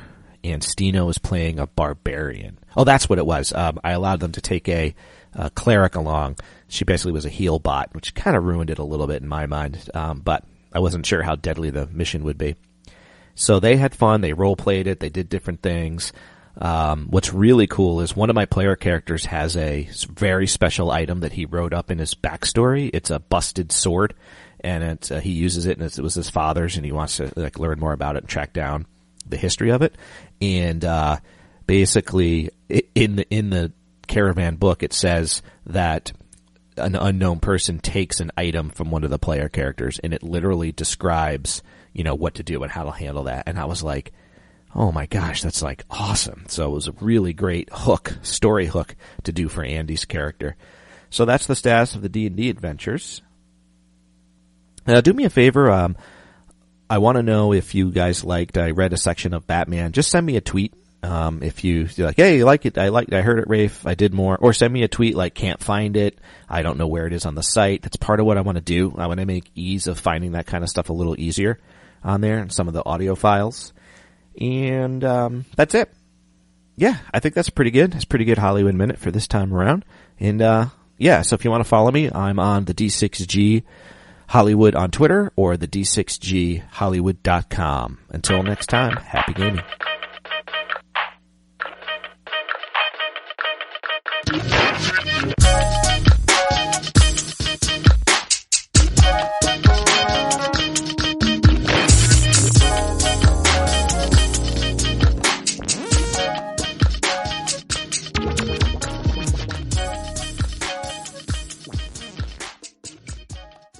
This is the Dice Tower Network at Dicetowernetwork.com. And welcome back. And now we've been talking about this game for a while now, and everybody's been aware of it since last August. Oh yes. It's out. It's hit the street. Mm-hmm. We finally got our copies. We've painted up our fighters. We've teased you with comments on it. And here we are. We want to talk, of course, about Star Wars Armada. Dun, dun, dun, dun, dun, dun, dun. Yes, exactly right. Fleet battles in the Star Wars universe. Now, Craig, Galaxy, as the case may be. Yes, you and I have played a total of 3 games versus each other. And John, have you played a lot of Armada yet? I played the demo at Adepticon, which was 2 turns, and then I promptly ordered that game. And I've played 2 games with the core set alone. I only bought 1 core set, so I played 2 games with core set. And then I kind of messed around with it a little bit more, just trying to figure out how to actually control these ships because it's kind of tricky. So all right, cool. I've played on my own a little bit. All right, so I think we've all played enough to be dangerous, and I think we can give you some pretty strong opinions about. We know just enough to be dangerous about this thing. So so let's give the high level overview here. This thing was released just last month, March 2015, so it's brandy new. It is, of course, a 2-player fleet engagement miniatures game. I would definitely classify this as a miniatures game, not a board game. Play length, they say, is about 2 hours for the standard game. I think we've found that to be the case, Craig, right? I think it's about 2 hours for us to play. I think we were about an hour and a half, I think, of our second game yesterday. Once you get the hang of it. And that's full size. That's 300 points. That's the standard game size. We're not fiddling around. No, full rules, the whole boat. And so quickly from the back of the box, Craig, could you give us a dramatic reading from the back of the box here? What does it say? Massive Star Destroyers fly to battle against rebel corvettes and frigates. Banks of turbo lasers unleash torrential volleys of fire against squadrons of X-Wing and TIEs. Engineering teams race to route additional power to failing shields. Laser blasts and explosions flare across the battlefield. Even a single ship can change the tide of battle. All right, excellent. You want me to keep going? No, that's do you want me to keep going? No, thank you. That's fine. Great. So that gives you the feel. And all of this in a box for a suggested retail price of $99.95. That number again, $99.95. Is it Save worth that it? nickel, man. Is it worth it? Well, let's talk about what's in the box. So, John, what did it feel like when you opened that box? Did you feel like you got good value as it popped open, or did you feel like, there's not much in here? No, I mean, I thought it definitely is good. It's maybe if in a world separated from the expansion ships, you might think $100 is maybe a tiny bit expensive if you didn't care about pre-painted ships, perhaps. But once you understand that these ships are pre-painted, and that is a pretty awesome thing. To a very high level. Oh, the best there is, as far as I'm concerned. And then when you see how much they're charging, I think justifiably for the expansion packs like they do in X-Wing and stuff, you're talking about $40 a ship or whatever. When this expansion pack is definitely incredibly reasonably priced to give the first hit a crack away for free to try to get you in. Right. And I agree. And I think what's interesting too to remember about this is it is $100 for one box, and the stuff in the starter box is enough to play two players, but you really, after a couple games, you're going to want more, and you really, to play the full-size game, you really need the contents of two starter boxes. And what Craig and I found was he bought a starter box, I bought a starter box, and then we just shared our bits to get a full-size game in there. When you think about it that way, and in our gaming circles, many of our friends buy the same board games even, right? We'll both buy Descent, or we'll both buy, but the other player's set never gets used. So in this case, now it kind of works there. It gives you that. And also the thing to remember as we talk about this stuff, you think about it as a miniature gamer, all the extra money you spend on bling, right? The right tokens to track wounds so it looks nice, and the right turn counters, and this game has all that built in. Amazing fighter stands, amazing bases that track really elegantly all the damage and everything and where things are. And so that's all built in as part of the cost for this. So keep that in mind. When you think about, I'm going to drop, $20 on a set of tokens so I can track my Warcaster's, stats, that's all built into this game. It comes in the box as well. So what's in the box exactly? Well, first of all, I want to throw up. Why? Because I skipped ahead and I just Googled Star Wars Armada Wave 2 expansion. Oh, you haven't seen that? I was tweeting about that. Oh, yeah. And I just peeked at the very top of the Imperial I-Class starter. Yeah, baby. And it has 11 hull points. That's right. And that's how we roll. On the front. Yeah. All right. I want to puke. It even has a new defense token. Yes. Okay. That doesn't even exist yet. Yes. Well, the heck? I want. That's it. I'm Imperials from now on. All right. Fine. I changed. That's good because you obviously haven't read about the home one yet. Okay. So moving right along, I will describe the rules here, and maybe it'll inform you better when we talk about Wave 2 a little later. So in the what's in the box, first of all, is the new format for Fantasy Flight, which is 2 books. One is the Learn to Play rulebook, and this is formatted in such a way. It's 24 pages. Obviously, it's almost redundant to say full color now because everything's full color nowadays, but it's 24 pages. No table of contents or index, but that's not what it's designed to be. It's designed to be read from front to back and teach you the game as you read through it. And it does teach you... Just like Imperial Assault. Just like Imperial Assault. It does teach you the full game, not some half-baked version of the game. Then you've also got the 16-page rules reference, which is a separate booklet organized by keyword. and it's alphabetical. So while there is an index on the back, you don't even need it because you just flip to the D's to learn about, defense tokens, and they're right there with all the rules for defense tokens right there. Or if you're like, how does engagement work again with fighters? Just go to the E's and there it is. Boom, right there. And really, we were resolving any kind of rules questions we had in very, very quick time. So much so that I really like this format, and I think other miniature games should take a look at this. It's a really clever way to do it. John, how did you, as a rules guy, how did you like the organization of the rules system? I think they nailed it. I mean, I think it's a lot better than the Imperial Assault because of exactly what you say. Imperial Assault has kind of two different game modes in it, and I found having a lot more trouble trying to figure out what version of the game I was trying to play when I was learning Imperial Assault, especially because I had not been a Descent player before. So in this case, I think they really nailed it, where it's super clear in that main thing, and then they say very clearly on the rules reference book that everything in here is like the real rules. So anything that seems to contradict you coming from this, which is the crunchy stuff. And I mean, they go super far. They start explaining like if a when ability tops a while ability, and they're explaining what words mean on their cards, and that means that someone spent a lot of time looking at how things interact, which is crazy.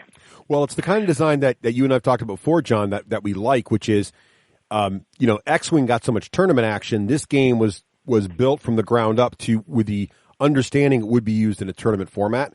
And so a lot of that's just caught from the beginning, which makes it very, very clean and easy for a casual player to learn and understand. But the depth of arguing over when and where is there for the rules lawyer to also be satisfied, right? So but it's actually funny because I was on the Fantasy Fight forums watching people argue about those exact precise words because of the way they've been spelled out. And I think it just goes to show the more you explain every little thing, the more there's going to be somebody trying to find the holes in that. So it's almost like a never-ending battle with the rules lawyer. So I'm not sure you're going to be. Yeah, I don't think that's a good observation. But anyway, so to get the two books, you get a bunch of 9 unique D8s, and we should say right up front, these are not the same D8s that are for X-Wing. So they are a whole new set of custom dice that are. We'll talk more about those, how those work in a bit. Yeah, that came up last night. Yep. This is not your daddy's X-Wing. This is not X-Wing. You get 6 of these command dial discs, and these are plastic housed dial discs. And you also get 3 discs for tracking speed, and these are more of the traditional Fantasy Flight cardboard on cardboard with a little pin in them. So you basically got. So think about that. You got a lot of these plastic dials. You got a bunch of custom dice. You got, in addition to that, you've got the 3 capital ships, a Corvette, and a frigate for the Rebels, and you got this quite large, but obviously not as big as they make them apparently, Victory class Star Destroyer. You're also going to get 6 TIE Fighter squadrons and 4 X-Wing squadrons. You get a range ruler. You get this really interesting plastic clicky maneuver tool. It's another plastic thing that you would normally pay if it was being sold by, Privateer Press or Games Workshop, $20 for a maneuver tool. It's in the box. You get lots and lots of tokens as well, and you get a range ruler also. That's double-sided for both range and distance, which are different mechanics in this game. We'll talk about that a little later. So you do get a lot of stuff in the box, and I think when you lay it all out, I don't feel disappointed at all in the $99 value when you consider all these templates and rulers and special gizmos that you always end up paying extra for it as a miniature game in other venues.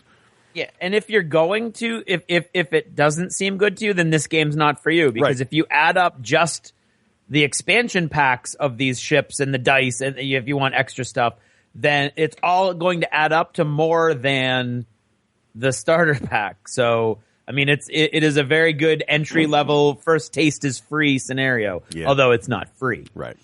As a miniature gamer, I think this is a solid value. As a board gamer, I could see how you'd be like, well, I really need another box to get the full experience. That rubs me the wrong way, maybe. So, but as a miniature gamer, though, getting you and your friend into the game for $200 or less together is still a good deal for most miniature games.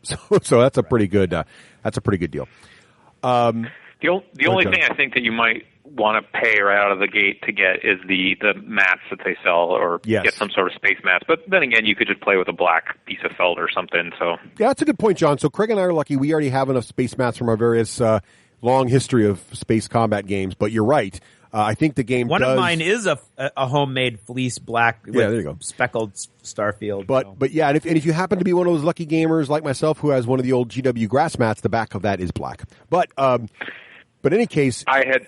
At Adepticon, I actually got lucky and won the poker tournament, and my prize, I swapped with somebody. My prize, I won one of the X-Wing 3x3 Fantasy Flight mats. So I have one of those. I got to get a second one. Perfect. But so I can comment on the quality of those. Those are pretty good if anyone hasn't tried those yet. Yeah, they're, like a big mouse pad. They're pretty good. Yeah, those are nice. I have the Gale Force 9 version, which is a little thinner than that, but still also rock solid as well. But they are 3x3, and we should mention that Armada, the full game, actually likes 3x6. So you need two of those together, basically. All right, so let's talk about setting this game up and getting to play it. So first thing we should say is that while it's not as tough as a normal miniature game to assemble all this stuff, there is some assembly. So if you're a board gamer thinking you're going to pop this baby open and play within 5 minutes of opening the box for the very first time, no. There's some assembly required. But after you've assembled it the first time, setup is actually not too bad. So you're going to want to make sure you put some time aside to snap together your fancy maneuver tool, which does, you can put this together the wrong way and break things, so watch the rules carefully. Also, you got to put your little fighters on their bases. That's what takes you the most time. And you got to assemble the first time all the dials. And there's these little, the bases of all your capital ships are these little dials on each shield facing to track each shield dial. It's really pretty cool, but it takes it takes a good bit of time to put it together. So it took me about an hour to go through the box the first time I opened it and set everything up. Me too. So that's a one-time thing, but make sure you put your time aside for that. Yeah. Now, the game we're going to describe today is the real version. All three of us are real miniature war gamers. Most of you out there are too. So we're going to talk about this from the miniature wargaming point of view. We're going to go right to the full version of this game and skip the tutorial version, which has got some things pared down, just FYI. So first thing you're going to do is build your fleets before you even come to the table. More on that later. Let's just assume you've built your fleets, okay? And you're going to want to set up your play area, which, as I mentioned, is 3x6. And in the middle of your 3x6 deployment, you're going to outline, and they come with little tokens for this in the box, little thingies, a 3x4 foot play area in the center. And this area is going to be where you deploy terrain and where your fleets start. And you're going to remove these markers, and when you're done, you're going to have more room to maneuver to the edges. But in the beginning, everything's got to deploy in this sort of abbreviated, narrower version of the map. You got to get all your components together here. There's a little bit of work going on in this part of the game, because depending on what ships you chose, you got to get your ship cards together, and you got to get your command dial stack together, and you got to get all your defense tokens together. And so, John, can you describe what's on, like the ship cards and all that stuff to kind of let people know what they're looking at when they're setting up their little base of operations there? Yeah, like your ship card, well, I mean, your ship card has your statistics. You have, three different categories. You have, like, engineering, which is how you're able to fix your ships, and then you have squadron, which tells you how many squadrons you can order around if you give that ship a squadron command, and then you have, what's the third one? Command. Engineering. Command. Yeah. I said engineering. Oh, sorry, I missed that. Yeah, command, engineering, command. Ships. Yeah. Yeah, command tells you how many command dials you have, which essentially means how far in advance you got to give your orders. But also, and does it also dictate how many command tokens you can have, I believe? Yes. And I missed that the first game, and that makes a huge difference. So it does. It makes a huge difference. Yeah. And then it also tells you, stuff like how many dice you get to fire in each of your different hull arcs, and as well as how many dice you get to fire if you're firing at fighter squadrons. And it gives you a point value, too, in the bottom right corner for how much the ship is worth. Some of the ships are worth more than others, and they have different variants as well. And some ships also have defensive tokens, and it kind of lists the defensive tokens on there that your ship gets. Right. I think that's pretty much all of it. You got it. It's perfect. So what you're going to do is you're going to pick your variant for your ships, right? So there's hull points. So you're going to get yes, hull points. You're going to get these cards and in front of you. Anti-fighter armament. Yeah, I said that. Yes, he did. Oh. So there's all kinds of cool stats on there. So you're going to get these cards in front of you. They got all the basic stats as John described on them. And a lot of these stats are also repeated on your ship's base. So like the dice you throw, your shield values and stuff. So you don't have to keep going back to these cards. But the thing to remember is... Although that kind of can confuse me, because there are different variants for the ship, and the ship dice are for only one of the variants. So if you take the other variant, you got to remember that and not pick up the dice that you see on the base of your model. Flip your base over. Flip your base over. So here's that. I was about to warn that, John. So that's a great point. So thing to remember is a Star Destroyer is not a Star Destroyer is not a Star Destroyer. There are two different variant cards in the game for the Star Destroyer that's included. They do play very, very differently. One of the Star Destroyers is super close range and really deadly, but has very weak medium range firepower, while the other one's great at medium and long range, but not as deadly as close range. There's a card that goes on the plastic base of your ship. So basically there's a plastic base, there's a little strut that holds your ship, a little line, and that card that goes on your base that shows your stats, your ship is reversible. So what you want to make sure you do, to John's point, if you take the Class 2 Victory Class Star Destroyer, make sure you flip that card over to the Class 2 side so the dice on the base match the card. And then you'll be good. And the Rebels have the same thing. So every ship's got two variants, which gives you a lot of flexibility. There are different point values and everything else in there. So this step is actually called out in the setup phase of the book to remind you to make sure all that stuff's the right thing. And as John mentioned also, there's this concept of defense tokens, which are these defensive abilities your ship has, and they're different for each ship. And there's this set of tokens you put next to each ship card representing these abilities, and you're going to flip them over and exhaust them during battle. So it's important to get all those tokens ready. So there's a step here that basically gets you to organize all that stuff, right? Next thing we're going to do is determine initiative, and I like how initiative determination works. Basically, in a normal game, it's a 300-point game, but the player coming to the table with less points is always the first player. So if I come to the table and the fleet I wanted to play worked out to be 298 points, and that's the only way I can make it work, and Craig's come to the table with an even 300, I'm going to have initiative, which gives me some interesting information. So you can actually be a little tactical and go underpointed if you want to try to ensure you're going to get the early turn, but you're hurting yourself because you're not going to have as much gear as the other guy. Isn't the person with the least get to choose who's the initiative? You're right. Do they automatically? No, you're right. I'm sorry. You get to choose. That's correct, John, which is even better, actually. Yes. Because there are times where being player 2 is better off. You're better off, yeah. But you got to choose before the missions get chosen. So here's the next thing that happens interesting, is the next step. And then once you choose, that's it for the whole game. That's right. So the next step is determine objective, which is basically pick a mission. So what happens is the player who has initiative, okay, now the metagame is we don't know enough about the other ships and fleets to know if there's certain build outs that are more leaning towards a player initiative 1 versus initiative 2 kind of situation here. So maybe that's part of the meta. But in any case, at this point, though, if you're player 1, the initiative player, you put there's a giant initiative token that is double-sided for two different colors, blue and orange. And the player who's got initiative is going to have the token next to them. So you're going to remember for the whole game, you're going to have initiative for the entire game. Then if I've got initiative and Craig does not, then what's going to happen is during fleet composition, we have each picked 3 different objective cards from the objective deck. And there's 3 different categories of cards, 3 different colors. And I picked 3 colors that I think I would want to play, different missions. And Craig has picked those of his own. If I have initiative, I take the player 2's mission cards, the ones Craig chose, and I look at them and I pick one, and that's the mission we're both fighting. So basically, if I'm player 1, there's an advantage throughout there's a pretty good advantage to being first a lot of the time because you get to shoot first on other things. But on most missions, player 2 has a pretty good advantage based on the structure of the mission and how the mission card reads. So it's an interesting tough choice to make, and I think they do a really good job of mitigating the first player option, which is something a lot of games don't do well. John, what do you think of how this initiative works and determining first player thing works? It's very fascinating, and I am sure that they've play tested it a lot. Right now, I almost feel like it's better to go second in a lot of cases anyway. So, I don't have enough experience yet, and there's so many different mission cards.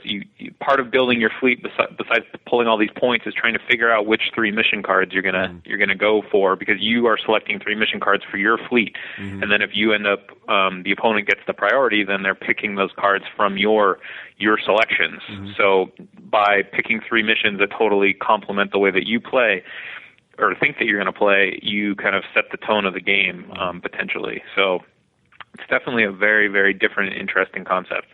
Yeah, it is interesting, and we have to play more, but they do have these 3 broad categories as well that you must pick each mission from, and so there's always one that's sort of obstacle-based to one that's sort of kill each other based, and so they kind of keep you in broad categories, but you're right. I think you could definitely pick a set that favors you. The next thing you're going to do is place some obstacles down, and there's a set number of obstacle tokens, and these are debris fields, asteroid fields, and little tokens. Or pretty good tokens. Then there's a satellite space. So you put those down, and that's alternating deployment. I think starting with the second player, I can't remember, but you go back and forth and put these down. And then you deploy your ships, and again, alternating deployment with one player deploys either a ship or 2 squadrons, and then the other side doesn't. You go back and forth deploying those, and in most missions, it's a range 3 in. So distance 3 in. So there's this range ruler in the game. One side of it actually shows range bands. The other side of it shows distances, and they're not the same. They're not equal. So, and watch this in the game. I get confused by this a lot still. I haven't got it nailed down yet. But when it says distance, you're looking at the side of the ruler with the numbers printed on it. When it says range, you're looking at the side of the ruler with the band and the dice icons on it. So when you're deploying out of distance 3. So flip it over, put the thing on the edge of the table, and measure your ships out. And you go back and forth. And that's pretty much it. Once everything's deployed, you're going to make sure everything's ready to go. One thing to make sure also about when you're deploying your ships is to make sure that all your damage show every single fighter squadron has a dial on its base that indicates its current damage or hull points remaining. Set them all up to their maximum value. Don't forget to do that, because if you do later in the game, you get into an argument with your opponent. It won't be pretty. Also, make sure your shield dials on your capital ships for each of their shield or their hull zones are set to their proper numbers also. So you basically want to make sure your shields are all at full, your fighter damage is all at full. And also, one other little tidbit is that each fighter base has a little slider icon that switches between blue and orange. And I remember I mentioned there's that initiative token that also flips between blue and orange. And that's telling you which color you're on for a turn. And as you activate each fighter squadron, you're going to move this little slider to mark the fact that they've already activated. So you want to make sure that all your fighter squadrons are on the appropriate color to match to the current turn, so you know who you moved and who you haven't moved. And this is an important, nice little feature, because there are ways you can activate fighters in different sequences throughout the turn. And so being able to clearly understand as both the player and the opponent who's activated and who hasn't is very, very handy. And the way they did this is really, really nice and simple, and gives them a lot of options mechanically as well. And they're pretty much ready to play. Anything I missed on setup there? The only thing I would say is that you have to deploy your fighter squadrons within, I think, a distance of 1 to 2 of your capital ships. So. Very good. That's correct. You have to be with 1 to 2. Yeah. Yeah, your fighters have to be close to your capital ships. You can't just. So that means the ship has to go down first. At least one ship does. And you're right. You can't just deploy them willy-nilly all over the place. Good catch. I'd forgotten about that. All right. So now we're all set up and ready to play. It sounds more complicated than it is. It's not really that complicated to set up. You're going to spend more time building your fleet than actually setting up the battle. Mm-hmm. All right. Definitely. All right, so let's get to the playing part of this. So up first is it's always good to review with your opponent what you're trying to do to win.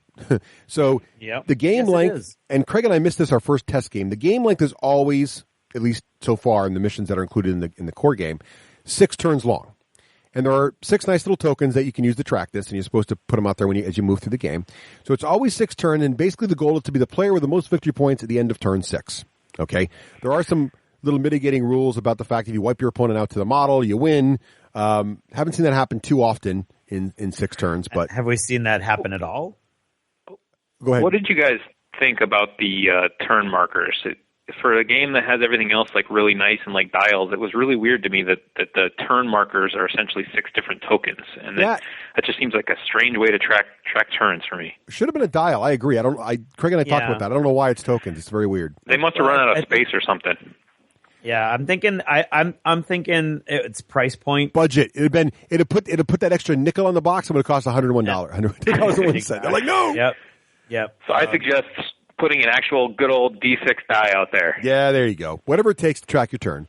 But so 6 turns to kill to get as many victory points as you can. Now, the victory points you score is pretty easy to figure out. It's anything you kill essentially, and don't forget any upgrade cards on those ships also count as victory points killed. So you put a commander on a ship, that's a lot of extra victory points. You put some special missiles on there, and like X-Wing, there's upgrade cards you can put on their ships to make them even cooler.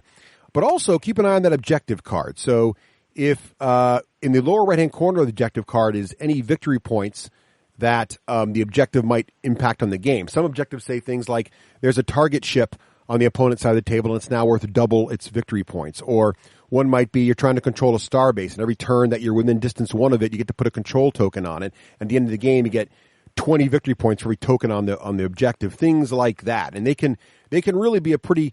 I found that the victory conditions in the 3 games Craig and I have played, the victory point conditions seem to be enough to actually material impact who wins the game. Right? I mean, it's making the game really, really close. So you can't ignore the victory conditions and just go for the kill like you can in some other games. Right. I love the missions and the way they change every game. Me too. So here's how it plays. So there's really 4 major phases, and both players are doing things in every phase. So you start first with your command phase.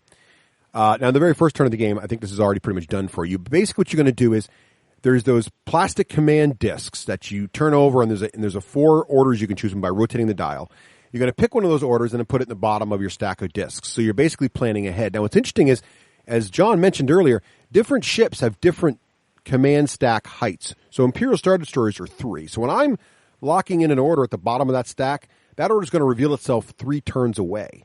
Don't forget, it's a 6-turn game. So pretty much after turn 2, whatever orders I'm putting in the bottom of the stack, I'm, maybe turn 3. I'm not really going to see those anymore. So really, I'm planning way the heck out when I'm putting ships in. Now, some of the smaller Rebel ships have stacks of 2 or even 1, meaning that he's putting an order in and revealing it every turn and doing whatever he wants. So it's much more reactive. So they do get a really good feel of like small light ships being much more reactive than large, heavy, slow ships with that mechanic.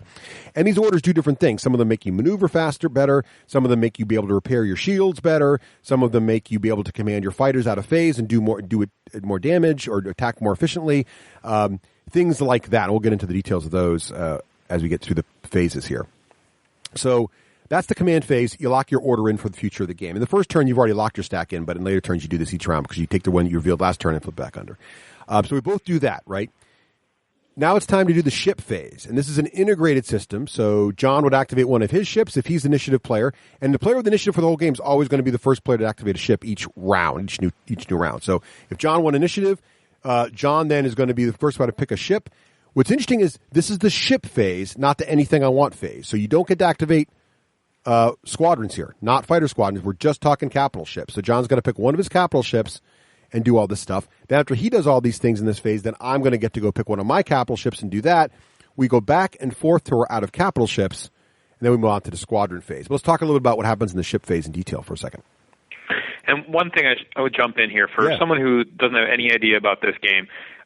All the capital ships are all activated independently. There's no sort of squadrons of capital ships. And when we talk about squadron of fighters, we're talking about one base of fighters. And on the fighter base, it has just like 3 little tiny fighter guys on there. But you never have sort of like a multiples of things moving together. Everything is essentially individual in this game. Good point. That's exactly right. In fact, even there are some advantages to staying close to each other, and there's some mechanics for that. But you're right. There's no requirement to do it except for that initial deployment rule. Good point. So let's go through this real quick. So the very first thing we're going to do is reveal our command dial. And so I'm going to pick your ship you're going to activate, right? So let's say John says, I'm going to activate. What are you playing tonight, John? Rebels or Imperials? Rebels. All right. So John's playing Rebels. John, what are you going to activate? You're going to go with one of the frigates there? Yeah, I'm going to the ship motor looking thing. Okay, cool. The frigate. So, right, the outboard motor. It's going in. Outboard motor. Right. Engage. So John flips over the top dial of his command stack and sees what he had dialed in there earlier in the game. And he's going to see one of 4 different command orders, right? So, Craig, can you remember what the 4 commands are? They are repair, which allows you to get a certain number of engineering points equal to your engineering stat, which is not a lot if you're a rebel. And then they allow you to repair shields, shift power from one shield to another, or help you to flip over critical damage so that it's just normal damage. So basically repair critical problems. Yeah. So that's repair. Yes. Squadron, which allows you to activate out of sequence a certain number of squadrons equal to your squadron stat, and that's the only way a squadron in the game can move and shoot in the same turn. Usually, they have to move or shoot. And so that's huge. And they're activating out of phase here. So this is really interesting. Yeah. So the squadron order, first of all, there's a radius involved, right? You got to be within medium range, I believe, to activate a squadron. So of the capital ship who has the order. So you measure out, find the squadrons you want to activate, and those guys can immediately move and shoot. So if I'm initiative second, that means that later in the game, during the squadron phase, John's going to activate some of his squadrons first. But if I get the command order off first, I can activate that squadron before John does and shoot his fighters before they shoot me. Or, as Craig suggests, I can move those fighters their full distance and attack. In the squadron phase, I either got to attack or move. So there's a real big advantage here to being able to pull off the squadron orders. What's the next order? Concentrate gunnery. Yep. And that's where it's actually going to allow you to add 1 die of whatever color, any color that you get at that range. And the dice, of course, change the farther out they get. So if you've got a blue die in your mix, you can add a blue die even if it's even if you say you have 1 blue die and 2 red dice, normally you can add another blue die. Blue dice do more damage, or a black die if you have a black die. So you're adding dice to your damage. And then the last one is maneuver, which the order allows you to go up or down a speed and add a click of turn on the maneuver tool, which we'll talk about in a minute. Right. And so one thing to remember is the only way to change speed is with the maneuver order. So it's really important to get those maneuver orders in there and control your ship. Now, what's interesting about this phase is, as Craig mentioned, what he just described can happen is if you turn the dial over and use the icon on the dial right now. Let's say you turn the dial over and decide and realize you had the fighter order there, but due to some poor planning or incompetence like I normally have, there's no fighters near your ship to order. Or you just don't feel like using it right now. Well, instead of spending the dial, you can instead take a command token of the same symbol and put it on your ship's card for later use in a future turn. And this is where John and Craig were talking earlier about the fact that some ships have a restriction on the command value, how many command tokens they can have in your card. Now, the problem with the tokens is, the good news is this allows you to save a misplanned order for later.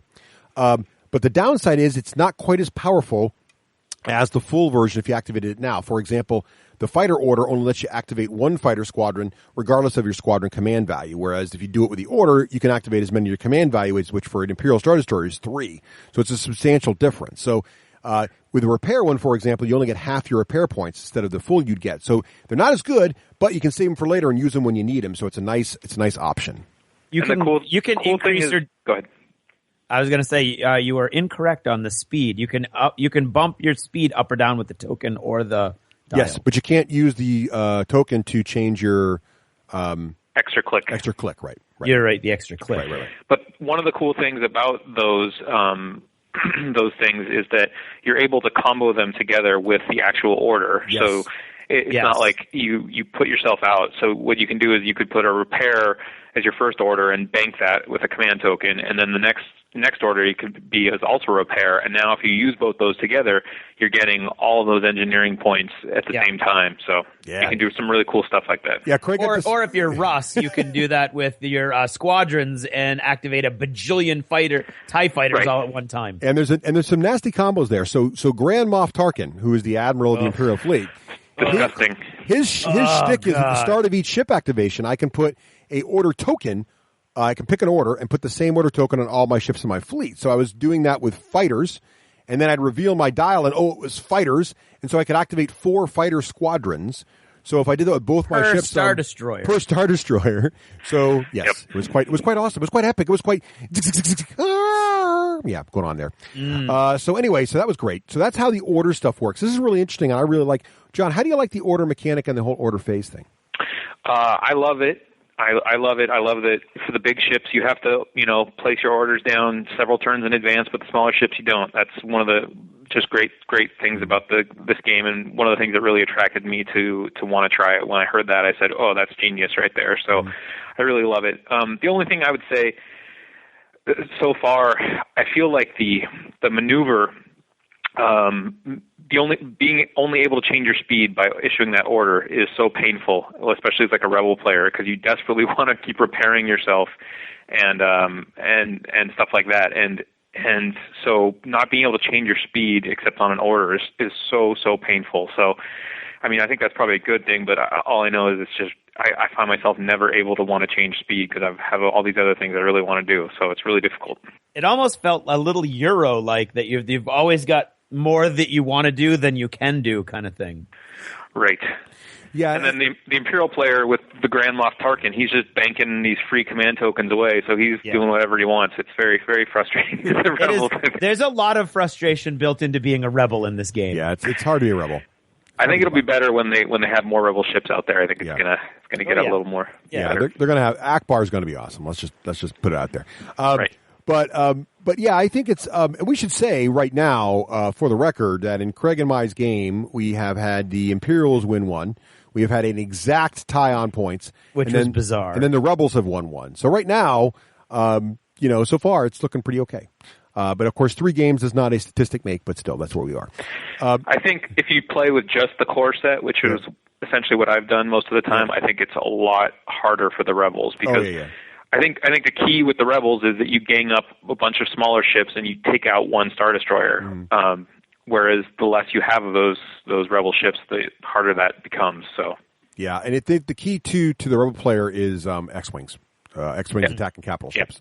And you say that like it's easy. It's not easy. It's not easy because there's a gajillion TIE fighters and they're awesome. Anyway, you and Matt. Well, clearly the thing to do is the bombing run. Oh yeah, I'll just ignore all 12 of those TIE fighters. Well, you can't ignore TIE fighters. We'll get that in a second. So that's the command dial phase. So up next is the attack phase. Now, what's interesting about this is in this game you attack before you move, which is a little different than most miniature gamers are used to. So remember that because it keeps confusing the heck out of me. It causes all kinds A, I always want to move before I attack, and then B, after I attack, I think I'm done, but I have to move still. So I definitely don't forget to do that. And then when you're trying to think about next turn, it screws with your mind there too. And the whole thing is just like constantly in this horrible state of like, what am I doing? What it does do when you finally divorce yourself from the fact that it's confusing the hell out of you is that it does give you, that combined with the command dials, does give you the feeling these are very slow and ponderous ships. And it gives you that X-Wing feeling also that you're never quite exactly where you want to be because their opponent is not moving where you expected him to go kind of thing. So there's a bit of that going on, which is neat. It gives you that definitely that slow ponderous feeling. So attack is pretty simple here. What's going to happen is you're going to see if you've got line of sight. Now, there's two concepts in the game. There's range and line of sight. And what's get tricky here is how you measure these things are very different. So range is just you are going to use the bands of your thing, but it's from the cardboard edge of your base to the cardboard edge of your opponent's base. And you're going to be drawing a line. Well, that's range. But then line of sight is all about you're measuring from these little yellow dots on your bases to the center of one hull zone, one hull sort of side of a ship, to the center of your opponent's hull zone you're trying to target.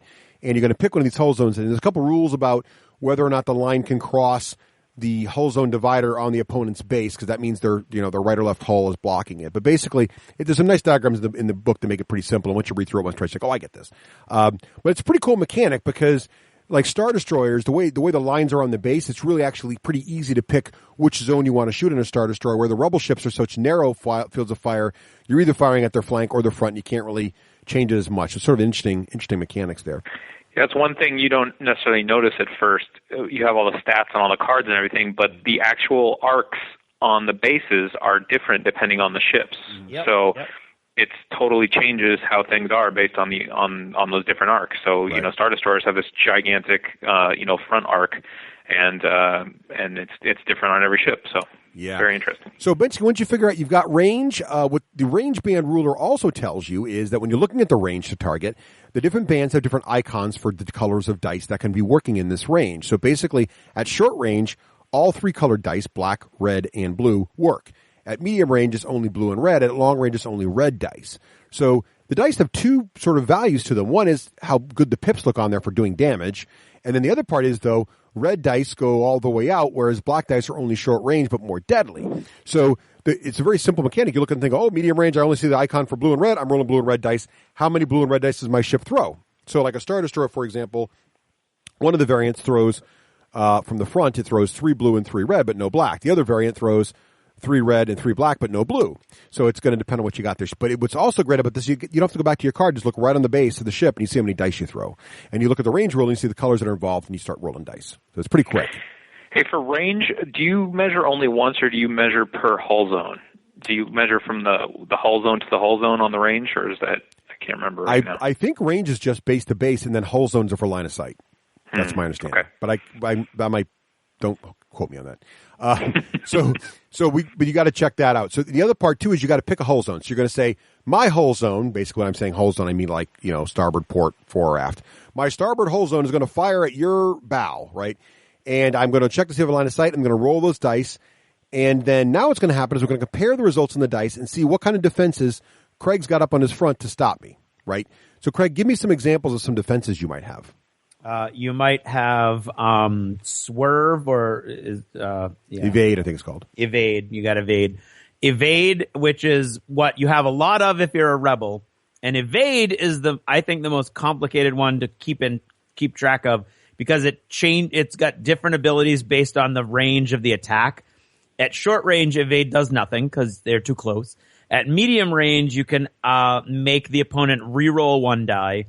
And at long range, it's great because you can remove 1 die from your opponent's pool after he rolls it.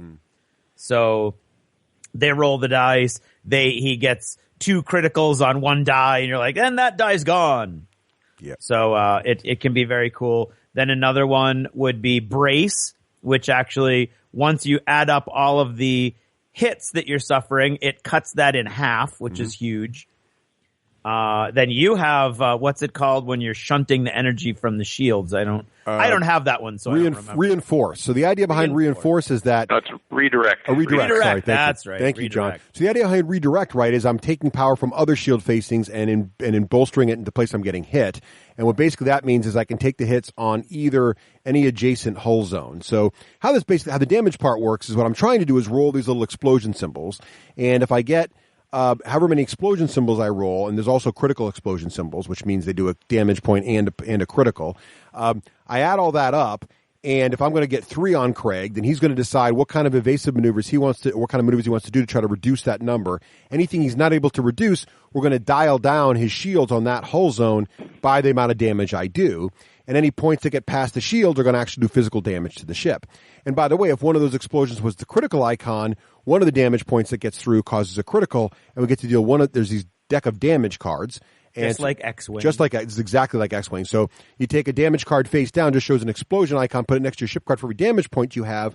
But if you got a critical, one of those is face up, which has some kind of really bad effect that affects you until you're able to repair it for the rest of the game. And that's where your hull points come in. So on your main card, there's a number of hull points, and you're alive in the game as long as you don't have as many damage cards, you have hull points. And if that happens, your ship blows up and it's dead.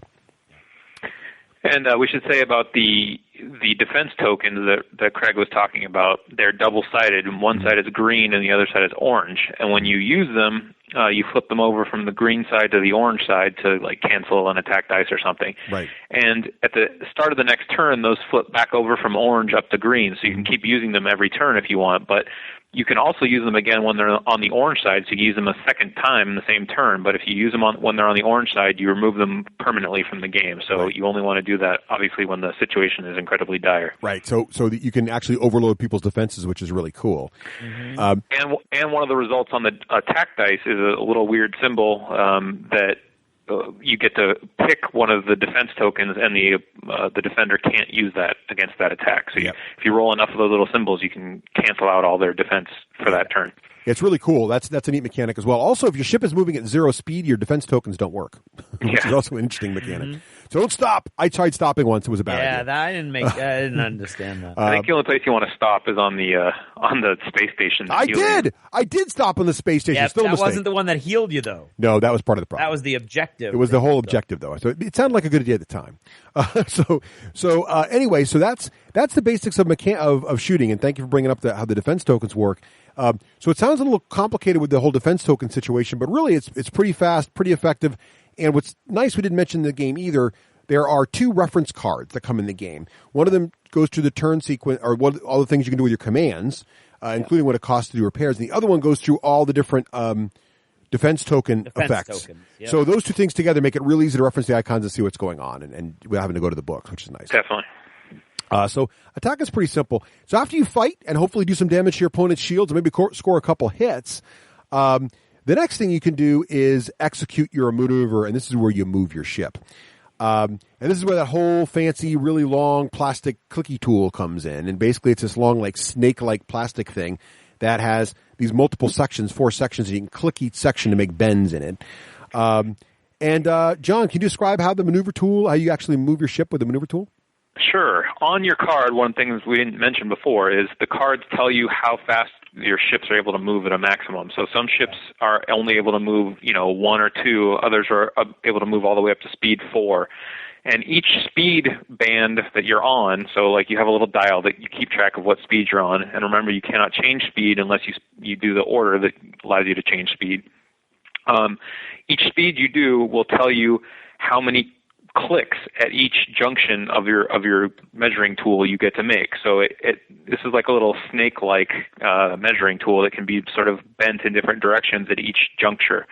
And so on the first juncture, if your card says you're able to make 1 click, you can click either 1 to the left or 1 to the right, or you could leave it straight and not click there if you want to. And then on the second juncture, it might say you get to do 2 there, and so on and so forth. And that's going to determine how how many little turns you get to make and what severity of the turn. And remember, if you use the maneuver order this turn, you get to make one extra click on one of those junctures, so you can make a hard turn somewhere that you normally wouldn't be able to.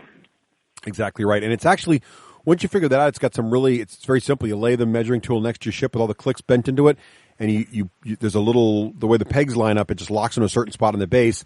Then you just pick your ship up, put it in the next spot, however many, it goes down segments, it goes down based on your current speed, and you're done. So it's actually very quick, easy to move the ships.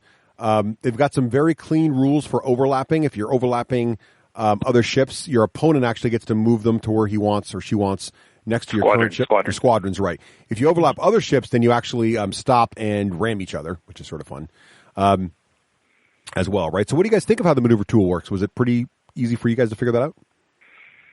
I think it's a lot of fun, kind of like a little mini game in the game.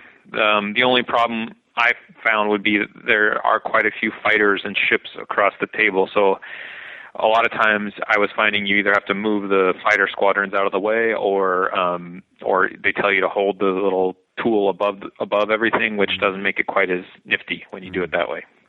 Yeah.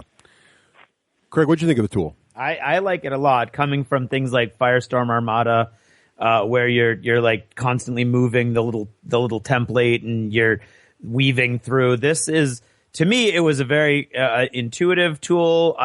You just look you look quickly down at your card. You're like, oh, I don't get a click at turn at the joint 1. I get 1 click at joint 2. I get 2 clicks at joint 3. I can kind of serpentine, and you're allowed to like just lay it down really quickly to see where you're going to end up. So you're not, it's not like a guessing game. And so I found it was very easy, and especially I think it shined last night when we figured out that we had maneuvered away from each other by accident, and we knew that, speed was, it wasn't going to matter. So we were just kind of putting it down really quickly. And yet still all the ships were moving, and it was taking just a moment to move the ship. So I think it's really, really interesting. I think it's an innovative mechanic that I really enjoy. And I found it like a fun little extra thing on top of everything else. I like it too. I think it's fast and easy. So, but you're right. When you get near all those fighters, John, it's a mess. But that's typical in all these games anyway. Yeah, it's a tough one. And there's also like a rule about the way you place the ship. Like you can't overlap the tool. So sometimes you think you're going to be able to move one way, and then you realize, oh, I gotta actually move on the other side. But it all makes sense once you get used to it. Yeah, it goes pretty quick. One of the mentioned thing about movement is the obstacles. So if your ship flies over or completely through asteroids or debris or whatever, no effect. But if he ends its movement overlapping asteroids or debris, bad things happen. It's very, very clear. There's no dice rolling involved. Debris puts a critical on your ship, and asteroids do some shield damage. Both things are bad. Try not to let that happen. Take tip. And parking on the satellite will actually repair stuff, which is kind of neat, or the space station. So Craig, being the modeler, have you thought at all about using the design of the debris and the asteroids as a base, and then making actual like debris that floats up in the air on top of that? I was a little bit last night, but you end up flying over it or through it so often that what I eventually figured was you'd have to just have little asteroid stands that you could move around on the outline of the template. So I think you could do that. You'd have to do it like area terrain for right. Yeah. And so I don't know if I will. I know other people are already doing it, and it's out there on Board Game Geek and other places. And so if I want to do it, I think I'll be able to, kind of figure it out. But I think for now I'm okay with the cardboard. Got it. Moving on. Cool. Okay, so that's the ship phase. So basically, again, you're just revealing your command dial, doing whatever it's in there you want to do. You do any attacks you can make. You use the maneuver tool. Ship's done. It's John's turn now to move another one of his ships back and forth till our ships are done. Then it's the squadron phase. Now, the squadron phase is actually pretty simple, but there's a few things we want to mention in here. First of all, you're going to pick. It's going to be alternating activation again, but again, it's based on initiative order. So even if it would technically be my turn to go again as player 2, since we're in a whole new phase, John as player 1 gets to go first again. He's going to be able to move 2 of his fighter squadrons, which again, as you mentioned earlier, is 1 base each. There's 3 little fighter models and a cool little stand for each base. So he's going to pick 2 of these things and move them. on the fighter squadrons also have a card for all similar fighter squadrons. So there's one X-Wing card, for example, and then there's a special pilot, Luke Skywalker, as well in there. So John looks down at this card and sees that the speed of X-Wings are what, Craig? 3. Speed 3. That means that on one side of the range rule are these range bands, and the other side of the range rules are these distant bands. And one of them has 1 through 3 on there. So you're going to use the distant side to measure how far each X-Wing squadron can move. And it's 3 in this case. TIE fighters happen to move 4, they're a little bit faster. So you can put this down then and just move them like you would normally tape measure. And you move them. If you wanted to attack, you had to attack before you move. And ranges on fighters are pretty interesting. So fighters are distance 1, right, Craig? Yes. Distance 1. Everything's distance for fighters. So distance is much shorter than range band 1. So this is important. Distance 1 for fighters. So another rule about fighters, so 2 things. First of all, for fighters to shoot each other or a capital ship, they have to be in distance 1 of it. So if you're not in distance 1, you're not going to be shooting. Also, you cannot move and shoot. So if you're going to activate 2 squadrons and you want to attack, and it's in the squadron phase, you have to, again, either be in range at the start of your activation or just going to move instead. All right. One other rule, though, is the rule of engagement. So if you are within distance 1 of another fighter squadron, that's an enemy squadron, you are what's called engaged, and that means you cannot move, and if you attack, you must attack a fighter squadron that is engaging you before you attack anything else. So basically, if someone's engaging you, you're going to be locked down, and you're basically a little furball fighting them up until you deal with them. What's interesting is engagement is checked before you move, and engagement is checked after you moved, but not checked during movement.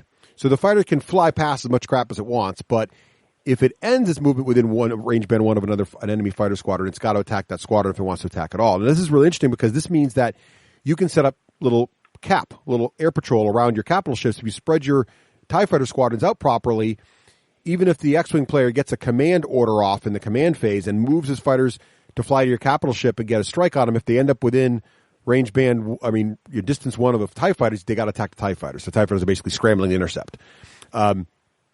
Why would they do this? Well, it's great for the X-Wings to get in close because the X-Wings have a special rule about their proton torpedoes. John, do you remember what those are? That is? That's just that they get to, if they normally, when you're firing with squadrons, if you roll a critical, either at a squadron from a ship or from a squadron to a ship, and you roll a critical on the die, it does nothing. Only the actual hits do anything. But with bombers, which is what X-Wings are, if you roll a critical, you count as doing damage. So I think you're getting quite a few more faces on your die as being a hit. Your odds go way up. So yeah, that's right. So when squadrons shoot at each other, all they're looking for is the regular hit icons. Criticals and that little icon that removes defense tokens don't do anything. When squadrons shoot at capital ships, it's the same rule unless you're a bomber. So this rule of engagement I absolutely love. I think it gives you that feeling of fighter squadrons. It makes you feel like fighters are intercepting each other and engaging each other. The other thing to remember is on their cards, the squadrons have pools of dice. And so, for example, TIE fighters throw 3 blue dice, but that's only against other fighter squadrons. When they're fighting capital ships, they only throw 1 blue die, which is not nearly as impressive. So TIE fighters are negligibly effective against capital ships unless they're in huge numbers and they don't have the bomber rule, so they don't get anything else. TIE fighters have an interesting rule called a swarm rule, where if they're shooting at an enemy fighter who's also engaged by another squadron, they get to reroll one of their attack dice because basically they're swarming all over you. So that's a neat rule and different mechanics. So what do you guys think about the engagement and the squadron rules and how all that works? I think it's a very cool. When I saw it in the demo game again, I was really impressed with the way that it just kind of works. In that the fighters lock down the fighters, and it creates like this interesting dynamic of you can't generally attack the enemy fighters unless you're in that engagement range. But to get in that engagement range, you have to move, and you're not allowed. You can either only move or shoot most of the time. So it's kind of like, do I want to move out there and lock the enemy fighters down? But if I do that, now I'm in range of them shooting me. So you kind of have to make a tough choice of what you're trying to accomplish. Yep. Or use your special squadron command, of course, which allows you to potentially move or shoot. Although we should say that even if you use that special squadron command, if you are engaged, you still can't move. That's so right. In that case, you're only getting to sort of fire out of phase, out of sequence by using that command in that particular case. Yep. And I did that to Craig. I would fly one little TIE fighter way ahead and try to engage multiple squadrons just to be annoying. Yeah. And I did that to you once, and You did. I believe I pinged a hull point off of your Star Destroyer. You did very well. And that's what's cool. I think what's neat about this game is you never land your fighters back on your carriers, so you don't have that feeling, but you do have the feeling of aircraft carriers in a way, because you feel like you have fighter command and control, where those orders are so critical to get that early strike in, because if for example, there's not enough TIE fighters near a Star Destroyer, and a X-Wing player can get several X-Wings to fly in and get base to base with the Star Destroyer, and 3 squadrons attack at once with a command order or something, that could be very devastating to a Star Destroyer. So there's some really cool stuff you can pull off, and it does feel really good when you can do it, and you feel like you're flying cap and trying to defend everything. And the TIE fighters really do try to feel like, I'm scared of X-Wings. I'm like, I got to just engage them. I know I'm going to die. The other thing that's interesting is, on the fighters' bases, there's a little dial that indicates their health. And so when you roll to hit a fighter, they don't generally have shields or any special rules. The aces do, but the regular guys don't. And so when the X-Wing rolls at me, he'll do, X-Wing rolls 4 attack dice, I think, against fighters, right? So the X-Wing's got a pretty good chance of doing 3 wounds to a TIE fighter. TIE fighter's only got 3 wounds, and it's dead. X-Wings have 5 wounds. So the TIE fighters only roll 3 dice. So a squadron of TIE fighters cannot get lucky and down an X-Wing squadron fresh. It can't happen. So I need at least 2 TIE fighter squadrons if I want to try to kill X-Wing squadron out of the chute. That very rarely happens. So I have to actually spend time softening up a squadron just to kill one. Meanwhile, they're almost certainly killing 1 or 2 squadrons a turn. So it's very much like the movies where I'm swarming all over you, but long term, the X-Wings are just sort of ripping through the ties. It's really pretty cool. You do lose a lot, but then in the movies, you lose a lot of ties too. Yeah, oh yeah. That's why they started out with clones, right? You had to, need a lot of guys for that. So that's really the bulk of the game. The last thing you do is just the status phase. It's like the cleanup phase. You basically flip over the initiative token. The other thing to remember too is, as you're moving each of your squadrons, you're pushing these little it's beautiful tabs in there, these little indicators to remind you if you've activated them or not. So they're turning all from blue to orange, and then you flip the initiative token at the end of the turn back to blue, and now this turn you're flipping them all to blue, and so it's easy to remember who's activated and who hasn't, which is critical, because if you give that command order, confusing, yeah. If you give that command order to activate your fighters, you've got to mark them as moved. You can't move them in the command phase and then also move them later in the squadron phase. That's not how it works. So there's still, each fighter squadron is only going to activate once per turn. It's just a matter of when they get to go. So these those indicators are really nice. Right. And that's really, and then the other thing that happens in the status phase, you're flipping back over any of your defensive measures to make sure they're ready to go online. Some of the upgrade cards also get tapped when they get activated. You flip those all back, and then you're ready to start a new round, and you're just going to pick your command dial and do it all again for 6 whole turns. So that's the main game. That's pretty much the Star Wars Armada. We've already talked a bit about the missions, some examples. There's some really cool ones in there, a lot of different variety in there. Whether it's trying to capture a base station, or whether there's one about minefields, looks particularly nasty. We haven't tried that one yet, but that looks really evil. There's enemy intelligence, where you've got to basically scan. When you flip a command token over, you can try to remove tokens from a target ship to get its information, which is pretty neat. All kinds of interesting missions in there. Fleet building. So, Craig, John, have you played with fleet building at all yet? And yep, absolutely. So the basic rules are it's 300 points. And the other core rule is you can't have more than a third of your points be squadrons. Right. And that's pretty much the ground rules. And after that, obviously everything's got to be Imperial or Rebel. You can't have mixed fleets. But then after that, you're pretty much on your own and do whatever you like. And what have you thought of the fleet building, John? Have you had a chance to mess with it much? Yeah, quite a bit. In all the games we played, if you're playing with just the core set, they tell you to play a 180-point game. And so they have it all. Throughout the rules, the start-to-play rules, they have everything for the standard game of 300 points and everything, but then they also have like a separate paragraph that says if you're playing only with a single core set, here's the rule. And so they have it totally designed for you to play the core set on its own perfectly, even full way with the list building and everything. So you can definitely do list building with just the core set, but it gives you a lot of options. You definitely kind of want to play that first demo game that they suggest without anything, and then you kind of sit down and start looking at all these upgrade cards that you can potentially give your ships, and there's all sorts of things that'll spark your interest. There's like an ability for a rebel ship, if it gets a critical hit on a blue die, it can forego doing any damage to automatically flip up a face-up card onto the Imperial Star Destroyer, for example. So you can sort of get by all their shields as long as you roll a single blue critical, which is pretty cool. And then, you can try to combo that, how you get to choose 3 different missions. So there's a mission where part of the mission in the game, point of the game, is to get face-up damage cards on. Each one is worth an extra amount of victory points. So if you're a guy that takes that combination to do sort of magic flipping up of damage cards, then you might want to have that mission as one of the options, because it's going to be pretty awesome if you have that. So there's all sorts of crazy combos you can start to just get your mind working with. So it's pretty cool. Yeah. I like it too, and I think one thing Craig and I discovered is when we got the 2 boxes together, so at 300 points, if you have 2 boxes, and I gave Craig borrowed all my Rebel stuff, and I borrowed all his Imperial stuff, and we started crying. And at first I was like, am I even going to be close to 300 points here? Am I going to have to take a bunch of upgrade cards to make it? And it turned out that if I wanted to do both Star Destroyers, and I picked one at one type, the Type 2, and one at Type 1, just to have a different variety, and I took all the TIE fighters, it pretty much took me... and then I took one of the TIE fighters as the ace. You have to take Grand Moff Tarkin. Oh, and you have to take an admiral, right? So the admirals, you have to take the admiral, put them on the flagship, pick one ship. The Grand Moff Tarkin is awesome, but he's like 38 points. Yeah. So he's so worth it. Oh, I'm not whining. Yeah. Don't get me wrong. But 38 points more. So now you're at like, and the Star Destroyer is like 73 points and 85 points. Yeah, Grand Moff Tarkin in there. Each TIE squadron, and when you have 2 boxes, you're now at 12, are 8 points each. So you do the math on all that, you get pretty close. You're like at 2 something. And I really there's one ace. And what's cool about this is there's one ace pilot for each side. The Rebels have Luke Skywalker, and we have the Howler. Howl Runner. She's awesome. I hate her. So what's also cool about this is she's awful. The fighter bases are... My favorite comment last night was Russ going, I don't know if I'm going to take Howl Runner. I don't know if she's worth her points. Yeah, she's worth her points.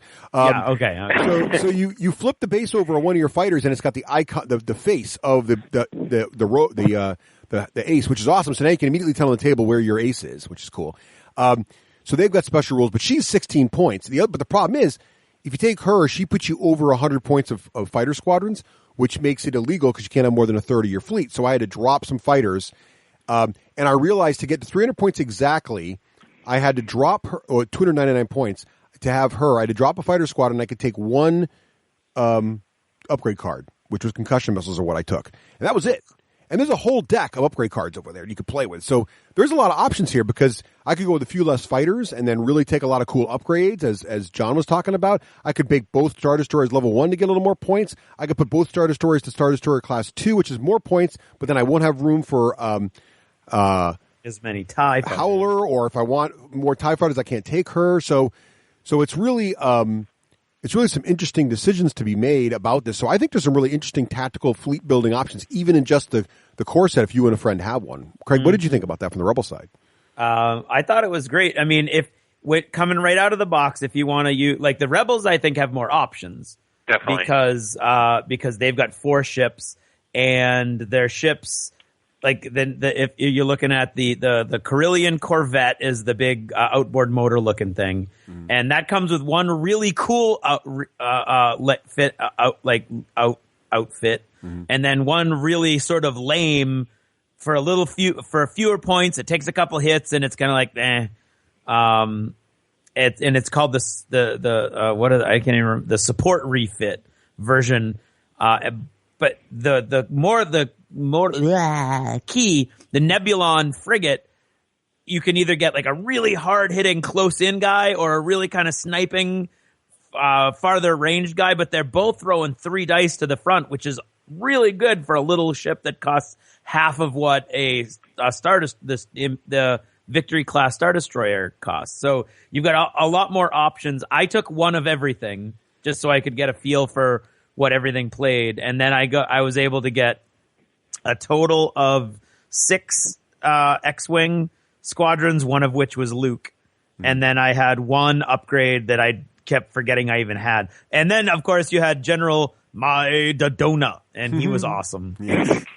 And I could not use his special ability without singing that every time last night. So. I think my must-have combo for the Rebels so far is one of the outboard motor ship variants has 2 anti-fighter dice. Yep. Stock on its card, and then there's an upgrade that gives you an extra red anti-fighter dice on your left and right. Your left and right flanks, and so that turns that ship into just the death for TIE fighters. It's really, really, really powerful. So I had not seen that. See, and the other thing we didn't mention is when you shoot fighters from your ship, you normally only throw the fighter dice, which is usually one die for most ships, but you do get to attack all fighters within range. And I think it's range. It's up to medium range. No, it's up to the range of the dice. So blue dice. If it's a that blue red die, it gives you a sniping option. Right. But you attack all the fighters in that arc. So if you fly that guy into the middle of a pack of TIE fighters and open up, you could wipe him out and just make a nice big hole for your X-Wing squadron. So that's Craig. Do not try that. That was awesome. Thank you, John. I object to that highly. And the other cool thing I think is that you're not generally a ship is not going to be knocking out unless you've got that cool upgrade. Right. Entire squadrons a turn, but it slowly chews them down. Right. Because they've each got 3 hull points, so you've got to slowly whittle them away. Although an X-Wing on a tear can rip apart a TIE fighter squadron in one round. We saw a lot of healthy TIE fighters go down in one volley from X-Wings. It was not uncommon. Yeah. So a lot of fleet building options there, which is really cool as well. And just to give us a taste of the future here, if we just peek ahead to Wave 1, for example, my mind explodes with the options. So Wave 1, which is coming out, I think, within a month of when you hear this episode. Yeah. What you're seeing there is a lot of more capital ships, but I'm really more excited about is the different squadrons that are coming out. So you're going to have, I think it's TIE Interceptors, TIE Bombers, Advanced TIEs. Are the Interceptors in there too? I think all 3 of those are coming, right? Yes. It's the Imperial Fighter expansion has 2 squadrons of regular TIEs, 2 squadrons of TIE Advanced, 2 squadrons of TIE Interceptors, and 2 squadrons of TIE Bombers. Right. Along with Rebels get 2 X-Wings, 2 A-Wings, 2 B-Wings, 2 Y-Wings. Yeah, Lord Vader himself's out there. You guys are getting Wedge Antilles and all kinds of other craziness. Plus, they're releasing the ships that are available in the core set individually. Yeah. And then there's also one new capital ship for each side, too, right, in that fleet as well. Yeah, there's the Gladiator-class Star Destroyer. Yep. Is coming out, and the Assault Frigate Mark II is coming out for the Rebels. So just think about the fact that when there's going to be B-Wings to choose from and Interceptors to choose from, and we've already got a lot of choices here, so I just think even buying one of these little packs, and you're really going to add a lot of depth to what you can do. Yeah. And I'm sure they did with X-Wing, which is if you buy the same ship that you got in the starter set, it comes with different upgrade cards. Yes, they've already said that. Yep. They've already said that, yeah. You get a new Admiral choice for both factions, even if you get the same ships you already have, which means now you got to go buy another Star Destroyer because, Right. Yeah. That's why, unless you've got a friend to share it with, I personally wouldn't go for 2 core sets. I would just go with 1 core set. I'm going to do the same. I'm going to probably buy I think I'm going for 2 core sets. Well, you just want more stuff. I do want more stuff. So, they are beautiful. They're fun to set up and look at. Yeah. And I just want to be able to feel like a bajillion Nebulon B frigates. Well, yeah. Totally. It would be cool. I can't wait. I mean, it's going to be fun to see the different, and that's what they've done. So one of the weaknesses that X-Wing and also, of course, Armada has is that there's only really 2 factions. I know X-Wing, they've kind of got the scoundrels in there, whatever they call them, but it's really 2 factions. But like Flames of War, who really only has essentially 2 main sides, they've made up for that with depth of choice, right? So there's going to be all kinds of crazy choices because you really can't fit in 300 points all the different capital ships you want and a ton of B-Wings and a ton of X-Wings and a ton of Y-Wings. You got to choose if you want to. Is there going to be an all Y-Wing force? You're going to go heavy X-Wings? You're going to try to balance it? Same on the Imperial side, right? And then there's different kinds of Star Destroyers between the Class 2 and the Class 1, plus the different models. And so there's a lot of choices there. And I could see people doing all kinds of crazy builds and stuff. Well, we should mention Wave 2 has the actual Imperial Star Destroyer. Yes, the giant thing. The MC-80 Star Cruiser, which of course is Home 1. Yep. And the Millennium Falcon. Yeah, and Boba Fett. And Slave 1. Yeah. Very exciting. So when Wave 2's not coming out till Gen Con-ish time period, though. Right. So very exciting stuff. So there is tons to be excited about. If you like this game, it's also going to be very expensive. Those ships we're describing there, like the Home 1 and stuff, are like $50, or more. So yeah, it's not going to be cheap, but as miniature gamers, we deal with these things. It's our life. Well, I think the other thing to remember is a 300-point game, you're not going to have that many ships. I mean, We're talking about people who want crazy options. If you just knew the ships that you wanted and were pretty happy with, playing the same kind of fleet over and over again, I think you just pick up, the 3 or 4 ships that you want and you're kind of, that's it. I mean, you don't really play with a gigantic fleet, honestly. Right. That's true. And that's got to be kept in mind. And don't forget, each ship has got 2 variants and a bunch of different upgrade cards with it as well. So even if you only have, 4 plastic ships, you've really got 8 choices there. It's 8 combos, whatever. Home one only costs $40. There you go. See, it's affordable at twice the price. I mean, Imperial like said, Star Destroyer is $50. 2 starter sets gives you 300 points right there. Right. So if you are happy with those ships, you can stop right there and be done forever. But wait, there's You more. can get a lot of depth with those ships too, and play a long time before you feel the need to expand out. I agree. Probably.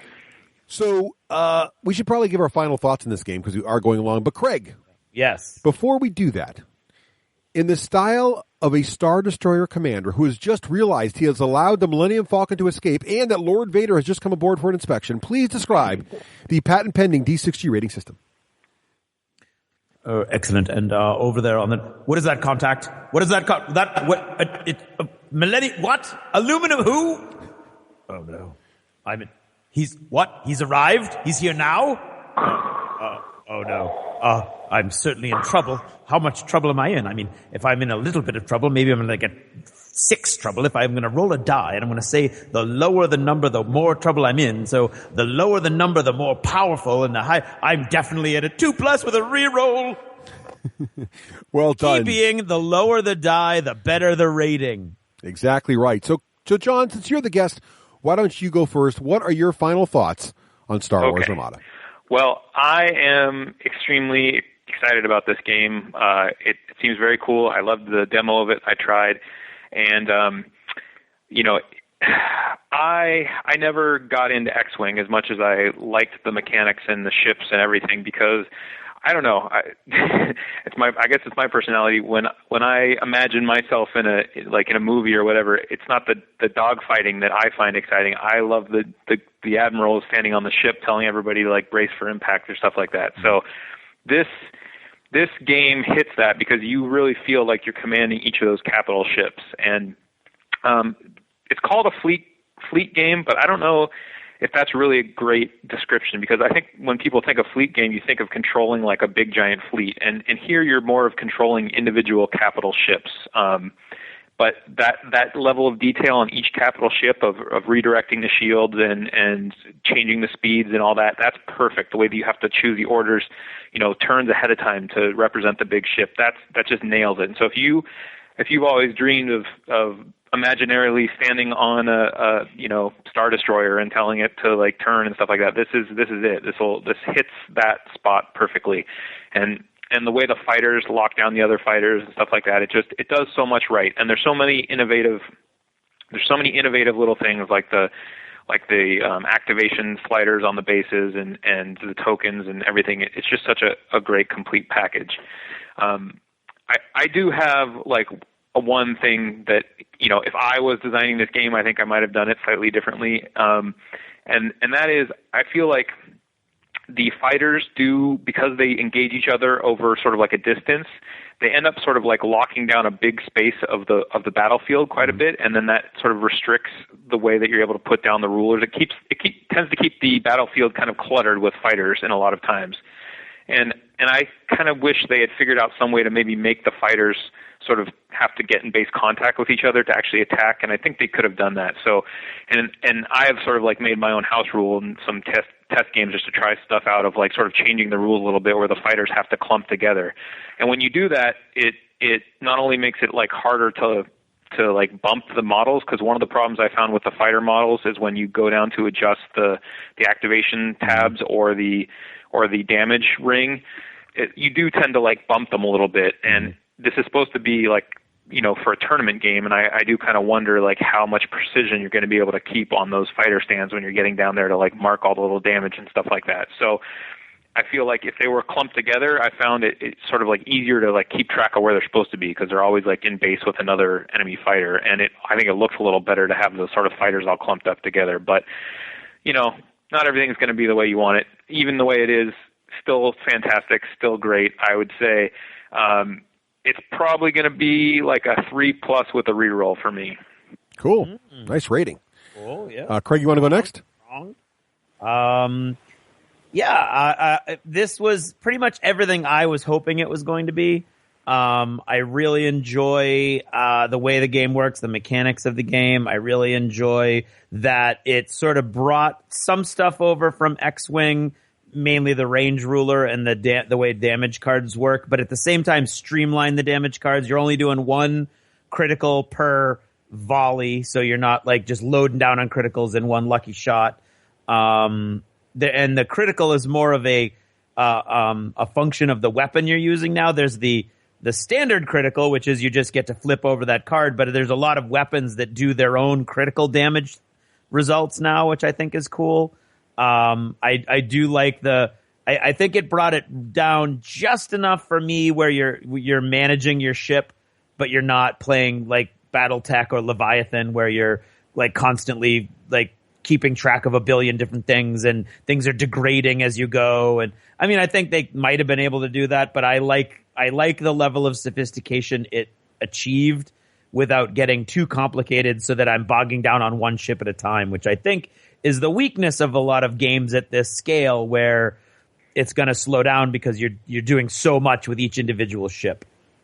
I do think that the starter box and John said this, it's a very frustrating experience right now for the Rebels. I think even in games where I'm winning or I eventually win, I feel like I'm not, because it really takes everything I have. I have to isolate one of Russ's Star Destroyers and focus everything I own on that one model and hope the other model that I'm ignoring doesn't completely wipe out my fleet in order for me to be able to take down that one model and then try to run for the rest of the game so that I don't give up the points. So it is very frustrating to be constantly pouring everything you own into that ship and just see its shields just sort of redirect everywhere around it and then heal back up again. And I think that's not a function of the game. I think that's a function of the ships that I have versus the ships that the Imperial side has right now.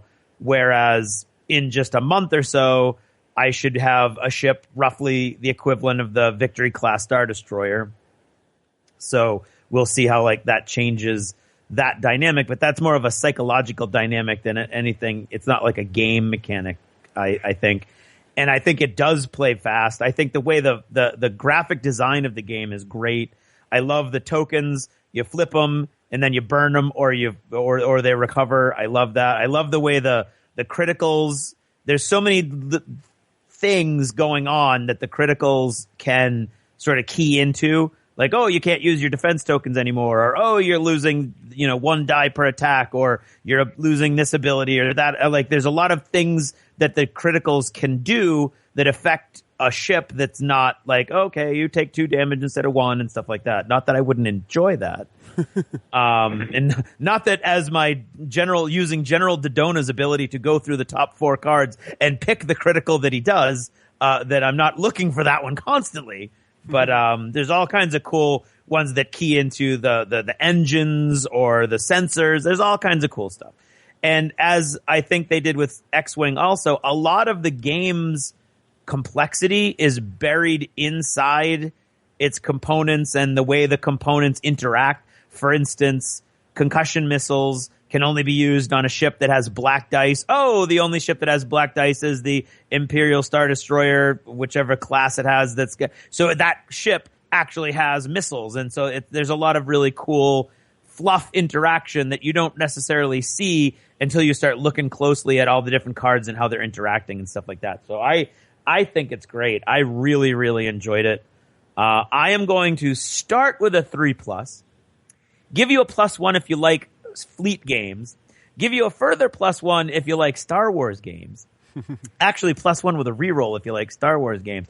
And I'm going to give you a -2 if you don't like in-game stress or you're susceptible to frustration in games. So did that put you like a 4, Craig, on your personal scale? Depends who you are, man. Right. You're anywhere between a 2+ with a reroll and a 5. All right. Good rating. Well, I agree with both of you in many ways. So first of all, I do think you get really good replayability if you and your friend get this each, because I think there's much more flexibility and feeling like you have a finished force than with 2 boxes of X-Wing, right? So 2 boxes of X-Wing, you still got 2 X-Wings and 4 TIE Fighters. It doesn't feel, the Rebel player still only has 2 ships, right?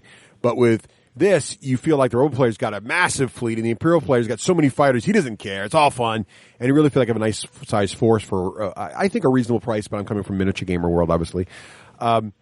One thing I've heard a lot of miniature gamers complain about online, I do want to address this, is they look at the pictures of the models and these bases, these giant plastic bases with the dials hanging off the sides and all the lines drawn on them. They're like, oh, those bases really detract from the look. But I think when you play the game, it doesn't feel that way. And my theory on this is miniature gaming in general has this thing where we as miniature gamers like aesthetics. If we didn't, we'd play with tokens, right? So the fact that we love to see our miniatures on little, terrascaped tabletops with trees and everything is clearly part of what brings us great joy in miniature gaming, right?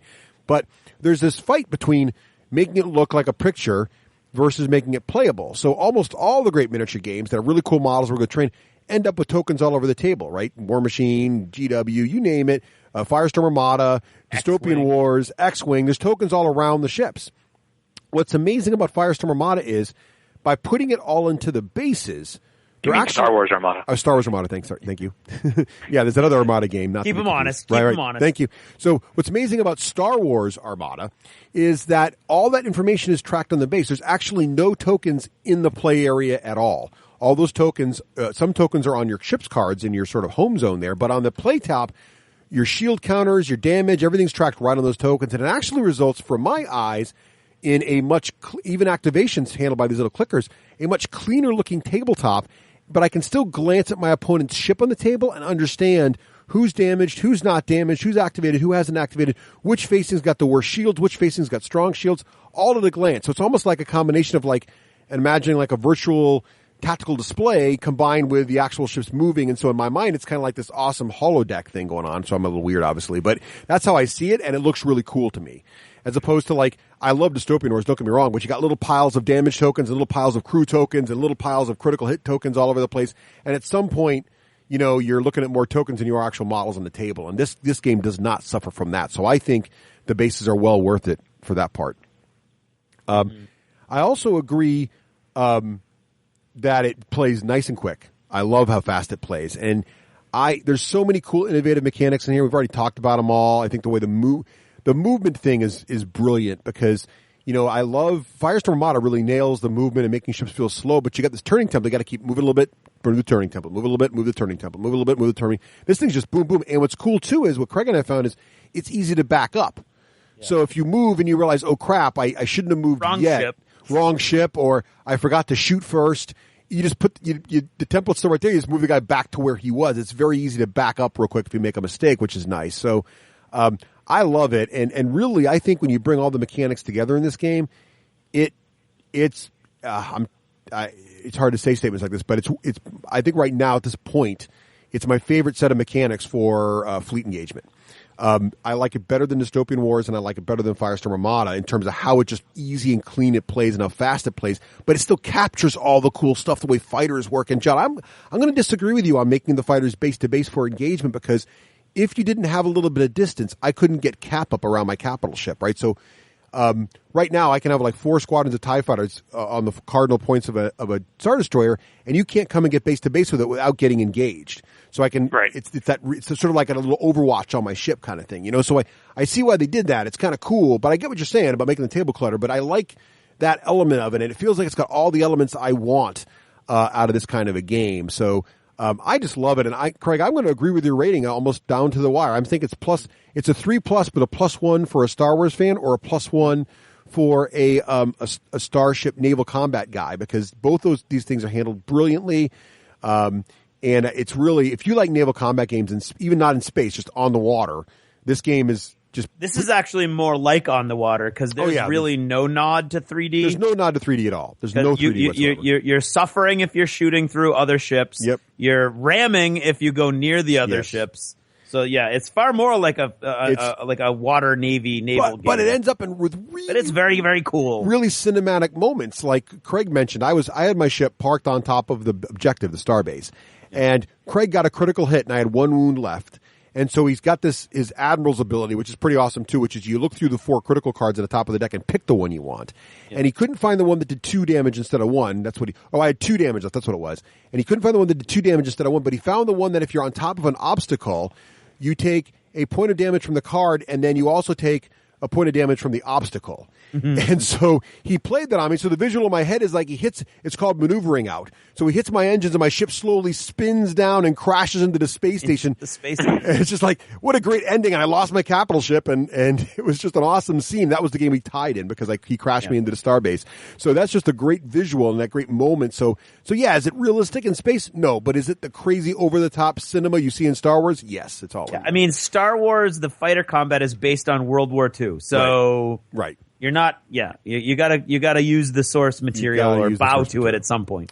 Yeah, Star Wars totally screws with the whole space combat anyway. So yes, might as well have the game. Exactly. And you can move right through other ships as long as you move all the way through them. So in that way, I guess it's kind of like a little tiny bit of space. Yeah, a little bit. I'll give you that to you. Right. So that's it. So I hope you guys liked the review of Armada. I hope you liked the game. And John, thank you so much for joining us on the show today. Really appreciate it. And for telling us all about Maelstrom's Edge. You're welcome. It was a pleasure to be here, and I'm glad you had me on. So, John, if people want to find... Oh, yeah, we can't wait for Maelstrom's Edge. I cannot wait to play that. I mean, it's got so many cool mechanics, and I can't wait to see... I've now gone through the rules. I've gone back and looked at all the pictures. I'm super excited. So, John, first of all, if they want to find out more about Maelstrom's Edge, where should they go? Well, hopefully, with any luck, we should have a Kickstarter running right now. But you can go on Kickstarter and search for Maelstrom's Edge, or you can just go to www.maelstromsedge.com, and we will have links to the Kickstarter.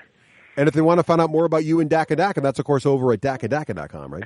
Yep, and go to dakkadakk.com, and we will obviously be have forums and stuff for talking about Maelstrom's Edge on there as well.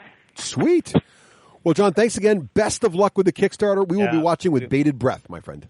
Tweeting away. Yes, indeed. Thank you.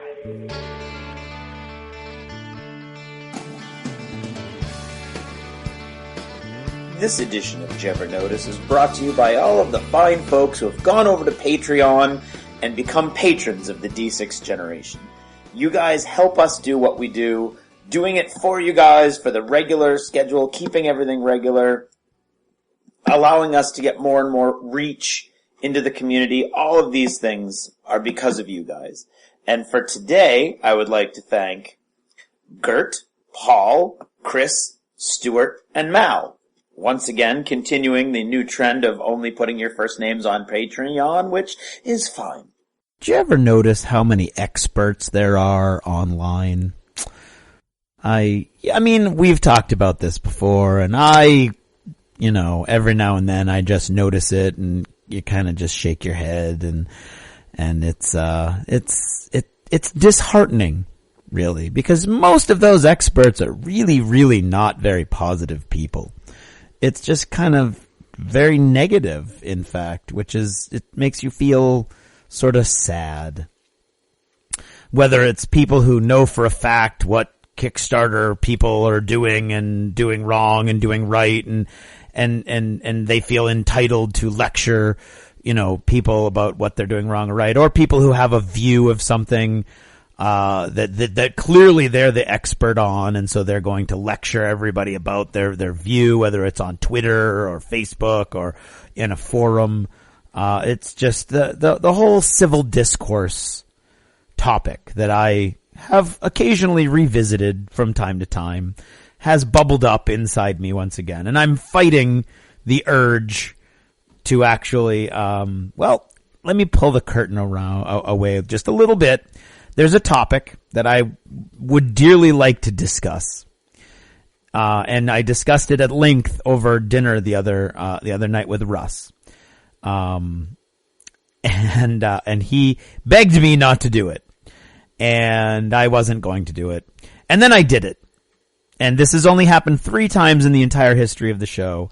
I decided, I know it's going to upset some people, and I don't want to upset anybody, and I don't want to feel that gut-wrenching fear of getting emails, so I decided to delete it, and so I deleted it. And I'm not going to talk about it here. But it has something to do with the internet and that element of everyone's an expert, and civil discourse, and of course then politics gets piled into it, and echo chambers, and being invited into other people's echo chambers, and then finding like, oh, I went through the wrong door. I don't agree with anything any of you people are saying. And I believe I've discussed at length in different Did You Ever Notices down through the years, different situations that I have found myself in. And how I don't enjoy that sort of confrontational, situation. And when people start painting the entire opposition with a broad brush, which they do on both sides of pretty much any issue on the internet or Twitter or Facebook or wherever. And you find like, oh wow, I actually kind of like that guy who's one of the guys that you just painted with that big giant brush of yours. And then you're the bad guy, and so I'm very down at the moment, and it's frustrating because there's a series of things that I was excited about, whether they be Kickstarters or sort of milestones in my own life, things like that, and I don't look at other people's comments about me or my writing and stuff like that, so I don't have to worry about that. That was a piece of advice I got early on and mistakenly failed to take one or two times that I've talked about, and the scars are still there. But people talking about people that I know or people that I enjoy, that I mean, I don't know any of them on a personal level, but I'm pretty sure they're not like evil or stupid. And it just seems like the world is full of people that are really just waiting to tear other people down. And I've felt that about myself recently, where somebody will make a comment, I'll be like, oh, that guy, oh, well, blah, blah, blah, you know, and it's something that I think I need to stop. Cause I mean, it's not vindictive and it's not like I would ever, you know, hurt somebody's business or anything like that. It's just a sort of a mindset. And I think I think it's contagious when that negativity that you hear, you know, you're on a forum and you're excited about something and then a bunch of people are just slamming whatever it is you're excited about. I think it sort of seeps into your psyche, you know, into the zeitgeist, if you will. That would be the spirit of the times in German. And, yeah, and it just sort of colors where you're headed. And I've noticed that about myself. I mean, I'm always sarcastic. I've been sarcastic. I'm going to be sarcastic. And you know what? Deal with it or not, as the case may be. And I'm sure many people don't, but, there's an element beyond that sort of sarcastic, what I would consider my sense of humor, where it's just sort of a negativity that I don't think is natural to my personal outlook, that I feel like over the last 2 weeks has really, like this thing that's happening has really affected me in a way that I don't appreciate. So I think I have to like take charge of that. And so as far as turning this into some sort of advice column, which I try to sometimes do, I guess what I would say is if you find yourself, you know, constantly bombarded with this negativity, like you're all excited about some project, and all of a sudden, you know, something goes wrong with the project and everybody's just like pouring crap on it all of a sudden. Like, I mean, you can crusade for it. I think that might be a healthy response, but that takes so much energy. And I don't do that. I just sit and I read and I steep in it and I think that's wrong. So I think I either have to take a stand, which is, you know, what my ideal action would be, or I just need to avoid comments like that, or just understand that just people in general, especially on Twitter and the internet, they've got that anonymity thing going. So everybody's a crusade warrior and just leave it at that. But, I for one am going to try to be more positive about things that are happening around me and the things that I'm excited about, and share that excitement honestly with people. And if you know, if they don't appreciate it, then so be it. But, I think there's just too much going on in the world right now and in my life right now for me to give any more weight to other people's righteous indignation and anger when it's just so either misplaced in my point of view or just broadly splashed across an entire, category of human beings. And so, if anything I'm saying resonates with you, then join me in being more positive and uplifting. And if not, laugh at me. That's fine too. I'm exhausted. That's all I've got to say about that. So, thanks for listening and good night.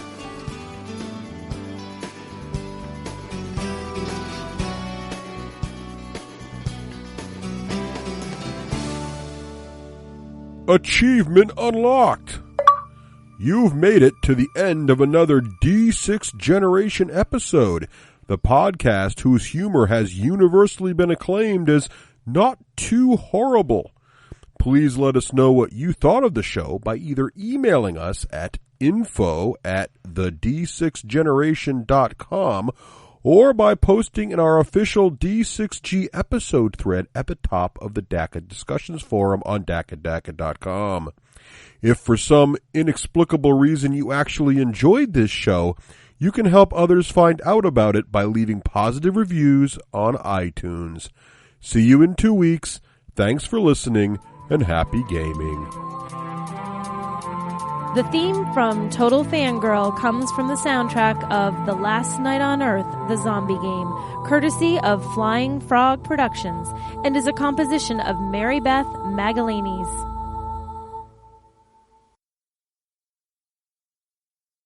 Person pronouncing it. Right. So apparently in Britain they pronounce it Maelstrom. Maelstrom. But I think if they're making fun of you now, John, with whatever you're doing, tomorrow try Maelstrom. Nice. And see Well, a lot of the people project. A lot of the people on the team are British, so. Well, there you go. Maybe that's where they're making So- fun of you because you're not saying Maelstrom. Correct.